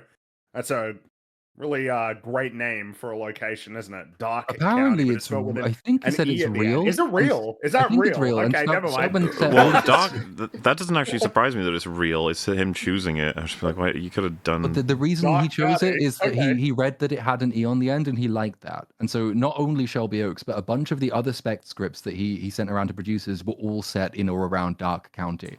And if he were to make more, he would set them around Dark County. And the strength of the E at the end of Dark was what swung it. So that's, you know. Okay. All right. Well, the criticism I think still stands then. Yeah. It's just Dark County. If it real or not, I think the fact that it would be like, yeah, but see, it's not dark, it's E at the end. So No, that's what makes it just, I guess, technically acceptable to be in the film. To have an E on it. If it was DARK County, that'd be like, it would actually be a joke. The E just barely slips it into the realm of not technically being humor. Yeah. Oh, it's like it's like in the Maze Runner films, right? The bad guy company is called Wicked, but it's spelt like it's not spelt properly, so it makes it okay. Well, see, my hypothetical horror film was in Fairview, which is, there's nothing creepy about that, and that's what makes it creepy. I feel like there's something more recently that did. There's something, we made fun of right? it. It was a part of like the Alien Earth, someone just pointed out in chat though, Biosyn in Biosyn, Jurassic World. Yeah, Jurassic World, yeah, Biosyn. Obviously, I think you can all understand what we're sort of speaking to here as a problem of like, see, they spelt it wrong, so it's okay. It's okay. The statement that's being made with the name. Yeah, if you put an E at the end, it makes it gothic horror. It's ye old darky. That's how it works. It's like Umbrella or Weyland Yutani. It's like there's nothing about those evil corporations that's evil because the name is like we are evil. It's just like, oh, they do bad stuff. Dude, therefore they are evil. Big fan of Umbrella as the name for the company, and also Skynet. I love Skynet. Yeah, such a good name. That's good. Good names. Good names. Make you think. on the subject of things that don't make you think, so the movie has Mia give this interview, and then we get a load more information about Riley and who she is. None of this is particularly relevant for anything that follows, but for the sake of completeness, she says Riley was always very mature for her age. She had these strange and vivid dreams, and she drew them in a diary. She even drew her nightmares in a diary. She was like really torn up by these nightmares, but then she grew out of them. She went to high school.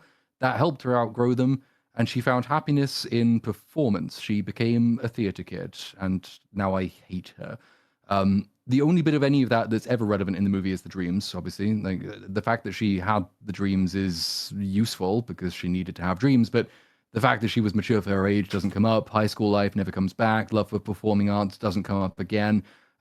You're left to sort of piece together that she went away to high school and found release in drama because it helped her escape her nightmares. And so she put those talents to performing arts to use by going back and revisiting locations from her nightmares for a YouTube channel. That is Riley's basic backstory. Not a huge amount to say about it beyond it's information we could have picked up if she'd been in the movie longer, but she's not. So it's just, yeah. And she sings songs. The song has a lyric in it going, "Big sister, won't you find me?" Yeah. Because we need to Again, smash people on the nose. It's like you said, because you can get all this stuff out naturally in just that episode, that theoretical episode of Paranormal Paranoids. You can get so much done. It would be absurd. They could be like, "Hey, we're going to answer some questions from the fans from last episode while we're, moving into the prison." You can get so much done, unbelievably. You'd be so surprised, Chris. You could do so much exposition, and it would feel so much more natural. Yeah. Or you could just have Mia explain all of it in exposition, which You is sure more can. exciting. Then the segue goes into, this is what the Paranoids were, this is what they did, this is how they got started on YouTube, this is what YouTube is, this is how they became popular. But then lots of people said that they were faking it, but then they went to the prison, and everything changed after the prison episode. The prison episode is the big bad experience that Riley had while making all of this. It changed everything from Riley, from what we knew about her before, which is functionally nothing, to what we know about her now, which is that she's missing. The prison episode is where they go to a prison. This is where the movie kind of starts to fall apart in quite rapid fashion. So you see the prison. She says that she starts feeling really cold. You see her breath fog up. You see which specific prison cell they're standing at. You know what the prison's called. You see the cell number on the prison. So obviously it's going to be incredibly destructive for the movie if any information is actually in that prison cell, which could unravel the mystery if anybody had bothered to go and take a look. I'm sure they won't do that, except that they will. The prison episode is the last time they uploaded. They stopped uploading. People said it was bullshit. They stopped uploading.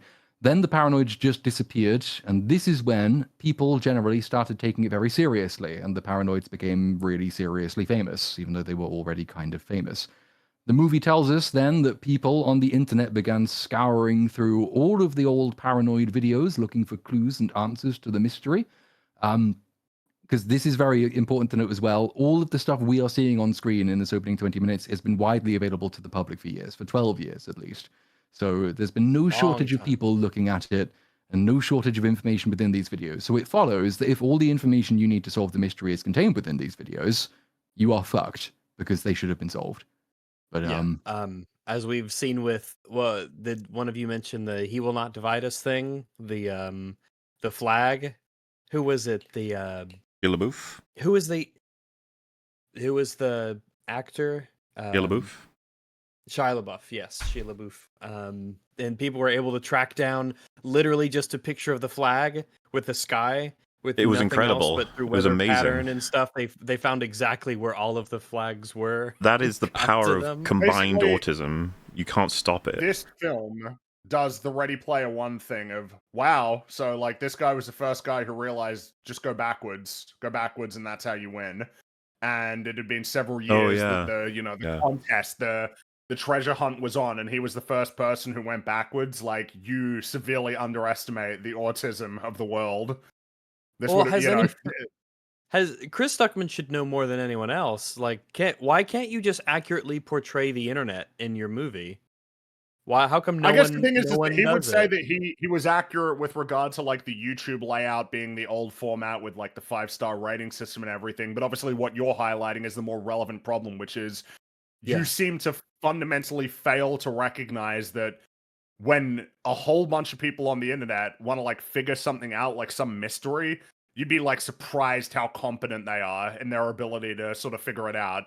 And in the case of this, you've got, as has already been mentioned before, a mystery and a overall plot for the story that is not even remotely complicated, hinges on like one or two obvious pieces of information that are readily accessible to people for years, and nobody figured it out at all.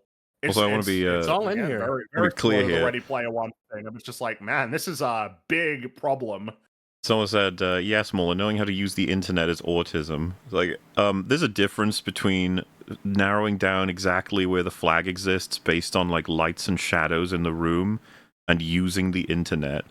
You think fucking any normal person knows how to do that? And I'm not even being critical. Autism is incredible when consolidated and united with others.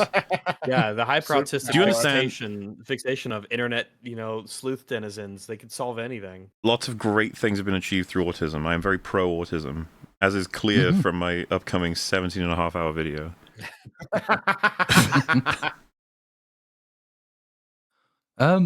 Yeah, so autistic people on the internet are one bunch of people who should have solved the case already but haven't. The movie tells us that they were looking, but then they drop out of the film, never hear about them again. There are a bunch of other people who have a vested interest in getting this solved as quickly as possible. One of them is the police. The police also have all of this footage. The movie shows us, and they give us an interview with the detective who led the investigation. He says that the police, they went everywhere the paranoids went. They went to the gas station, where they made their last recorded purchase. Then they went to the most obvious place, he says anyway, which is the old amusement park. It's not the most obvious place. That is the prison. Prison. Yeah, prison. But it's very important that the police never went to the prison, because if they did, then we couldn't have a film. Then we get a bunch more Police aren't allowed in from prison. Mia. Prisons for prisoners. I guess, yeah, until it isn't, because they will escape because of a computer error. Tragic. Windows Yeah. 11 strikes again. So Mia says, on top of all of this, there is a little pattern that you will detect in this, by the way. Whenever you get like a relatively coherent, or at least cogent, if not very coherent narrative, whenever things are portrayed in a specific order, and you see, okay, I can see how this would have been spliced together this way in the interview, and then you cut away to Mia, who gives you a completely disconnected piece of information about nothing to do with anything else that's just been spoken about, it will become very relevant later, and it's the only thing you need to pay attention to in this introduction. So in this example, we then cut back to Mia, and Mia says that their mum used to go to the abandoned amusement park all the time as a kid. It closed in after a fire in the late 90s, and the mum used to draw these symbols on trees of Mia and Riley's initials to help them find their way home if they ever get lost.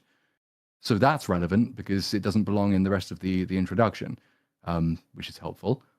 Yeah. The detective then says that Shelby Oaks itself, much like the amusement park in which it is placed, it's also been a ghost town since the late 90s. The amusement park, he said, seemed very promising, but it turned out to just be another dead end, even though they already have at least one trail of symbols they can find. So it's not. The notion that it was a dead end is farcical. Mm-hmm. A little bit. Yep. Actually farcical. Only becomes more farcical because they get... This is only the beginning. There's loads more information that they haven't told us about yet, but they will now. So yeah, but besides nobody noticing that one old woman lives next to the amusement park, and she maybe has some devil symbols over the graves of dead babies and a dead girl in her basement. Let's be clear. This is obviously evil woman in an obviously evil house. With obviously like evil Smiling symbols. Friends character. She is a Smiling Friends character. You want some crackers? Oh, come into my humble abode. Yeah, no, she's like the I'll witch, feed you the witch. cookies. I damn you. Oh, sugar. Don't mind the conspicuous amount of black mold growing everywhere, please. It's like, is it the South Park episode where it's the Red Dragon parody and the detective's trying to find out who's killing all these people? Yeah. He's looking at all the hands on the wall. They knock on the... No, the killer used his right hand. hand. This is his left hand. And then he walks out, he steps outside, and then he turns his hand around and he's stunned. It's like, you okay? I gotta work on it. And then you get the montage of him. I was just thinking of the, sorry to bother you, Mr. God. God. Sorry to bother you, Mr. God. Do you see? Do you see? Do you see? Look at the things I've done. Anyway. So, Mia then gives us another jarringly out of place piece of information, which will be relevant later. She explains that she's in a relationship with a dude called Robert. There's no point remembering his name either. They wanted to have kids once upon a time, but they couldn't. And then when Riley disappeared, they stopped trying. That is crazy that it is Robert's sole characteristic that he wants to have a kid. And that's it for him, basically. There are not many named characters in this film. He is one of Why don't you just drop the named part from that statement? Essentially, about 5 or 6 of them.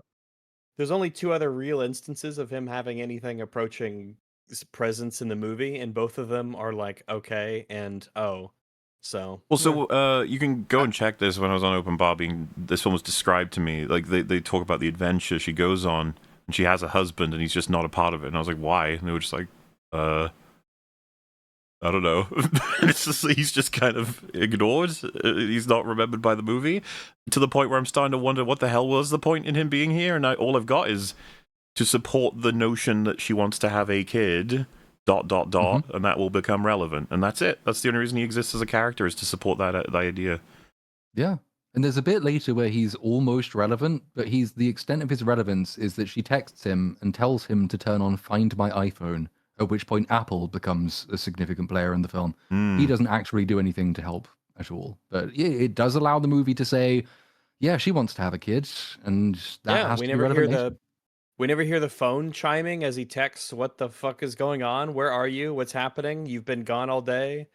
I mean, there's a point later where after, all this gets resolved and they're in the hospital, he tries to hold her hand to comfort her, but she doesn't take his hand.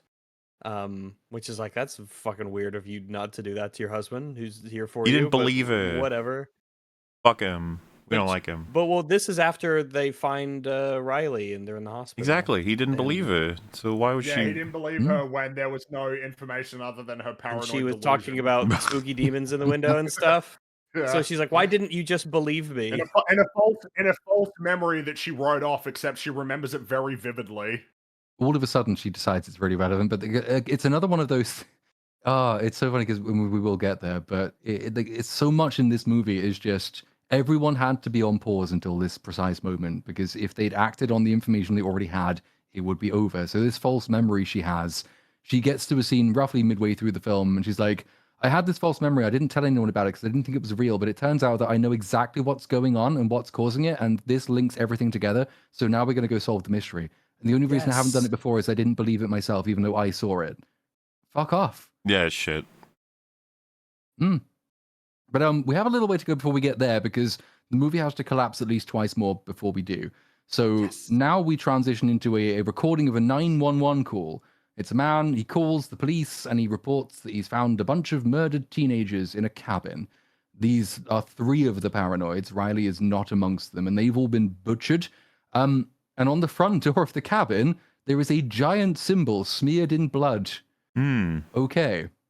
Now, on its own, maybe mysterious, and maybe it's a clue. Problem is that now the police have the trail they need to solve the mystery. So Riley could have solved it already. Now the police and the internet as well could have solved it already. And I'm not sure that there's anybody left in the world who couldn't. Because if this symbol also happens to be on the wall in the prison, and if the symbol also happens to be in the garden of the house in the basement of which Riley is kept prisoner, then the police could have just followed the symbols and they would have found it. Yeah, like, why did Mr. Bean could solve this. Yep. Mr. Bean could solve it accidentally. Yeah. And just to give chat a sense of what the movie kind of is, and the sinking, crushing, soul-destroying sensation you now have, we're basically, 7 minutes into the movie now? It's already over, but it's not going to be for another 83 minutes, so... Well, yeah, I mean, that's wonderful. It'll be interesting when we start up Act 2, and I'm curious if it's just worth summarizing it or not. Because it's such an empty calories act. Yeah. It is. I mean, you go place, get spooked, Go place get spooked. It's what you said. Act 1 gives you the full inciting incident events, all this craziness has happened, and then the solution to it. And you're like, oh. And then you have to wait until the last 15 minutes before you can see what happens next. Because obviously the rest of it's kind of pointless now. Yeah. It is. But it proceeds nonetheless. So the news reports, they tell us that the police recovered one camera from the scene, which we already knew because that was one of the earlier Vox Pops. So we're in the repetition stage of the introductory exposition.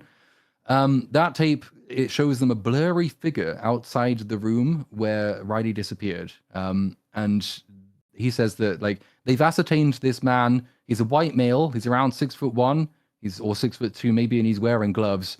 And then he says, so we had no leads, if you don't count the giant blood symbol on the wall and the one person living next door and the paranormal footage and any other forensics, because we'll see later that the guy wasn't particularly careful about how he butchered them. If you don't count all of the leads they did have, the police had no leads whatsoever, and so they left it for 12 years. Wow. Yeah. And then there's another thing, he says. The detective says there is one other thing. It's something that the police did not spot in this video, even though they watched it, he says, 500 times. But the public immediately did spot it as soon as they released it. And this is that in the window, which is prominently in shot, because Riley walks right past it before she disappears, there is a strange, mysterious, animalistic-looking figure. So, and that gives him the chills. Yes. That's all they have. No leads whatsoever. Which, obviously you just implied it, but they would have found that, the police, for sure. Yep. Unless they're all blind. Who knows? Possible. Yeah. Then we return to tapes of Riley, and Riley explains, again, that she had nightmares as a kid. And in the nightmares, she saw a strange man at her window. She dreamed about the amusement park. She dreamed about the haunted school. She dreamed about the haunted prison. She dreamed about the numbers on the cell wall, all when she was 13. So we know that she dreamed, and now we know that she dreamed when she was 13, which we also already knew. And now we know that she dreamed all of these locations when she was 13. So that presumably is why the paranoids picked these locations to go and investigate. So we've learned twice that she has these nightmares, but that isn't enough. So Mia then tells us that as a kid, Riley had terrible nightmares. Yeah. She'll never forget the way that Mia's eyes looked as a kid. She tells us, because we didn't just hear this, that Riley dreamed she saw a man standing at her window staring at her, but when they checked, they didn't see anything. And then, as we already know, because we've already been told it by Mia, Riley grew out of it when she was 13. She describes it as a man, right? So even if you're not just following the symbols, which would be enough to solve the mystery, the police could interpret this secularly and say, that means there's been a man stalking her. I wonder if maybe there's a really famous prison nearby where such a man might have been imprisoned. Oh, but maybe the man is the link. Her bedroom's the second story. How could there be someone outside? He got a ladder. I don't know if that's possible. Oh, yeah, but what is ladder? Look, what is you that? have to believe, Rags. You have to believe. I want to believe that this film is better than it is. But yes. So then you at the end of the found footage introduction, before the rest of the found footage introduction, is you get the glitchy tape, and Riley is looking and trying to speak to the camera, but it's glitching out, so we don't hear what she said. But Mia is positive that she said, "Mia, he's back." Then we get more information about carving initials in trees that the mother used to do again. And Mia says all she wants is to lead Riley home. And then the interviewer calls a halt to proceedings. It's time to take a break. And during this break, there is a knock at the door. And it's a strange man. He says, "She finally let me go." And then, like much of the audience, he shoots himself. And in his hand is a cassette tape. And that is labeled Shelby Oaks. So that is... I mean, I mark this as the end of the introduction. We're about 20 minutes through the movie. I get it, yeah. Yeah, it's fair. Yeah. All I was saying earlier was just the mark between the sort of found footagey stuff versus the movie stuff, and it's just amazing to me that we get more of it after this. And I don't mean to be a dick, but I just kind of found it amusing. It's like, hello there, hello. It's like, what? It was quite funny. Well, when you watch the rest of the film and you kind of work backwards as to what was the plan here exactly, it doesn't make more sense. It makes no sense. I think especially from the demon's perspective, what are you trying to accomplish with all of this? And it's like, oh, you're just So shall we dumb, return or- to this at the end, or because I'm with you. I don't know when's best to talk about, like, basically this guy, how he turned up here, why he did and when he did, and you know, circumstances basically. I reckon we can save it till the end. It Yeah. is quite funny to look back at what we've just done and try and figure out what the fuck the demon was thinking. Yes. Yeah.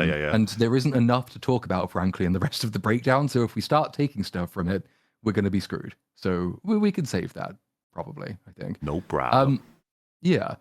So this is nominally the inciting incident. What in a conventional mystery story would happen here, what really needs to happen here, is that the Shelby Oaks videotape that the man brings and deposits on the floor when he dies, this should provide brand new information without which you cannot solve the mystery. This is the thing that serves as the inciting incident, and it provides connections that couldn't previously have been made. And so now this explains why Mia would have looked in the past but couldn't, and now she has an extra piece of context which allows her to do it. As we've explained, this doesn't happen. We already can solve the mystery, and the tape doesn't really show you anything new. So the police take the body away.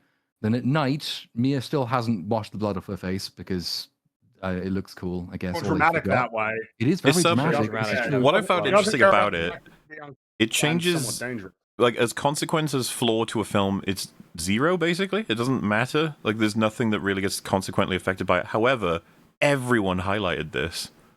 I find it interesting. It is like quite conspicuous. So Also, it's like a different format of Go ahead. problem, as if someone said to me, it's like, oh, it's not so something not to really solve then if it doesn't really matter to the plot, or it doesn't inflect characters that badly, blah blah blah. And it's like, it's actually a different kind of problem. If it's actually pulling people out so consistently, you really want to get rid of that sort of problem, those sorts of problems. And yet to show her with her husband, with the police going through all these processes, and nobody cleaned her face, nobody told her to do that, and she didn't want to, that's really weird. The ambulance would have been like, this is another person's blood on your face. We don't know what he has. Yeah, you really We want need to get clean this off. up." You Yeah, really this don't is- want to get that blood in like your eye or anything. It's, yeah. Or the husband. I mean, you could easily create like a 30-second useful little character scene if the husband comes in and he's like, "Look, we need to, like, let's get that blood off your face. Like, come on, we need to make sure you're okay." And she refuses. It shows that he cares, and she is refusing his advances. And this kind of it helps establish their distance and her distance from him, which can explain his non-involvement in the rest of the story. She's pushing him away as a consequence of her trauma. And the trauma isn't seeing the shot guy, the trauma is the disappeared sister. That would be really quick and easy to do in this scene. Instead, he turns up and says, he sits down, says, "You okay?" She says, "Yeah," and then he leaves. Iconic. Amazing. Riveting. I love I know. the familial It's drama. how of the film. barren, you know, how utterly barren of a character. Like, But now doesn't we even get- realize the opportunity is there. I mean, I think it's just as simple as like, oh, the blood, it's more cinematic. It'll be nice and spooky in the trailer. I mean, yeah, I get, yeah, because it is in the trailer, isn't it? I mean, the alternative is they Albeit, just apparently, forgot. he didn't initially want to put it in the trailer, though. No, he did not. If he wanted the marketing law to be found footage. So I guess there's just no reason other than, yeah, no reason at all, really. Yeah, well, they shot it on the same day and didn't take it. It's just there. I mean, she could have. Yeah, fuck it. Oh well, we move to another exciting piece of found footage because we have the new tape. So she takes it upstairs to watch on her own, and we just really see much more of the same, and only a part of it is from a different POV. So we see the paranoids on location at the amusement park, which we already saw. Riley gets spooked by a man she thinks she sees, which again we already know. Then they cut. Obviously back not a to- man. Obviously No, not a man. it's quite clear. The reflection in the TV screen, it's quite clear. It is a little bit demonic. Yes, this is true. They cut into another part of the amusement park, and it seems that the past trauma has just disappeared because they're happily filming again. Riley says that she had a dream about this place, which we knew. She says her mum used to come here when they were little, which we knew. They spot their her initials on a tree. Again, we know all of this stuff. They find a cabin. We know all of this. When they're in the cabin, they see the silhouette of a man. He's lurking outside the window, and then he seems to be walking. And then they go out of the door, and he isn't there. But they don't decide to follow him around the corner. He obviously walked around because if they did, they might have spotted him. So we leave that. Then we cut to nighttime. I think they play it as if he supernaturally disappeared with how quick the guy goes out to find him. Because I was thinking, like, how, like, in universe, it's like this scary movie joke, kind of, where it's like, imagine from his perspective, if he was going to try and get away and out of sight before the guy goes out to confront him on the patio, he must have been, like, moving really fast to get over that. He would look have silly. had to do it completely silently. But that's the thing, is that, you know, we know that's not... If they just rounded the corner, they would have seen him. Like, we know that that's not... He's not a quick guy. He's not a ghost. He's a chongo. He's a chongo. He's a bit of a chongo, yeah. And he can't be supernatural because the whole reason that he's doing all of this is that he is the vessel. I mean, we'll come onto it more later, but like the demon does need him to do actions in the world. The demon itself is quite limited in what it can do in the world itself. It can cause small cracks on windows. That's for the most part, anyway. Windows later can stop him, yeah. Yeah, he can't get through windows. Glass. He does try though. He's really getting through. One day, enough cracks, and boom. He taps on it really fucking hard. Yeah, it'll break. But he can't get. So we learn that he can essentially possess people at will. Later, he can use telekinesis. That's a big one. He can influence. Multiple people to do his deeds apparently against their will. But Glass stops him. He waits around for no reason. It's just he's not a great demon. Like I like the look aesthetically. It's like, yeah, he look demon-y, yeah, sure, but like what a loser. And it will be all the other demons well. definitely the other demons laugh at him. It'll be unclear as well, even by the end of the movie, precisely who even is in charge. Like, who has the agency? Is it demon acting through agents, or do agents channel demons' powers with agency? Fuck it, we'll get there. Before we do, though, so at nighttime, the found footage thing continues. That you hear howling dogs. That'll be relevant kind of later. The cameraman, having heard the howling dogs, he just goes outside. This is what you do when you hear mysterious dogs howling around your cabin at night. Well, he specifically says, "I'm so scared of all of these howling dogs everywhere. Let me go outside on my own at night." Randy Marsh is I'm so startled. Afraid I am. Then they go back inside, and then they hear a bang at the door, and then they go outside again, and then we get a jump scare, which, as we know from Chris Stuckmann, are bad, but in this movie it's fine. So you get the jump scare, the man sort of rounds the corner really quickly, and he just butchers all of them. He kills them. You see little snippets of him killing all of them because the camera is dropped for the most part. So you see like body landing on the floor, and it's covered in blood and shit. But then, because we are slightly constrained by the fact this is a found footage movie and the camera is our POV, we have to then have the demonically possessed madman pick up the camera to take the camera upstairs so we can see the rest of the action. Demonically possessed camera at this point. I want them to see this later. I would find it way more believable if the camera was just floating around. You guys answer, what happened to that man's face? What did he do? I don't entirely know. You can't pull someone's face off. Not with that attitude. Not at all. His fingers are just not that great at it. No, not at all. Like, you can scratch at it, you can poke some holes, rip some stuff, but like pulling just a face off someone's face, it's just you need some tools. He had demon help. The demon helped him. Ah, okay. Except that we were then told by the policeman earlier that he was wearing gloves the whole time, which would make it a bit tricky because you can't really get your nails through gloves. Well, the gloves, they were those gloves, like those phone gloves that you can use with your phone that have the fingertips on them, and they give you extra grip on the face. Well, I mean, in that case, then, I mean, I guess, wow. Rip it right off. That can't be the case, though, right? It's so weird. It goes from the guy struggling with him, and then it just cuts to they're on the floor, and like 2/3 of his face have just been ripped off, and it's like, what happened? And like, I'm sorry, it's not scary, it's funny, the Chongo running, this is not... I'm gonna get you. Yeah, I don't know, it's just funny, the Chongo charging at the camera, like that sound effect, which, thanks, man, I love it when it would... I'm sorry, but there are so many, not that I would say that it would be particularly effective without the musical cue, would have been better though. Why wouldn't it just be better to have it all be the actual completely found diegetic, footage without any music at all? Well, then you couldn't definitely have better jump scares, though. Not as easily. You can't have the music involving itself. I wonder. It doesn't exist.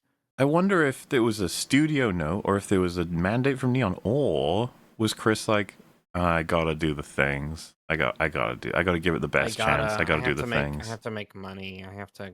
This is what you do in horror, and you gotta do it. I don't know. I mean, the whole genre shift thing is definitely his idea because he's talked about like that was what he was excited. I don't mean to do. that. He wanted to see if he could get away with it, but no, but I'm talking about like obviously you have access to a bunch more filming devices that you can use in a more conventional non-found footage horror. I guess I know I genuinely don't know. It will be interesting to ask him, but I get the sense that he just thought it would be cool and scary as opposed to being told he had to include it. Probably the case, yeah.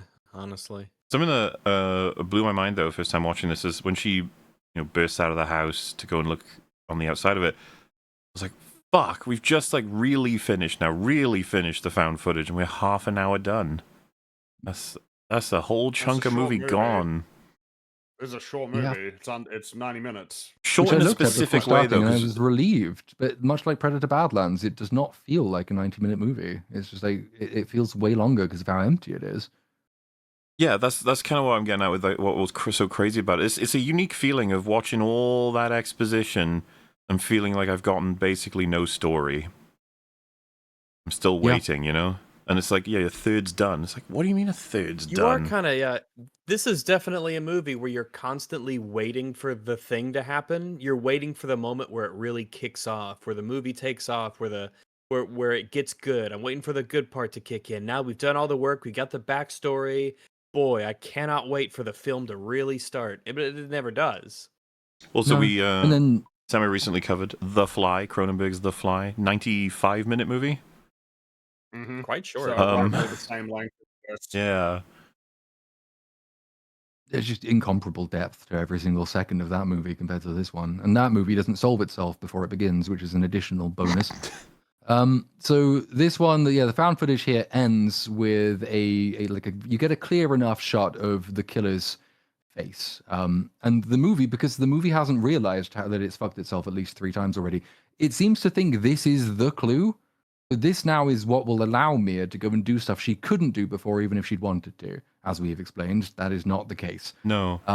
She hears a crack at the window. She runs outside. There ain't anything there. The crack at the window is probably worth remembering, though, because that, especially later when she draws the connection, and by draws the connection, I mean she Googles demons and then she reads a book. When she realizes what the incubus is doing, she should already be slightly concerned that it's after her specifically. This is the first piece of evidence for that. And again, something that can be concluded easily by the character, but isn't in order for the movie to function. So it breaks in a whole brand new way, as we will come on to. So now they've seen the killer's face. The movie thinks that this will give Mia evidence she can take to the police. She can say, hey, that man who shot himself outside my house, what's his name? And the police say his name is Wilson Miles. And Wilson Miles, he lived in Shelby Oaks. And he spent 5 years in the Dark County Correctional Prison, which is the prison that Riley filmed at. Crazy. Incredible. So if hypothetically in a different and shorter and other more broken movie, if Mia had said, hey, that prison that Riley filmed at, you can see the cell number on the wall there. It's quite clear. Yeah. Mr. Policeman, who was in that prison? And he says, oh, that was Wilson Miles. He was in the prison. Then we've arrived at exactly the same point in basically a tenth of the time. And she could have done it at any point preceding, but she didn't, which is wonderful. Wilson, he got out of prison and then he disappeared. Nobody had heard from him, and nobody continued to hear from him until he showed up and he killed himself. So now the detective says, hey, Mia, do you think this has anything to do with Riley's disappearance? Because they haven't drawn this connection. And she says, nah. And the husband isn't very happy at her. He says, why are you hiding evidence from the police? Here we go. Yeah. So her reasoning is that the police will use the tape as the end of the story. They've already given up on finding Riley. The tape gives them nothing new. And if the public gets hold of the tape, they'll just drag Riley through the dirt, and I don't want that to happen. Wrong. I have no idea why she would think any of this. What is she talking about? Shall we list all of the reasons that she would never make this decision, nor would she ever use that kind of argument, but also keeping in mind the whole time, the film is destroyed if she gives this tape to the police. Chris Stuckmann knows this. He cannot allow the tape to go to the police. They should already have solved it, as Platoon has pointed out. But with this on top, it's just over. Anybody who has this information is over. For whatever reason, the police couldn't do it before. They obviously can now. Yeah, because it only takes one short montage for her to solve everything. And so, first and foremost, right, it's information. Doesn't matter what they do with it. Giving it to more people is just a good thing. It's who knows what'll find. We've already got an instance in this universe of information having been given to people, and they found something more than the police found. So let's get it as widespread as fucking possible, shall we? You would think, but that's where the second reason comes in for her not doing it. She doesn't want the public to drag Riley's name through the dirt. So that's her reason for not doing that. I invite everyone, just cast your minds back a few minutes. What was she doing at the beginning of the movie? Why was she, goddamn, participating in a documentary that's all about her and her disappearance? But she doesn't. Bringing her sister home? Seems like you are interested in making sure that the story is around and that people are paying attention and it gets out there. And I'm sure that a new bit of evidence after 12 years would surely rejuvenate people's interest and desire to help find her. It makes more sense to me that some idiot would have said this as an argument, and then she would respond, I don't care if people drag my sister. I don't care if her reputation was worth nothing. If we find her alive, it's all worth it. So any information that can be gotten from anyone who finds anything, which literally happened before. And this is consistent with my beliefs, as evidenced by the fact that 2 days ago I was participating in a documentary series to help continue the story publicly. Mm-hmm. And this would be huge. You kidding me? The video shows a guy killing people. The paranormal paranoids. And he had a tape that had all, the direct footage of what happened there. The video, if it were released, the news airs the footage. They decide, which is fucking nonsense that they would do that on the news. But we're gonna air the footage that was found. It's insane. Like, the internet would go crazy over it, and they would analyze every frame, and then they would be like, oh, there would be some guy who's like, yeah, I've been following this case, so that guy was in the prison that they also filmed an episode in. Has anyone been to that prison? Some guy would do that. Just some guy, he'd be like, I'm gonna go to that prison. Let alone the fucking police. And the police don't even need her to give them the tape. When they say, do you think this has anything to do with Riley's disappearance? The police should be saying to themselves, I think this has something to do with Riley's disappearance. Is it not obvious, though, that Chris Stuckmann believed that if she gave the tape to the police, that it would fuck up the narrative? Yeah, Chris Stuckmann thinks that, but then Stuckmann hasn't realized how broken his movie is. So, he thinks this is already clever. Well, and it's just that he came up with that reason. It's like, that's so shit, dude. So shit. I think it's obvious that he knew it was a problem because it's kind of addressed twice. Because you had the first scene of why didn't you give it to him? And then this one where it's a lot more direct of shut the fuck up. This is the story that we're doing. And what makes it particularly funny is, as has already kind of been pointed out, there is no new information really in this second bit of found footage. No. It should have already been solved. So it's like he's correct. He's essentially trying to correct something that's impossible, which is that she didn't give it to the police. And even if he did deal with that, it still doesn't really address the fact that the mystery is already there to be unraveled for 12 years in narrative. 12 years, the whole world. And dude, some guy would have done it. We should go to that prison. The last video that they recorded, and she went in front of this cell and had a really bizarre reaction, and then they just went missing. And then there were TV shows about it. Yep. Some YouTuber in the area would be like, I'm curious to check out this famous prison that the paranormal paranoids filmed in and then eventually died soon after, or whatever. It's like, yeah, I'll check it out. And they go, oh, there's these wacky symbols in that room that she said she felt something in. What do they mean? Ooh, look around the area. Ooh, look what else I found. Ooh. This is what I mean. It's so crazy because it's like the idea that the police would find him. It's like, yes. 100% yes, the police would have. Obviously. This is not a convoluted, complicated mystery. It's really simple. They went to a place. Everybody knows they went to that place. And then they disappeared. And nobody went to that place for 12 years. Yeah, because if they did, they would know, oh, there's a symbol on the door of the place where they were murdered. Oh, there's the same symbol in this specific prison cell. And oh, that symbol's in the garden of the one woman living in the area. So problem solved. The case closed, no mystery left.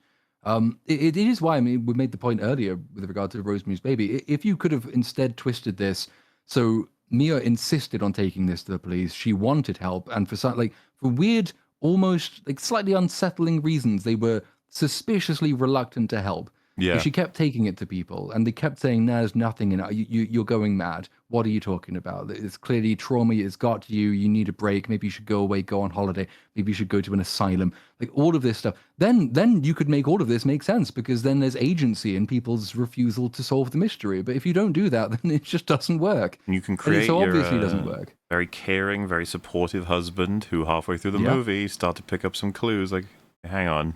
And like the counter to that will be, yeah, but that would be derivative.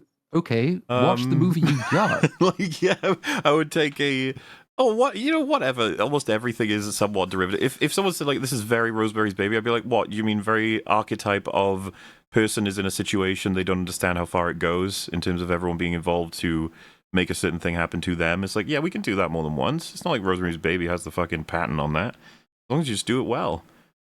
Yeah. It's a great template for a million different permutations.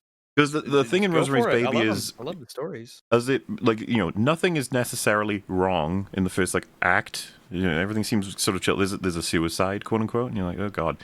But as the second act comes in, it's like you start to realize, like, oh, so this person I don't think I can trust. Also this person.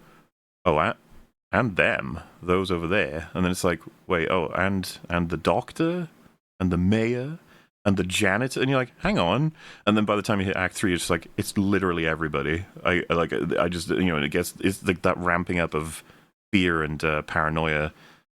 Meanwhile, this film, you're sort of just like waiting for something. You don't even really know what you're waiting for sometimes. You're just like, I don't know, something's gonna happen. And that is the choice we're presenting here. Do you want a derivative movie that works, or do you want a derivative movie that doesn't? And I will take a derivative movie that works over this one. Every time. So yeah, well, so now she's made this connection herself, which she should already have made. She goes to the library. She goes to the library to Google Wilson Miles. This is not something she could have done at home. And then she reads up about the prison, which she should have done already in the last 12 years, knowing that Riley filmed there, but didn't. Yep. She reads that there was a riot in the prison. 18 people died. She reads that survivors blamed demonic forces, so she Googles Dark County demonic forces, and the Google algorithm tells her about the mark of the incubus. Ugh, so bad. Boy, that's so what a connection Like, from a random connection. Chris! What? Why? What are you doing? Why does anyone think this? Because I have even, like, in my notes, I'm like, why does... by the way, fucking Keith David's in this movie, by the way. Here he comes, yeah. But, here he goes. So, yeah.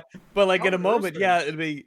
Keith David will then think that, oh, yeah, Miles was, like, fucking cursed or something. There was something demonic. He was carrying some sort of a strange thing. And, like, I have no idea why you think that. And then the whole, oh, yeah, the prisoners just think there was some demonic force. It's like, why would they think that? What this is just what would happen if a bunch of rough and tumble evil criminals were just released all together. They would fight each other. That's just what ne'er-do-wells do. Talking about derivative, how any like, of these pieces connect. As much as there are specific films that he's obviously taking stuff from, this is just an easy grab for the genre.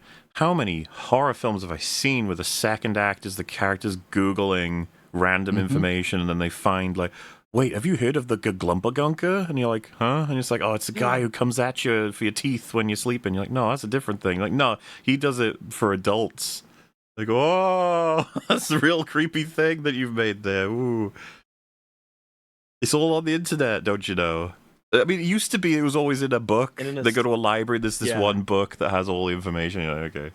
Oh, there's this we've talked about this before, wacky old person. They go to a wacky old person, and they're like, there's legend in these parts of the Gaglumpagunka, and he's gonna get you. Old man Winkelstein, who's sitting on his porch. Boy, let me tell you the stories that have happened around here when I was a boy. I was sitting drinking lemonade. I need to make Gaglumpa an actual film now. Yeah. I've willed it into existence. Yeah, but you know what they're gonna do is, like, it's gonna take off, and then they're gonna make a Glumpagumpagla the Reawakening, and then Son of Gaglumpagunka. Revengeance, and then the Glumpagumpaglas, the final chapter. You're gonna see your baby get. They're like, why is it called that? You're like, it's German. You're like, oh, okay, gotcha. Oh no, the monster, the Gaglumpenagel Spielenstiegel. He comes to steal you in the night if you're not good. They say Gaglumpa Glunka was Satan's main lieutenant. In the Great Demon Wars. 72. When the demons came through in 72, I remember it. It was a very bad I wrote this book and put it in the local library for people like you to just read about it whenever you need to. Good thing they scanned it onto the internet too. Well, the funny thing is we get both 47 in this years movie. ago. So she Googles this, and Google gives her like, oh, this is the incubus, and this is what the mark of the incubus looks like, and it's the mark that's on the bloody mark on the wall of the cabin, also the mark in the cell door. But we'll also get the book beat later on because we need to pack all of these cliches in. But that comes after. Yeah, we go to meet the old prison warden. He explains that Satan got into the computers and he caused an error. And that unlocked all of the doors in the entire ward, and that caused a riot. But while everyone was busy killing each other, Wilson Miles just stood happily staring out of a window, and he didn't bother trying to escape. So just so I Which is understand, what I because would do. I feel like you know this movie better than me, a lot better than me. Are we to conclude the demon did do this, or that that's just what they say? Yes, I assume. Well, I have no idea. Yeah, I don't think, that was my thing. I don't think so. It could be completely unrelated. Well, I was about to say, well, from the demon's perspective, what would this do? But then I realized, oh, the demon's dumb in this movie. So I don't know actually what. But why? What does it accomplish for the demon? That was my Nothing? thought. It's like it wouldn't have been the demon because it gained nothing, right? So they wouldn't make sense. But then you're right. The demon does a lot of stupid, weird things. So it's also explained later that during the time Wilson Miles was in prison, all the evidence of the demonic activity just kind of stopped, which is like outside of the prison, yeah. Outside of the prison. So what? You can just imprison the demon if you lock up his weird homeless man that he's puppeteering. Even though the demon is also very clearly not in the prison. Yeah. Why didn't he try and escape in that case? Why did he just stand there watching? Why would he want to be bound to this one He could have picked a better guy. Why would he want to be bound to this one dude in the why he's a demon? Well, I mean, because obviously, the whole point that Chris is going for is that the demon is like Dutch Van der Linde. It's like just as I planned, except it actually works. Like it's clearly meant to be like, oh man, look at this big like sort of elaborate twisting and turning story to reveal like, there was a twist all along. But it's what's being pointed out here. But why do this? Why would he do this? This is just what time is the actual wasting point? away. You risk having your vessel get killed by the other prisoners. Yeah. So then did the demon do it? And then my conclusion was kind of, but I don't usually associate demons with the ability to code either. So I assume that's another part. Yeah. Well, it is a bit of a I guess you could use whatever rules you want for the demon, but when you go into the old world kind of spooky ancient demon thing, you kind of want to draw a line where it doesn't interact meaningfully with like coding and electrical appliances and things of that nature. It's more old. As far as I'm concerned, it depends if you want to lean into it or not. If you make it a demon ghost creature isn't there a movie called Pulse that does that quite well? I think there is. Is technological like interacting spookiness is a thing. You could do it well. Just be consistent about it, I suppose, is my thing. I guess you could, yeah. I think I'd have leaned away from it though. I would have had it like, so one day this prison guard, exemplary record, family man, everything to live for reasons we never figured out. He just opened those cells and he walked in there and he let himself get torn apart. We never figured out why he did it. It was such a weird thing that he did. And then you link in the stories about demonic possession and the sense generally that something was wrong with the prison and that demons abounded. That would have been spookier, and also would have just avoided all of these questions about, can demons cause computer hacks, or did the computer hack happen completely coincidentally that opened all of these cells? And then even then, Wilson Miles didn't bother escaping, so what's the fucking point? Just so we're clear, if none of that had happened, right, and she searched for him, he was in the prison, and then she went there and looked at his cell, this whole story of the breakout doesn't matter. none of that matters. No, He could have nothing just about been this in his changes. cell the whole time and been creepy, and Keith David could have just said, "Yeah, he was fucking creepy in there," and we found weird. Well, he doesn't say a lot of stuff that he should say, like the weird footprint markings and the obvious message to the demon and the symbol on the inside of the cell. But He just says he brought nothing but death and rot into my prison. he says he was carrying something with him. And the rot becomes relevant-ish later, but only as set dressing, not in any sort of plot significant way. Essentially, yeah. Yeah, I mean, you could have Because just she got finds the around book. this entirely. It was like this all happened a really long time ago. She could have she didn't even need to do all of this. She could have just Googled the mark on the cabin wall and learned that that was the mark of the incubus. That was all that would have taken, and then go to the prison and you see it there too. And then yeah, it's just I think this scene is really just here to get a vaguely recognizable good actor in the scene. He delivers spooky sounding lines, and then we move on. We gotta talk about one of those lines, surely. Oh, which one were you thinking of? One of the amazing It would be my lines. pick for the worst line in the movie. Well, Wallach, do you want to read that one out? I don't want to get it wrong, so Yeah. I'm gonna have to give me a sec. One thing I'll mention while I'm waiting to see it come up on screen. Chris really wanted us to know that he poured some whiskey or whatever into his coffee. Like it was very specific. And it was just like as if this isn't oh my god, I can't speak. As if this isn't one of the most fucking cliched fucking things ever. Like, look at him. I mean, we barely know this guy. Hard. Well, and we're not gonna get to know him. No, and I guess I'm trying to think of like what's the benefit of that at all. And it's just like, I mean, maybe it's about like he's stressed him out, that whole event, and he needs to calm his nerves. That's how big of a thing it was. And like, how do we convey that he's stressed out about it in the most boring way possible? He puts alcohol in his coffee. Yeah, well, yeah, and just I don't know, like the nature of it, it's an event that doesn't matter going forward in any way. You could just forget about it. It does, so like oh, it was a real big bad event. You're like, all right, okay. An event that doesn't seem to actually be impactful to the plot in any real way and doesn't further the demon's goals. If anything, potentially jeopardizes them, I think. This area of the prison that this fellow was in and this whole happened, Keith David tells us, we used to call that block 3, the grave, because all the folk in there had one foot in it. Can you believe that the man who wrote this wrote "Tell that to Zod snap neck"? Because I sure can.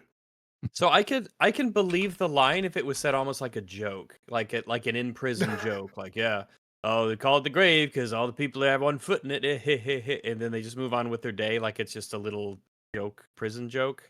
But it's played so seriously. What struck me about it, he thought it was a great line.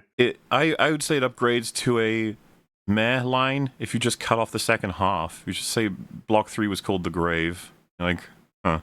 And then we as the audience go, because people died there, or because the killers were there, or the people were, Yeah, and it's like, you don't, it's the word grave. No one has trouble understanding grave is not good. It's if you have a place called the grave, probably not a good thing. But to then follow up with, because all the guys in there, they had one foot in it. It's like, oh.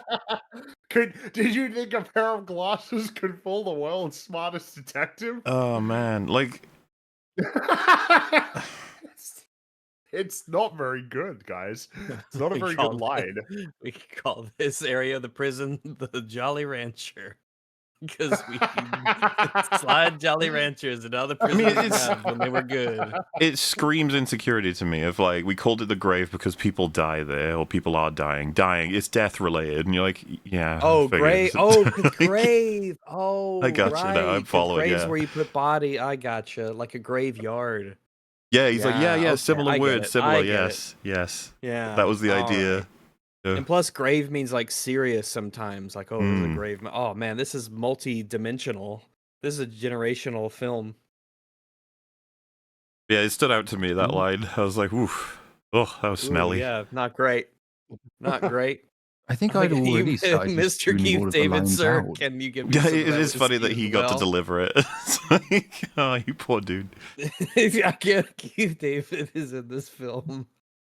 But having accomplished all of this wonderful nothingness with some terrible lines of dialogue, that's it for him. He's out of the movie. We're never ever going to see him again. So we go home. And at home, Mia watches the tape again, and she pauses on a specific frame, and she sees a weird demon goober creature in the background. Just before we go too far on, I'd suggest, I think in Open Bar, I can't remember where, but if you have Keith David, who plenty fine doing serious roles, he's a great actor, but I probably want to lean into his a bit more eccentric nature. He's really fun when he plays a bit more wackier characters. You only got him for one scene. What do you do with him? We have him play he's the only one in the prison guy who's going to tell you exposition you probably could have fucking Googled. Oh well. He believes in the demons. Well, he's why the only one in not? the prison who believed that there was actually demons going on, and he put together some clues, but no one ever believed him. They always laughed at him, but then they put their 2 clues together and they can solve the film's plot. I was just going to say that you could have had him be one of the prisoners who saw the whole thing happen. And, Ooh, yeah. He's living now. He's doing a peaceful life. And you could do the thing where it's just like, leave me alone, damn it. I don't want to talk about those things. Oh, God. And then she's like, no, seriously. And then gives her some personal information about what, the guy used to. But like, also just give him an edge of being kind of weird, creepy, also kind of dangerous. You don't want to fuck with him, sort of thing. He's a con that served 20 years or something. And he's just like, yeah, give Keith David something to do. He just plays boring guy. I'm like, okay, fine. Boring guy who talks about the place called the Grave because all the people had 1 foot in it.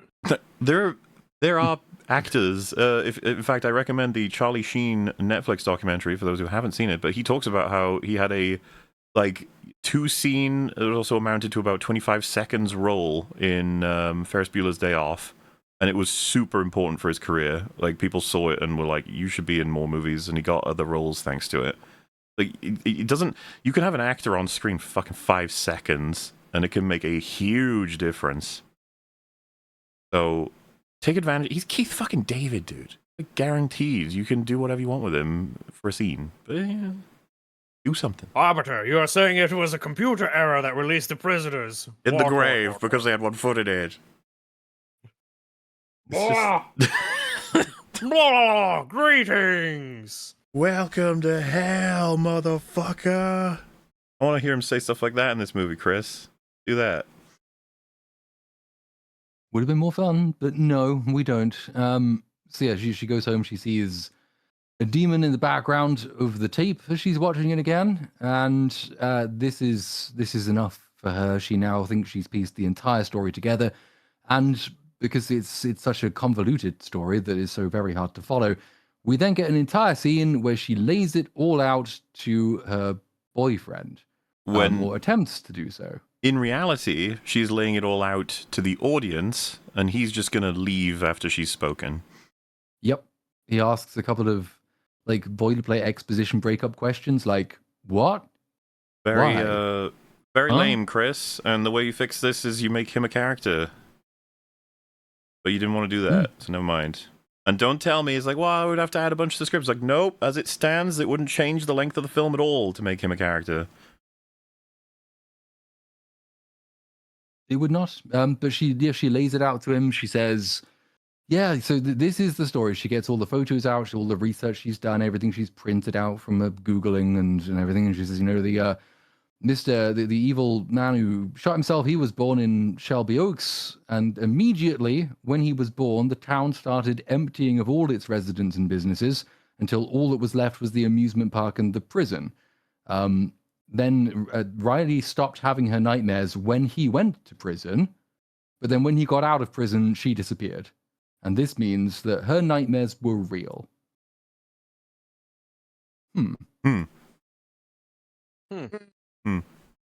Yeah, totally believable. Then she says something new, something we didn't already know, though I think we have already sort of spoken about it, which is that the final piece of information is the thing that she'd been sort of denying to herself all this time, which is that actually she already knew most of this, but she put it out as a false memory. She had dreamed. She went in to sleep in Riley's room when Riley was a kid to try and keep her calm and comfortable. Then when she was in there, she heard something scratching at the window, and she looked and she saw this strange, mysterious figure demon thing that Riley was complaining about, and then she just forgot it. Great. So but she didn't really forget it because this is fucking vivid. So she remembers it really well.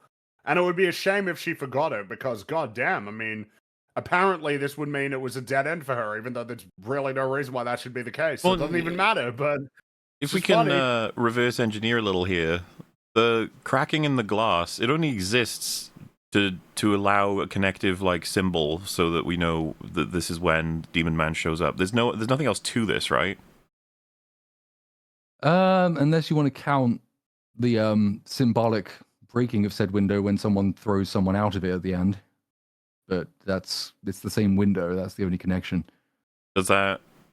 Are you saying like those cracks were put in place in order to facilitate the breaking of the window at the end? Well, I don't know if to facilitate it or because... Well, this again goes back to the thorny question of what exactly the demon's plan was and how much it knew and when it was doing all this stuff. Yeah, of and course. whether it should have done other things. Because like, if it was tapping on the window to kind of foreshadow the breaking of the window because it already knew that all of this would happen. Yeah, come on. Dramatic for the demon. The demon does have the flair for the dramatic. Well, if the demon has that knowledge of the future, probably should have made some other decision. And you know what? It worked. It all worked out. So what am I talking about? So you can't even criticize it because it somehow worked out in the end, I guess. Go demon. Yeah.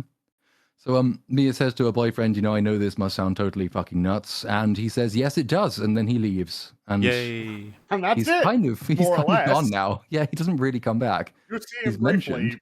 He doesn't come back as a character, that's for sure. Well, he didn't enter as a character. He didn't enter as a character. This is just so funny. Like, see ya. Well, again, though, it's so cynical. All that information that I see was for us. It wasn't for him. Yep. And like, it's not that complicated. We didn't need it. We could already have put all this stuff together. It's just, I think it's partly for us, and it's partly just to explain why she's going to go and do everything else alone, because the film can't really explain that properly. So it thinks this is good enough. And yet, it's one of the most common criticisms in everyone's reviews that she went off and did all this shit on her own. And it's like, oh my god, yeah. And no, we'll get there. So like, having been abandoned by her non-character boyfriend, Mia goes and she reads Riley's old demonology books to learn more about the incubus. Again, the police didn't draw this connection. They never looked through Riley's things, so they didn't link the symbol on the cabin wall with the symbols in the books or anything like that. So that's all fine. She just goes and reads about it, and she takes it outside at night because nighttime is spooky when you're outside. She reads them outside. She reads all about the incubus. And the camera falls on some very specific things. And here is a brand new way for the movie to completely fuck itself. So the camera falls on the words hellhounds, sentries, parasites, progeny, and family. And if you actually do pause on any of the screens of the pages, obviously there are sentences attached to these words. Something like, the incubus looks to attach itself to the family of the possessed. I see. Okay. I wonder who the demon could possibly be thinking of attaching itself to. Would this become perhaps a little bit clearer if, while sitting outside alone at night reading the book, Mia looks up and she sees a hellhound that's looking at her? After it was just discovered? Interesting. Yes. Good thing we just read about this hellhound 2 seconds ago, because there's one right there. But what I'm getting at is, like, at this point, Mia has just read all of the books that basically spoil the rest of the movie for her, because Mia now has a reasonable cause to know what the incubus's entire strategy is, and that Riley isn't the target, or at least is not the only target, that she, Mia, is in danger as well, because the book explicitly says, binds itself to family of possessed. It wants progeny. It will send its hellhounds to guard and protect the things that it wants as well. Like, all of this is on screen. She's reading it. She has more context than we do. And yet she's going to kind of act as though she hasn't read any of this, because if she had, then once again, the movie wouldn't function. And boy, it's a good thing she just happens to randomly pick up that book and start reading through it. What you're very right about is that I think all her clues up. Chris would mention this positively, like, hey, pay enough attention and you can actually get the clues before the movie concludes. And you're like, no, what you're showing us is what she read. So why didn't she pick any of this up? It's all she can pick we're on up. the same page. If we're thinking about it, she should be thinking about it, but she didn't, because I guess she's not as smart as generally the viewer, which is not, I presume, not the goal, is to have your main character be fairly dim-witted. Also, the dogs were probably not a great choice because the CG is not fantastic whenever they move. No. I think I he would have had explained the- they did have real dogs on set, but they were really difficult to work with, and so Well, at various points they I CG'd just over gave them. up. Mm-hmm. Man. Whoops. There was Listen- another film that came out really recently that we might talk about later where Probably will. we actually see that a dog can deliver quite a good performance as long as you got the patience to essentially extract that performance out of the doggo. Well, there's also just a variable you should probably anticipate, and you need to have solutions ahead of time, thinking about what happens if the dogs cannot provide us the shots we need. And it's just And also ironic, consider right? If you need to have the 'Cause- dogs in the first place as a story element. Major criticism I'm sure Chris has made over the course of his career is the over-reliance on CG to replace shit, and then it ends up looking worse than... I mean, I wonder if maybe instead of opting for a CG dog in those shots, we instead opt for a fake dog, but it's shadowed so well that we can't make out that it's not. If you understand what I'm saying, like a practical... Certainly in this scene in particular, because all this one is doing is standing there looking at her. It's not even doing anything particularly complicated. And he has, I mean, he said, so he said that obviously they've CG'd some. He talks in the behind the scenes stuff about the occasional use of green screen, and he doesn't like it.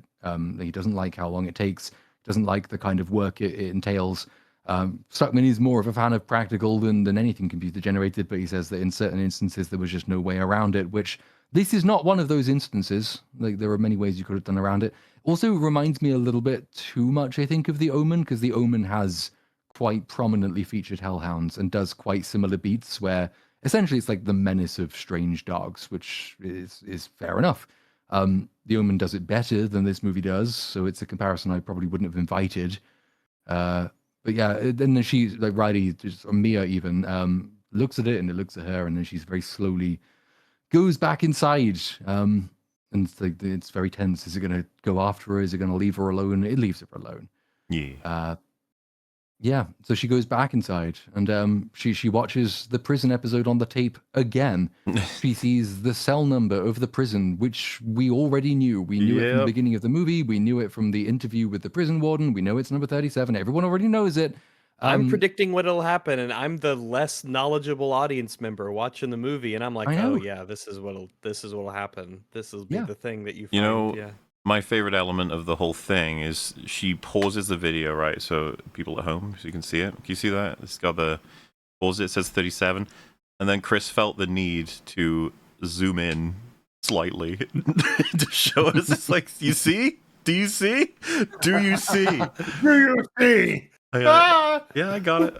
It's all right. It's just like, Chris, you understand that if this is findable, this has been findable for 12 years. This is one of the most damaging things in your entire movie. These two numbers have fucked you. We don't need to be seeing them again. And besides, it was information you could have gathered from other sources. You could just ask what prison cell he was in anyway. Yep. Oh man, it's such a that would have foolish further move. explained how the plot would unravel if she asked the obvious questions to the investigators or to the wardens and like, "What cell was that?" And he's like, 37. Who was in there? Well, that was my. Oh, well, gosh darn it! Don't that make a whole bunch of sense? And it just solves everything. Well, that's just wacky. We just never thought of that. So, Mia, having now forgotten that she was just now menaced by a hellhound, which she knows is a hellhound because she just read about it in the book, she decides that now, tonight, this precise night when it's dark and cold and spooky, this is the night where she should go off alone to investigate the spooky prison. So I would have gone during the day. Why would she? Just I would have go gone during the daytime? I would have gone during the day because I would have just been spookied at night because this is a spooky place where I'm alone at night. It and sure I'm is. just like, nah, Well, I'm just going after during seeing the day. doggo, after seeing the evil doggo, it's like, oh shit, that was The hellhound really... after you? Yeah, I Do you would. think they had I don't know, man. It's an inside kind of day. I'm not going out Well, tonight. particularly when she emphasizes in the opening montage that she doesn't believe that her sister was making any of this up. Or at the very least, she doesn't believe that she was a liar. It was a plucky rookie detective who is like invested in helping her out and believes, yeah, you know what, you're right. The rest of the police don't even care anymore. It's a cold case. They don't give a shit, but I do. I'll go with you. And you can even get this guy killed in the prison sequence, or he disappears. Ooh, but at least have her go with someone who has a gun and make us feel like she has reason behind it. going to this place on your own at fucking midnight or whatever the hell. It's just like, oh god, dude, this is a huge trope where the stupid person goes to the scary place alone for no reason. Why'd you do that?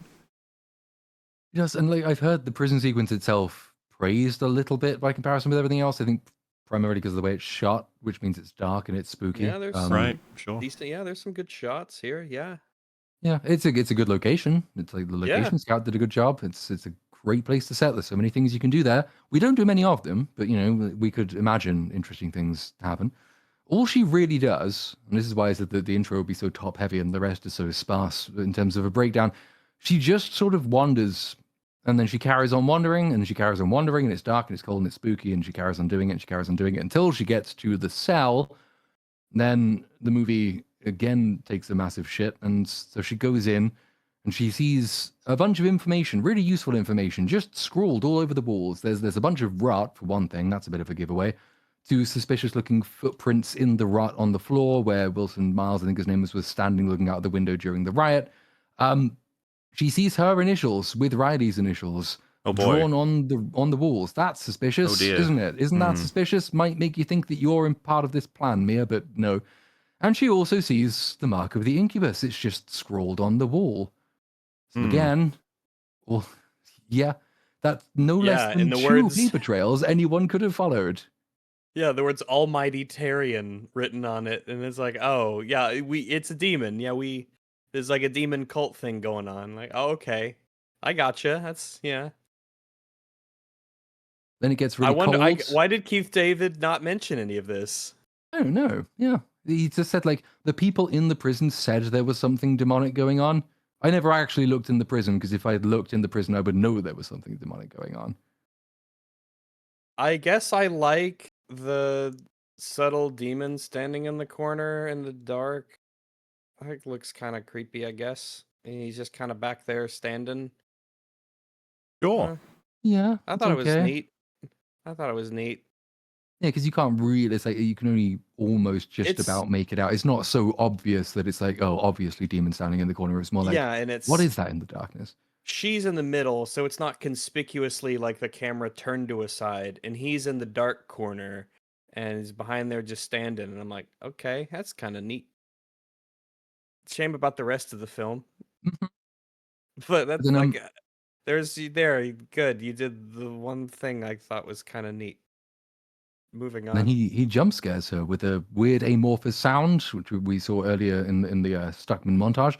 So she sort of flops out of the prison and she goes up against a wall and she sits there terrified, staring into the darkness, doing lots and lots and lots of really, really shallow breathing. There's a lot of that. It's called acting.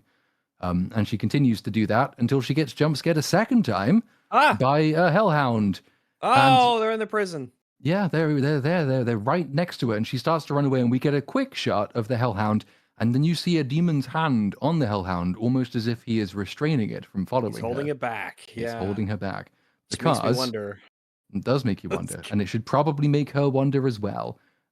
If the demon wanted to kill me, why didn't it kill me? And if it didn't kill me, why is it trying to chase me in a specific direction? But she doesn't wonder any of these things because, again, we can't be having her thinking thoughts. She also, the flashlight going out. Just one of those classic tropes. She's like, yeah, sure. And then in the very next scene, she just has another one. Yeah. Yeah. You always bring a spare. This is true. She did think about that, at least. So that's She's good. a smart protagonist. You might think, and I think I would think, that this is kind of enough for me if all this shit had happened to me in a dark, spooky prison at nighttime and I was being hunted by demonic dogs. I think I would go home. Calling it a day. Call it a day. But she has lately discovered that she is obsessed with finding Riley, whereas in the previous 12 years she wasn't. So instead, she drives off to the amusement park. And the amusement park is quite close by to the prison. She drives past, you see the sign.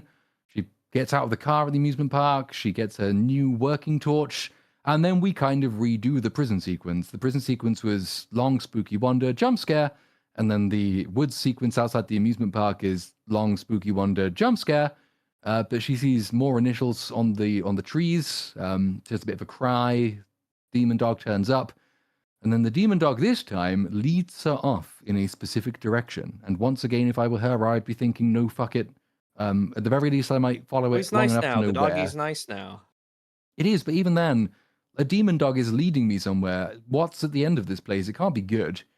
And the minute I see that it's in the one inhabitable cabin in the woods next to the amusement park, I think I'd just be calling the police. Because now I know that the demon wants me to go to this cabin. And this is a place that no one in all of their investigations has ever checked before. So it might be worth getting the police here. I know. There's a conspicuous little lingering camera shot on a bunch of very small marks of the incubus left. They're sort of made out of dry grass and sticks. And they almost look like little gravestones. And they're all over the garden outside this house. And the walls of the house outside, they're all covered in rot. And out from the house comes a mysterious old lady whose face is entirely hidden in blackness until the movie decides it's not anymore. And It then doesn't want to do that anymore. Yeah. It would have been neat to keep that to where it just so happens that her face is kind of in darkness, or we don't ever specifically see her face. She acts as if it's normal, maybe, but we never actually see the face of Norma, I think her name is. Yeah. So that could have been like some sort of a choice that you make with filmmaking. They could, Alright. and so they almost made the choice, and then they made a different choice, and then they remade the choice, and then they unmade the choice again. It's the kind of like you could reveal her face once at the end of the sequence as like a big scare moment or something. That would be cool. But Yeah, or no. maybe she has glowing eyes the one time we see her, because they do that with a glint in the eyes. I'm like, yeah, They okay, do. it's like represents the demonic influence. It's like, okay, it's the thing. Fine. So having met old Norma, she says her name is Norma. Norma invites her inside, and Mia says, "Do you own a dog?" And Norma says, "Oh, he's just out looking for a midnight snack." Ha ha ha ha ha. And Mia goes inside, and obviously there's lots of evidence already that this place is the demon's home because of the rot and the dog and everything else. But Norma is obviously evil, and her Yes. house is obviously evil. It is. There is no possible interpretation of this scene, probably, where our protagonist shouldn't know this. This is a bad place. She's like, nah, I'll go inside. Sure. Wouldn't it may have been better for it to not be so obviously evil, right? Just to, Well, but- yeah. Keeping up An appearances. actual normal house or something. I was like, Yeah. I thought Shelby Oaks was Yeah. abandoned. Also, yeah, one of the things... everybody else ran away, but I got my roots here, so I really wanted to take care of this, family home or something. And it looked really nice and actually well kept, almost like disconcertingly demon well didn't wanna kept, given be- that everything else has gone to shit. One of the things I liked about Rosemary's Baby is that all of the sort of the people surrounding her area are quite convincingly friendly, happy, healthy, hygienic, clean, just chill. And in the first or second acts, right, when suspicious-y things are happening, like she's feeling ill, and the only thing that's changed about her diet, she's been accepting food and drink off this new neighbor. And so it's like, so what is in this? And she's like, oh, great stuff for you. It's good for your nutrition, good for this, good for that. And she's like, what's in this? And then there's like a pause, and then eggs, milk, and then a couple of herbs, this, that. This is a recipe. Basically, actual answers and things that that exist. And you're just like, okay.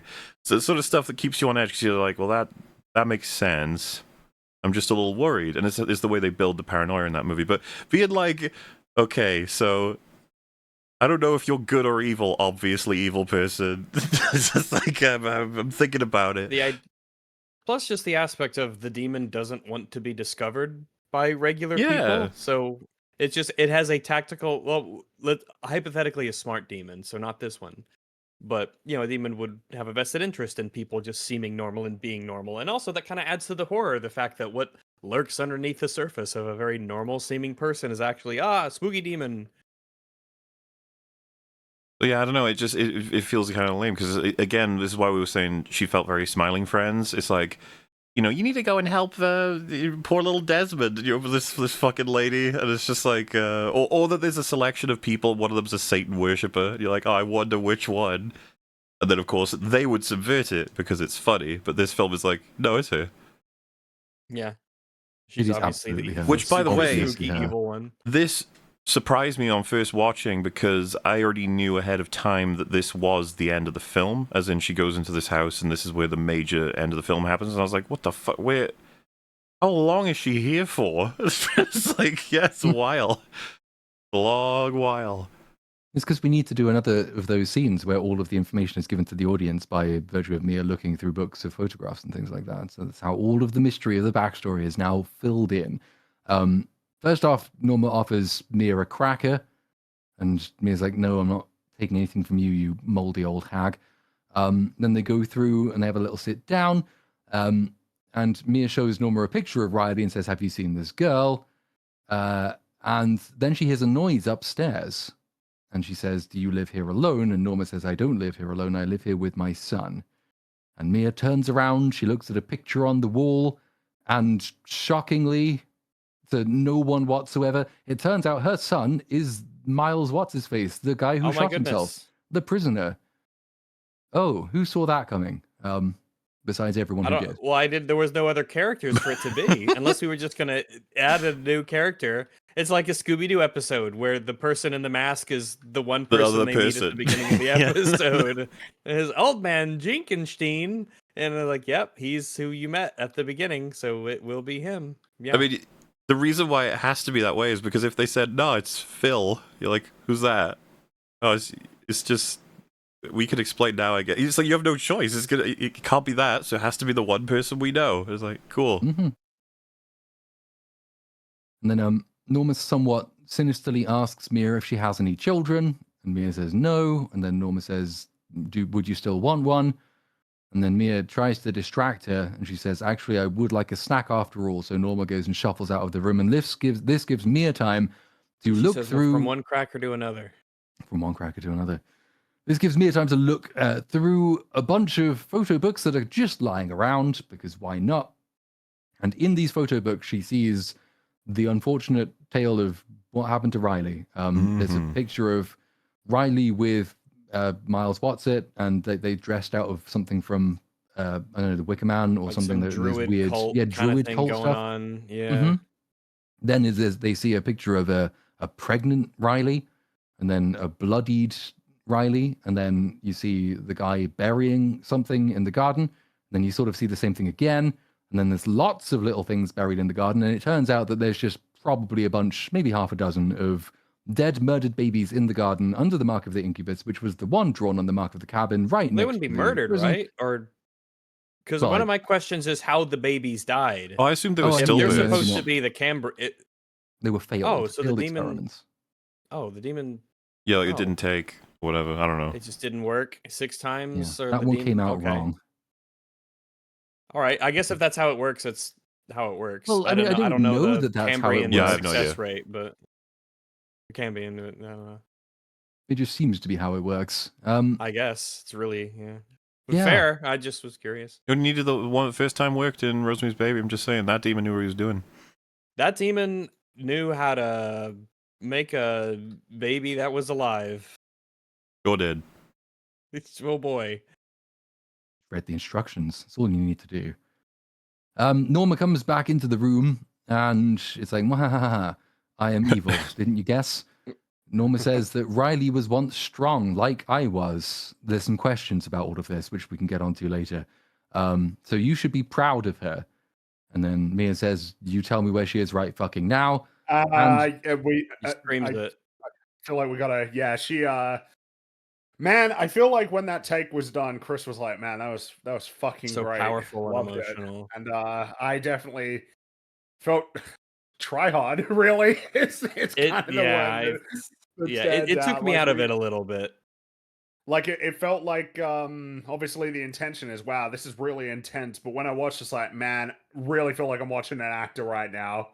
That's how it feels. Like I feel like it should have been more like solemn and character. serious and like demanding in an almost dark way, you know. Maybe it can yell. It can be a yell. It doesn't land very well. It doesn't. I mean, and it was also not helped by the fact that rather than angry, it could also have been fearful, because Mia should be joining Dots and should already have joined Dots. It's like, well, you invited me in here. You wanted me to come here. Your dog led me here. You've obviously got a plan for me. I know my sister might be here, but I also know that I'm in serious danger. So just shouting at you is maybe not the reaction I'd go for. So Something quieter, something more terrified. I don't know. Anything except what she does would be good. There's not So too some many good- moments like it in the movie. Like most of the acting, it's not great, but it's not really bad. It just is. She's This not is- bad. She's okay. She's fine. The actress Yeah. who plays Mia. The same, I would say, can't be said for Riley. new. And we'll see Like, her I in mean, just a few you know, seconds' time. at the beginning of the film when she says, "I'm so scared," it's just I don't believe you. Is very much how I feel. The fact that you're smiling probably is not helping in that regard, but you know. No, so yeah, and Norma says, well, she's right here, and she walks over and she opens up her basement. And it turns out for the Please last go into the basement. Head Yeah. into my dungeon. Get in Of course. A for the secret last door under the 12 rug. years, Riley has been in the basement of the only lived-in house in the only location the police even knew was the location they should be checking. 12 years. Unbelievable. Mhm. Unreal. Yep. Insane. And there's nothing about the old lady that should be able to counter it. She is just a floopy old lady. Yeah. So, She we can go down. amusingly teleport though. That's she does, true. but then Yeah. that's because she has magical But that's powers because later she's on. demon. She's magic demon powers. She's That part become totally- demon, that part checks destroyer out. of walking. Destroyer I think of she can only do plots, it for yes. comedic purposes though. The demon Yeah, has what a do you mean flair for the comedic? It's dramatic. very This all checks scary. out. Yeah. And Mia follows her down into the basement, and old woman sort of disappears. And she finds Riley in a cell, and there's the key to the cell right next to the cell, which is really convenient.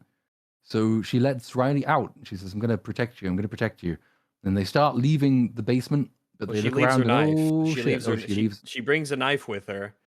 Even She though was like, I should picks have a up something weapon. else, right? She picks up a big old stick thing at Right. some point.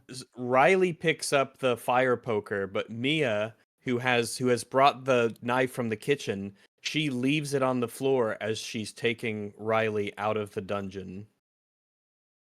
Which you think would be more relevant than it is, given that we are clearly shown that it's what happened, and Yeah, it's a strange but thing she for just her doesn't for her have to have it. done. Yeah, but no, All she- it does is highlight to me that you are really stupid for not bringing this weapon that you specifically brought with you, and now you don't want to Mhm. bring it anymore. But all right. They turn around as they try to leave the basement, and this is where, yeah, old woman is starting to teleport around. Like she's standing far away. They look back, and she's way closer. And this time, she has a big, ominous demon monster standing behind her. Ooh, So they, spooky. they scramble out of the basement, and Mia locks the basement door. But then Riley, she decides that she wants to go upstairs. She's not leaving. She wants to go upstairs, maybe to rescue a baby. So she runs back, and when they go back through the room, the door to the basement is now open again. Oh dear. But we're not doing anything with that for the moment because it's not really relevant. Up the stairs we go, and we find that Riley is cowering, sort of staring at a big red door. And they have a good look at this big red door, and they hear a baby crying from the other side of this big red door. And they open the big red door, and they go in, and they see that the old woman, she's teleported again. Yeah. Now she's in the middle of this giant altar. There's a baby on the altar, and she's in the middle of a satanic ritual. Oh, spooky demon ritual. Oh my goodness. I do love me a spooky She even changed her demon ritual. clothes. I love me. I love a spooky demon This is- ritual. This is so funny. It Almighty just feels like Tarion, it's incubus a of the South North. Park meme. It's like, all hail Cthulhu. It's meant to be scary, but it's just really funny. It gets Yeah. funnier because she starts doing the ritual, and then Riley thinks, well, fuck it, I've had enough of this. So she screams and she runs at her comically with the stick thing over her, raising it over her head. But then the old woman, she decides that she also has the Force. Yep. So she does the Darth Vader thing and she uses the Force. She suspends Riley in midair. Then she uses the Force to throw Mia around a bit. So Mia gets kind of dazed and concussed. And then she just drops Riley because she's done whatever she was doing. Not entirely sure what that was, but Riley's just unconscious. Then she carries on with the ritual, just as she was before. And she says words to the effect of Almighty Tarion, shield this baby, give it the power of your all-seeing eyes, send your servants to protect it, etc. And then she cuts her wrist while doing this, which is an impulse I sort of sympathize with while watching the movie. And then it ends, and then old woman just kind of crumples to the floor. She crawls over, and Mia is just watching her do all of this, by the way. Mia is not, like, severely incapacitated, mildly concussed, I suppose, at most. She crawls over to Riley to make sure Riley's okay, but she doesn't do anything to stop the ritual. She just watches as the old woman, Norma, very slowly crawls across the floor to where there's a little extra shrine, and the shrine has pictures of Riley, has pictures of all manner of stuff. It has pictures also of Mia and Mia's boyfriend, and she smears blood down it. It's got rituals, it's got fucking the initials of Riley and Mia. She smears blood down it, and then she dies. No. This whole sequence plays incredibly weird. It's what you pointed out. Like, Mia's just kind of watching this happen. It doesn't. I think She there is doesn't ask any intent. questions or say anything or try to stop her. Or This is What do you because think the so intent is? Stuckman's intent with this is that he needs to show, and he wants to do this without conveying it in words, that the ritual changes something about Mia's priorities. So you see when the woman is completing the ritual, like before she's finished it, Mia goes to check on Riley. And as soon as the old woman has done the blood thing on the wall and she dies, Mia immediately leaves Riley and she goes to check on the baby instead. And I think it is deliberate. I don't think this is just the natural course of events. I think Stuckmann is trying to wordlessly convey that the ritual has changed Mia in a very important way, which will become relevant shortly. And now the focus of Mia's attention, the thing she wants to protect, is no longer the girl she's obsessed over for her entire life. It is this little baby creature. I think that's what he was going for. Maybe it's not a I'm bad wrong. idea. No, It's not a bad idea. You know, it's not like Yeah, it's but mostly I like mean, an execution pacing kind of issue, but the idea buried there is a solid one. there's It's an just idea like, there you for know. sure, but the way that it's presented here, as you're watching it, I think the normal reaction is, "What are you doing? You're just sort of sitting here not doing anything while a spooky old lady is doing a spooky evil ritual, and you're just sort of like letting it happen for seemingly no real reason at all." especially since you already know the demon's gone after Riley. So that you could just as easily say to protect Riley, Because she demons has already to stop got the ritual. Riley. Yeah, exactly. So why are you just sitting there? Because if she tried to stop her, it The would have movie would worked. end. She'd have the and it would end. telekinesis hold her in the air. She couldn't have done anything. So you But might you as figure well that, watch yeah, or maybe they would have whatever. done that like that, I guess. Some way of immobilizing her, but while she's able to move, I don't know why she wouldn't just keep trying. Particularly even if the old lady kept throwing her and she kept getting up. I just don't really see why she wouldn't keep trying to stop the ritual. Seems like it would be a worthwhile thing to do. I feel like any person in that situation, particularly if they'd come to believe that like magic is real, which she's seen evidence that it is, be like, man, I don't trust that this ritual is going to end well for anybody here right now. So probably try and stop that. Or she has some sort of dialogue with Norma as she completes the ritual. She basically gives her life to make this ritual happen for her dark demon god thing. And so Mia could be like, especially because it's been 12 years and she's been obsessing over this, is like, why? Tell me why. What's going on? Why are you doing this? Why her? You know, give me some answers, damn it. And Norma could give some kind of like either cryptic or slightly explanational thing on what the demon is, what its nature is. Rags. something. Here's the thing. Film is a visual medium. True. So we don't need any of that. Except for that Yeah. part at the beginning where we got like 30 minutes of non-stop exposition. Well, you have to do that because you have to tell everyone what the story is going to be about. That's a necessary evil. That's the Tarian of filmmaking. Oh, it's lovely, isn't it? Yeah, I mean, anything else to be said about the scene? The scene just sort of ends, really. We fade out to the next bit, which we can just do, I guess. Yeah. So, yeah, we fade out into the next day. Presumably, it's not entirely. I think it is the next day. We're in hospital. Riley is there. She's looking pretty the worse for wear. You get Mia and the boyfriend is back for the last time we see him. He doesn't say anything. He's not relevant. They're waiting to hear the good news, which is that Riley will be okay, and also the baby will be okay. Now, if you look at Riley, your conclusion probably is not, yeah, she's fine, because she's all right. She looks traumatized. Held in a basement for 12 years. 12 years, doesn't repeatedly speak, bred basically. by a demon. Not great. Even if you don't believe it was a demon, she's been repeatedly raped and forced to give birth. She can't speak, and as we shortly see, she has to be bottle fed. So she's basically a vegetable. I would not, as the presiding physician, conclude, yeah, she's ready to be discharged and sent home. Yet that is what happens because we need to end the movie now. So they get sent home, we go home, and the interviewer from the beginning of the movie is back because not only is Riley totally fine to be sent home, she's also well enough to consent to being used for a public film about how vegetative she now is. I don't want my sister's name dragged through the mud for da-da-da. But she explains that Mia says that she'll Riley, she's going to be okay. It'll be a long process, but she'll be fine. And then she leaves and sort of tucks Riley in at night. Riley is sleeping in the same bedroom as the little baby in a crib, which will be relevant in a couple of seconds' time. But before we get to that, we go outside because Mia is saying goodbye to the interviewer. And the interviewer says, you told the police this is how you found the place. What really happened? And Mia mysteriously says, it's like something just wanted me to, I guess. Ooh. Okay.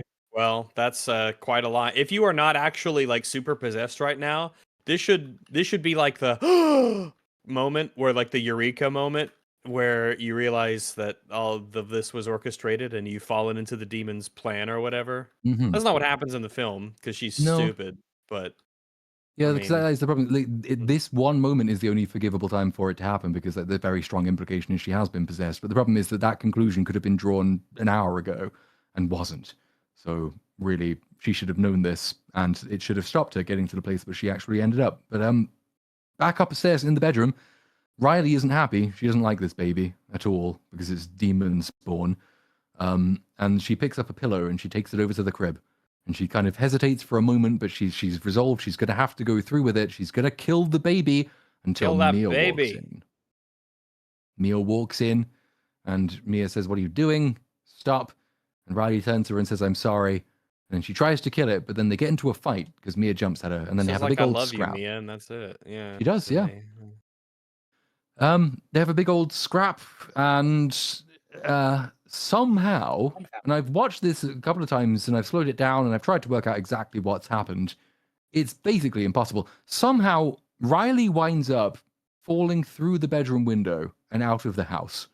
It's actually not, if you look at it closely, she doesn't seem to have been deliberately pushed.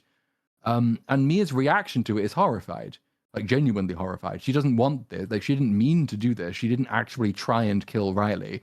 So you're kind of led to believe that, though semi-possessed purely by accident, Riley happened to fall out of a window and just die. Well, no, hold on. She doesn't just die. We'll get to that in a second. Which is weird because I would have thought if you wanted to convey uncomplicatedly that Mia has been possessed and is in the demon's clutches, you would have made it less ambiguous than that. But Stuckmann evidently wanted it to be ambiguous. And I think maybe this is just a relic of the previous ending, which was supposed to be less declarative. So the manner of her falling is allowed to be probably more opaque than it should be for what we actually get. No, you are correct. The momentum here doesn't make any sense. She goes to, by the way, trying to rushedly suffocate a baby, it's not going to work. Just rip his head off, probably. You're probably strong enough to do that, actually. Can't really rip the face off a person with your hand, but you could probably tear off the head of a baby or at least kill it in an attempt to do so. If you're desperate to do that. But to go I'm going to quickly suffocate, it's it doesn't really work that way. Also, strategy-wise, going to be really hard to kill a baby and get away with it. Maybe just wait for a better time. Not right now. Strategize a little bit. Also, you do realize that Mia's going to try and stop you, right? So what are you doing? Yeah. What do you think? Okay, use a pillow quickly enough, and then before she just runs across this relatively small room and stops. What are you doing? So I'm slowing it down here. See, they're both at the baby, both at the pillow. They both come up and back, and then she just somehow gets flown over to that other side, and then goes through the window. Also looks through all of the glass and the window. Yeah, so get sort of thrown a bit, but instead, and then Mia disappears in this angle, even though she should be she's just gone. Kind of in the way there. Well, and also the cracks in the mirror, window it doesn't matter. She smashes through the whole frame and the upper window. It's just the cracks wouldn't make a difference. The cracks wouldn't have, if there were no cracks in the window. If you threw yourself against the window, you probably wouldn't like go through it. Probably not. No. Windows are not like obviously we like broken glass. Yeah, if you threw a baseball through it, that's one thing. But like No, but windows this is do have some breakaway. This durability. is breakaway glass. She goes through the window. whole thing. Look at In this. Yeah, the in the frame and real all. Yeah. situation, it's breakaway. It's breakaway glass in the film itself, not just as a prop. So that's why. That makes. I mean, that does make sense. Solved it. And off she goes. Off she goes. Off she goes. Down she goes. Out into the suburban ground area. She just. And then oof. dogs. Then Well, dogs. this is the thing. Yeah, as we mentioned, this was the original ending of the movie. The original ending of the movie would have had that you get the top-down view of her lying there, and probably like a reaction shot from Mia, who's terrified and traumatized.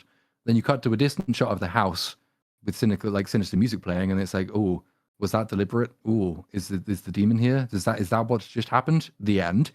But Stuckmann was told he could reshoot the end and add bits in, but he was told to add bits into the script that they said they liked but didn't see in the film. So maybe this was always the intent and he just didn't do it for monetary reasons and almost accidentally made a better ending than he did. But he went back anyway, he changed it. She's lying out there, Mia is looking down, she's like, oh my goodness, what the fuck has just happened? Then you hear the sound of the hellhounds, and then you get like a camera angle from their POV as they're rushing toward poor Riley lying on the floor, and then they eat her. Yep. If the devil didn't want her alive, why'd they keep her alive? As in post-baby release, at this point, you know? I get really confused as to what the demon wants. Why does demon need to involve Mia in this at all? You have Riley, just possess Riley and have Riley be the one who takes care of the baby, and you have Norma up there as well who can do it. If we're supposed to just outright buy, like axiomatically for this demon it wants Mia, then the whole film was it doing all of these things to get her. But there's just loads of these little pieces of like, but why did you do that? Why'd you do this? Why'd you do that? What does that have to do with this? And what? You just possess her at any time. You just have to touch her. Yeah, that too. You could touch her in the prison cell. You could touch her anywhere you want. You're a demon. You could basically go wherever you want, do whatever you want. You've got magic powers. As long as there's not a window in the way, apparently you can just do whatever you want. So I did try and lay out this plan from sort of the demon's perspective-ish, or at least like what's happened to get us to this point. It's quite difficult to do, and when you do it, it doesn't make any sense. But as best I could work out, the incubus either possessed or it was created by Norma, because that's a little bit unclear. And it was done to haunt Riley as a child. And it would haunt Riley as a child, so Mia would go and sleep in her room back when they were children. And then the incubus inhabited an entirely unrelated criminal.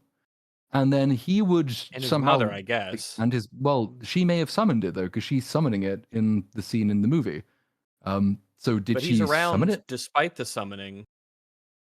Yes. But then is she channeling it? Like, is she the reason it takes the form it takes and does the things it does? But then she also says that Riley was strong like I was, which implies that it took over Norma a long time ago. So that implies that Norma created a Cambion, a demon baby. Yes, and that demon baby maybe was the guy who shot himself, because that's why he takes why get the rid of demon with him? Why go through all of this trouble to get Norma to have a baby that she raises to become an adult, who then who kills some kids in a cabin and then kidnaps this one person so that he can kill himself afterwards? Because the demon found a new apprentice, one far younger and more powerful in the form of the baby. Much younger, as it turns out. I mean, I think the film's rule will be something like, well, the incubus, it wants progeny so it can just sort of perpetuate itself through the world. So obviously, like, you get one demon child and it grows up to be a man, but you want more demon children. So why not just go around the world raping women? I don't know.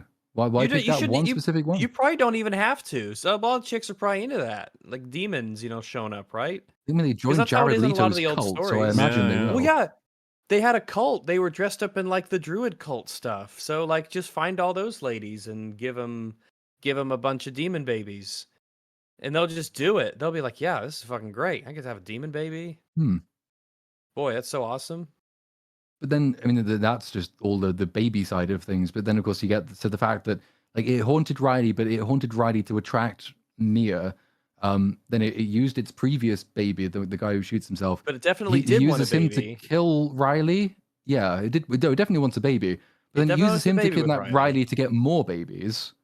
Like so, she But can most give of birth them to an don't even work better out. baby. Most of them don't work. No, most For of them some just reason, they just they don't. get chucked in the garbage recycle bin.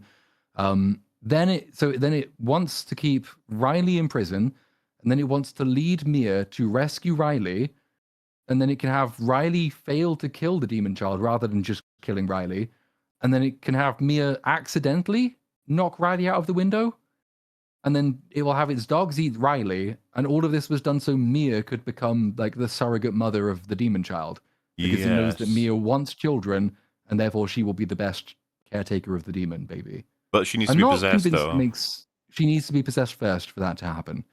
But Riley wasn't Yeah. possessed during all of No, this. No, not seemingly Riley. I just- meant Mia, but yes. I would make because surely you would want to possess Riley because that would just make everything Easier, exponentially yeah. easier. Maybe she was too strong. Too strong. But if she wasn't possessed, then what it means is that in all those photos and stuff of them hanging out in the druid outfits and everything, she just never ran away. Because I imagine it would not be that difficult to get away from Miles physically. He's a bit of a chunko. Yeah, and I mean you're not too far away from being able to spot someone, like just anyone. Yeah. I think that there are plot issues with this film. A few, yeah, 1 or 2, 3. 1 or 2. But that is the movie. That is the end. The last shot is you see Mia screaming as the demon puts its hand on her shoulder. So with all this known now, seen a- are we to conclude that they had the successful pregnancy, the baby is born, and then the demon's like, right, it's time to get Riley in, so I'm gonna command my possessed Chungus to take the tape to her, because that'll put Riley on our trail and get her eventually to this house, while also not compromising us in any way with police or anyone else, because I know exactly how everything works perfectly. And so that guy gets sent to the house and also released of his possession right before he kills himself. Or is it because he was released from the possession in general that he decided to take the tape to her and kill himself on her front door? Because he says the line he speaks is, "She finally let me go." Yes. Why that he's no longer possessed? But if he's no longer possessed, and that might be maybe did he want to reveal all of this? Did he take it there because he knew that this would allow Mia to discover the truth? I thought But maybe... then if that's the case, then it's not the demon doing it. But then later on, the demon leads to there. So which is it? That's why I figured that the whole movie, like the reveal, the scary reaction, was like, oh, all of this was the demon's plan. He throned it. He just knew it. This was everything he wanted, even though it went wrong in many ways and could have gone way worse in many ways. This was all the plan. I mean, you know, we're not fucking around here. That's supposed to be the horror of the end, right? It's like, oh, all of your efforts, and it turns out you did exactly what the demon wanted, and you've become its new creature, and you're gonna have to raise the Satan child or whatever. And it's like, oh, that's real scary. But of course, I'm just thinking about all the events, being like, wait, none of that makes any sense. It doesn't. And that's without even obviously accounting for the fact that the movie makes no sense in completely broken ways about a dozen times before we even get to that point. But yeah, it's just, it is certainly a film. It's not a good film. No. No, it isn't. It's It a isn't good at particularly all. broken film. It's probably got less structural integrity than most modern shit horror movies do. But it Which looks is a like a little bit of modern a shit horror surprise. movie. So that's good. I'm a little bit surprised. If you ask me what do you think Stuckmann's like first feature film is going to be, my answer would be like, it's probably going to be Safe like and fun. dull, like sort of lame, dull, middling, like a 4 Safe or and 5, fine. something like that. Not very complicated, not very interesting, doesn't have much to say, isn't particularly effective as a horror movie. But, it's like relatively competently constructed. Unfortunately, that turned out to be a bit of an overestimation because this film was quite broken. Yeah, whereas... Quite remarkably broken. As Rags just said, safe and fine would be the expectation, but we ended up with safe and not fine. Like, there's nothing in here is breaking anything. No one's going to get surprised by anything in here. Very technically acceptable and okay, but as was mentioned, it looks like a film that goes like you would go to a theater and see this film based off of its look and how it's shot. But I think just the strange pacing of it, the construction of the plot and the montage of investigation bits, just bumping into the characters and then they're not in the movie anymore. The fact that she's got a husband boyfriend and he just sort of shows up and he's gone. And just the fact that the plot is like actually awful. It's terrible. It's a terrible plot. And I think it shows in the fact that the response to this film has actually not been great at all. This film has not been like reviewed particularly well, and it seems like the reason why that's the case is because a lot of these problems are like really apparent. Maybe somebody doesn't sit down and actually sort of try and figure out exactly how all of it works, because it does seem like a lot of people will watch horror films and are not very interested in thinking about why anything is playing out as it does. Maybe partially because, oh, well, it's horror, it's spooky, right? So it's a bit, you shouldn't expect everything to be like sort of logically easy to map out, but the overall structure of the film and the readily apparent like issues such as 12 years, really 12 years, and nobody figured that they should just like drive down the road to the most obvious place in the world that anybody would be looking for these for Riley. It's that's the kind of thing that like jumps out to most people, I would say, is like, that's like a big problem, man. It's like the smell test issues with plot. You just wonder, like, wait, just the casual observance of these sorts of things. Something's not right. This wouldn't be how it worked. Why are we here? What? I think the normal person would kind of pick up on those. Maybe not the specifics necessarily, but the more they think about it, and the more it's the kind of stuff where it's like on the drive back home from the theater, they're like, wait a second. Yeah, a lot of stuff don't make no sense. Back home from the theater, because obviously when people are watching a film, they're generally pretty willing to go along with it, even when it doesn't make sense. But unfortunately, a lot of the time, when it doesn't appear to make sense, there's nothing waiting. There's no big reveal to come that's going to recontextualize everything and fix it. Those issues that you noticed, they were just problems the whole time. And then the problem is that like it doesn't really have any big. It's what is here. If you move past just the general analysis of the plot, what's in this movie that would really jump out, that would make someone super excited about it? What is exciting about this movie? Especially when you put it on the grading curve. When you put it on the grading curve of this is someone who's been doing movie review and we'll call it analysis and kind for like over a decade. Your movie should be pretty good. You are poised. His priority is horror as well. He's always been specifically interested in it. Because I would think that, because if we made a movie, like I would think that, it might not look great and be shot all that well, because I don't think any of us have like any technical knowledge. That's something we'd have to learn. We don't know anything about that as far as I'm aware. I don't know anything about like cameras and all the technical behind the scenes stuff. No clue. But I think that if we wrote a movie, it'd be written really well. Fucking no pressure there, huh? Like, yeah. But I think my one's coming out like not even that long. My short film, she's just sitting there like it better be fucking good. But you know what I'm saying, right? Like if you put it on, like if we were to do it, you'd expect this. But when he does it, it's like the opposite, where it's like, yeah, all the technical parts are really good, but the story part of it is terrible. Well, it's the unforgivable thing. Like the story is the thing you can do on any budget. You can do it for free. It costs you nothing except the time sunk into doing it. That's not the expensive part of making a movie. So there's really kind of no excuse for not making it. It doesn't even have to be good. At least coherent. Like a basic mystery plot that doesn't solve itself within the first 10 minutes. That's not too much to ask. And I'd like to think as well that if we were hypothetically making a movie that quite a big studio got involved with and gave us a bunch more money and a bunch of very famous people got involved and gave us notes and helped us make it, that we might be able to figure out some of the camera stuff to make it look half decent. But this movie is like, it's fine to look at. Like if you don't pay any attention to it, like, all of the stuff you would expect that they spent money on is fine. It looks okay. Nothing remarkable, but good enough. I like it when they use, I think the demon design is okay. That's what kind of everything in it is okay. The settings are okay. They've picked some spooky locations. Cool, good stuff. But the unforgivable thing is the thing that you can work on before you have all of the support and all of the money. And the thing that you did work on, apparently, Stuckmann, which is writing the script over the course of many years. how do you read it yourself and not realize what the problems are? How do you send it to other people and have them not notice what the problems are? More to the point. Unless they just weren't particularly. I mean, either they. No criticism. There's just no.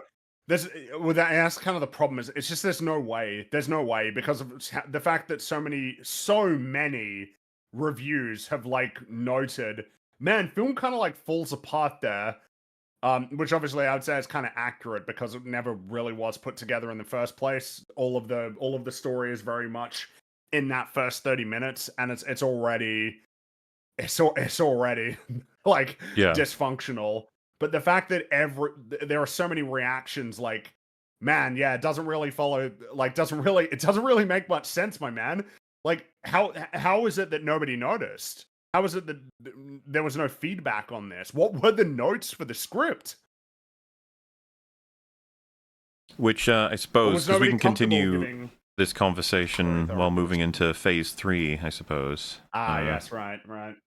Which probably does say something about how empty the movie is, though, that we've managed to fit in like a 25-minute video at the beginning, an entire movie breakdown. We're still only 4 hours in-ish to the stream because there's just nothing in the film. We anticipated this, yes. Yeah. One of the things that sort of came up when watching the behind-the-scenes stuff a couple of times, 2 or 3 times, and these are only like 5-minute videos, they would say things like, oh, so today's been really good. Like, we're so far ahead of schedule. We're really surprised. And I was going to ask, like, personally, if I found that in anything I was working on, like, I almost dread finding out that everything's going suspiciously easily and that I'm so far ahead of schedule, because it means that I've missed something or that there's not enough happening. I don't know if I'm alone in that, but that would have been my red flag. I mean, you just need the context on all these things. It's like with all the variables that could have gone wrong and were likely to go wrong, and none of them went wrong, and you knew how and why all of that. But okay, I guess But I guess I know what you mean. It's like, wow, that was all really quick, easy, and no problem to do all that. And it's just like, really? Okay. Whole movie. Damn. Good, I guess.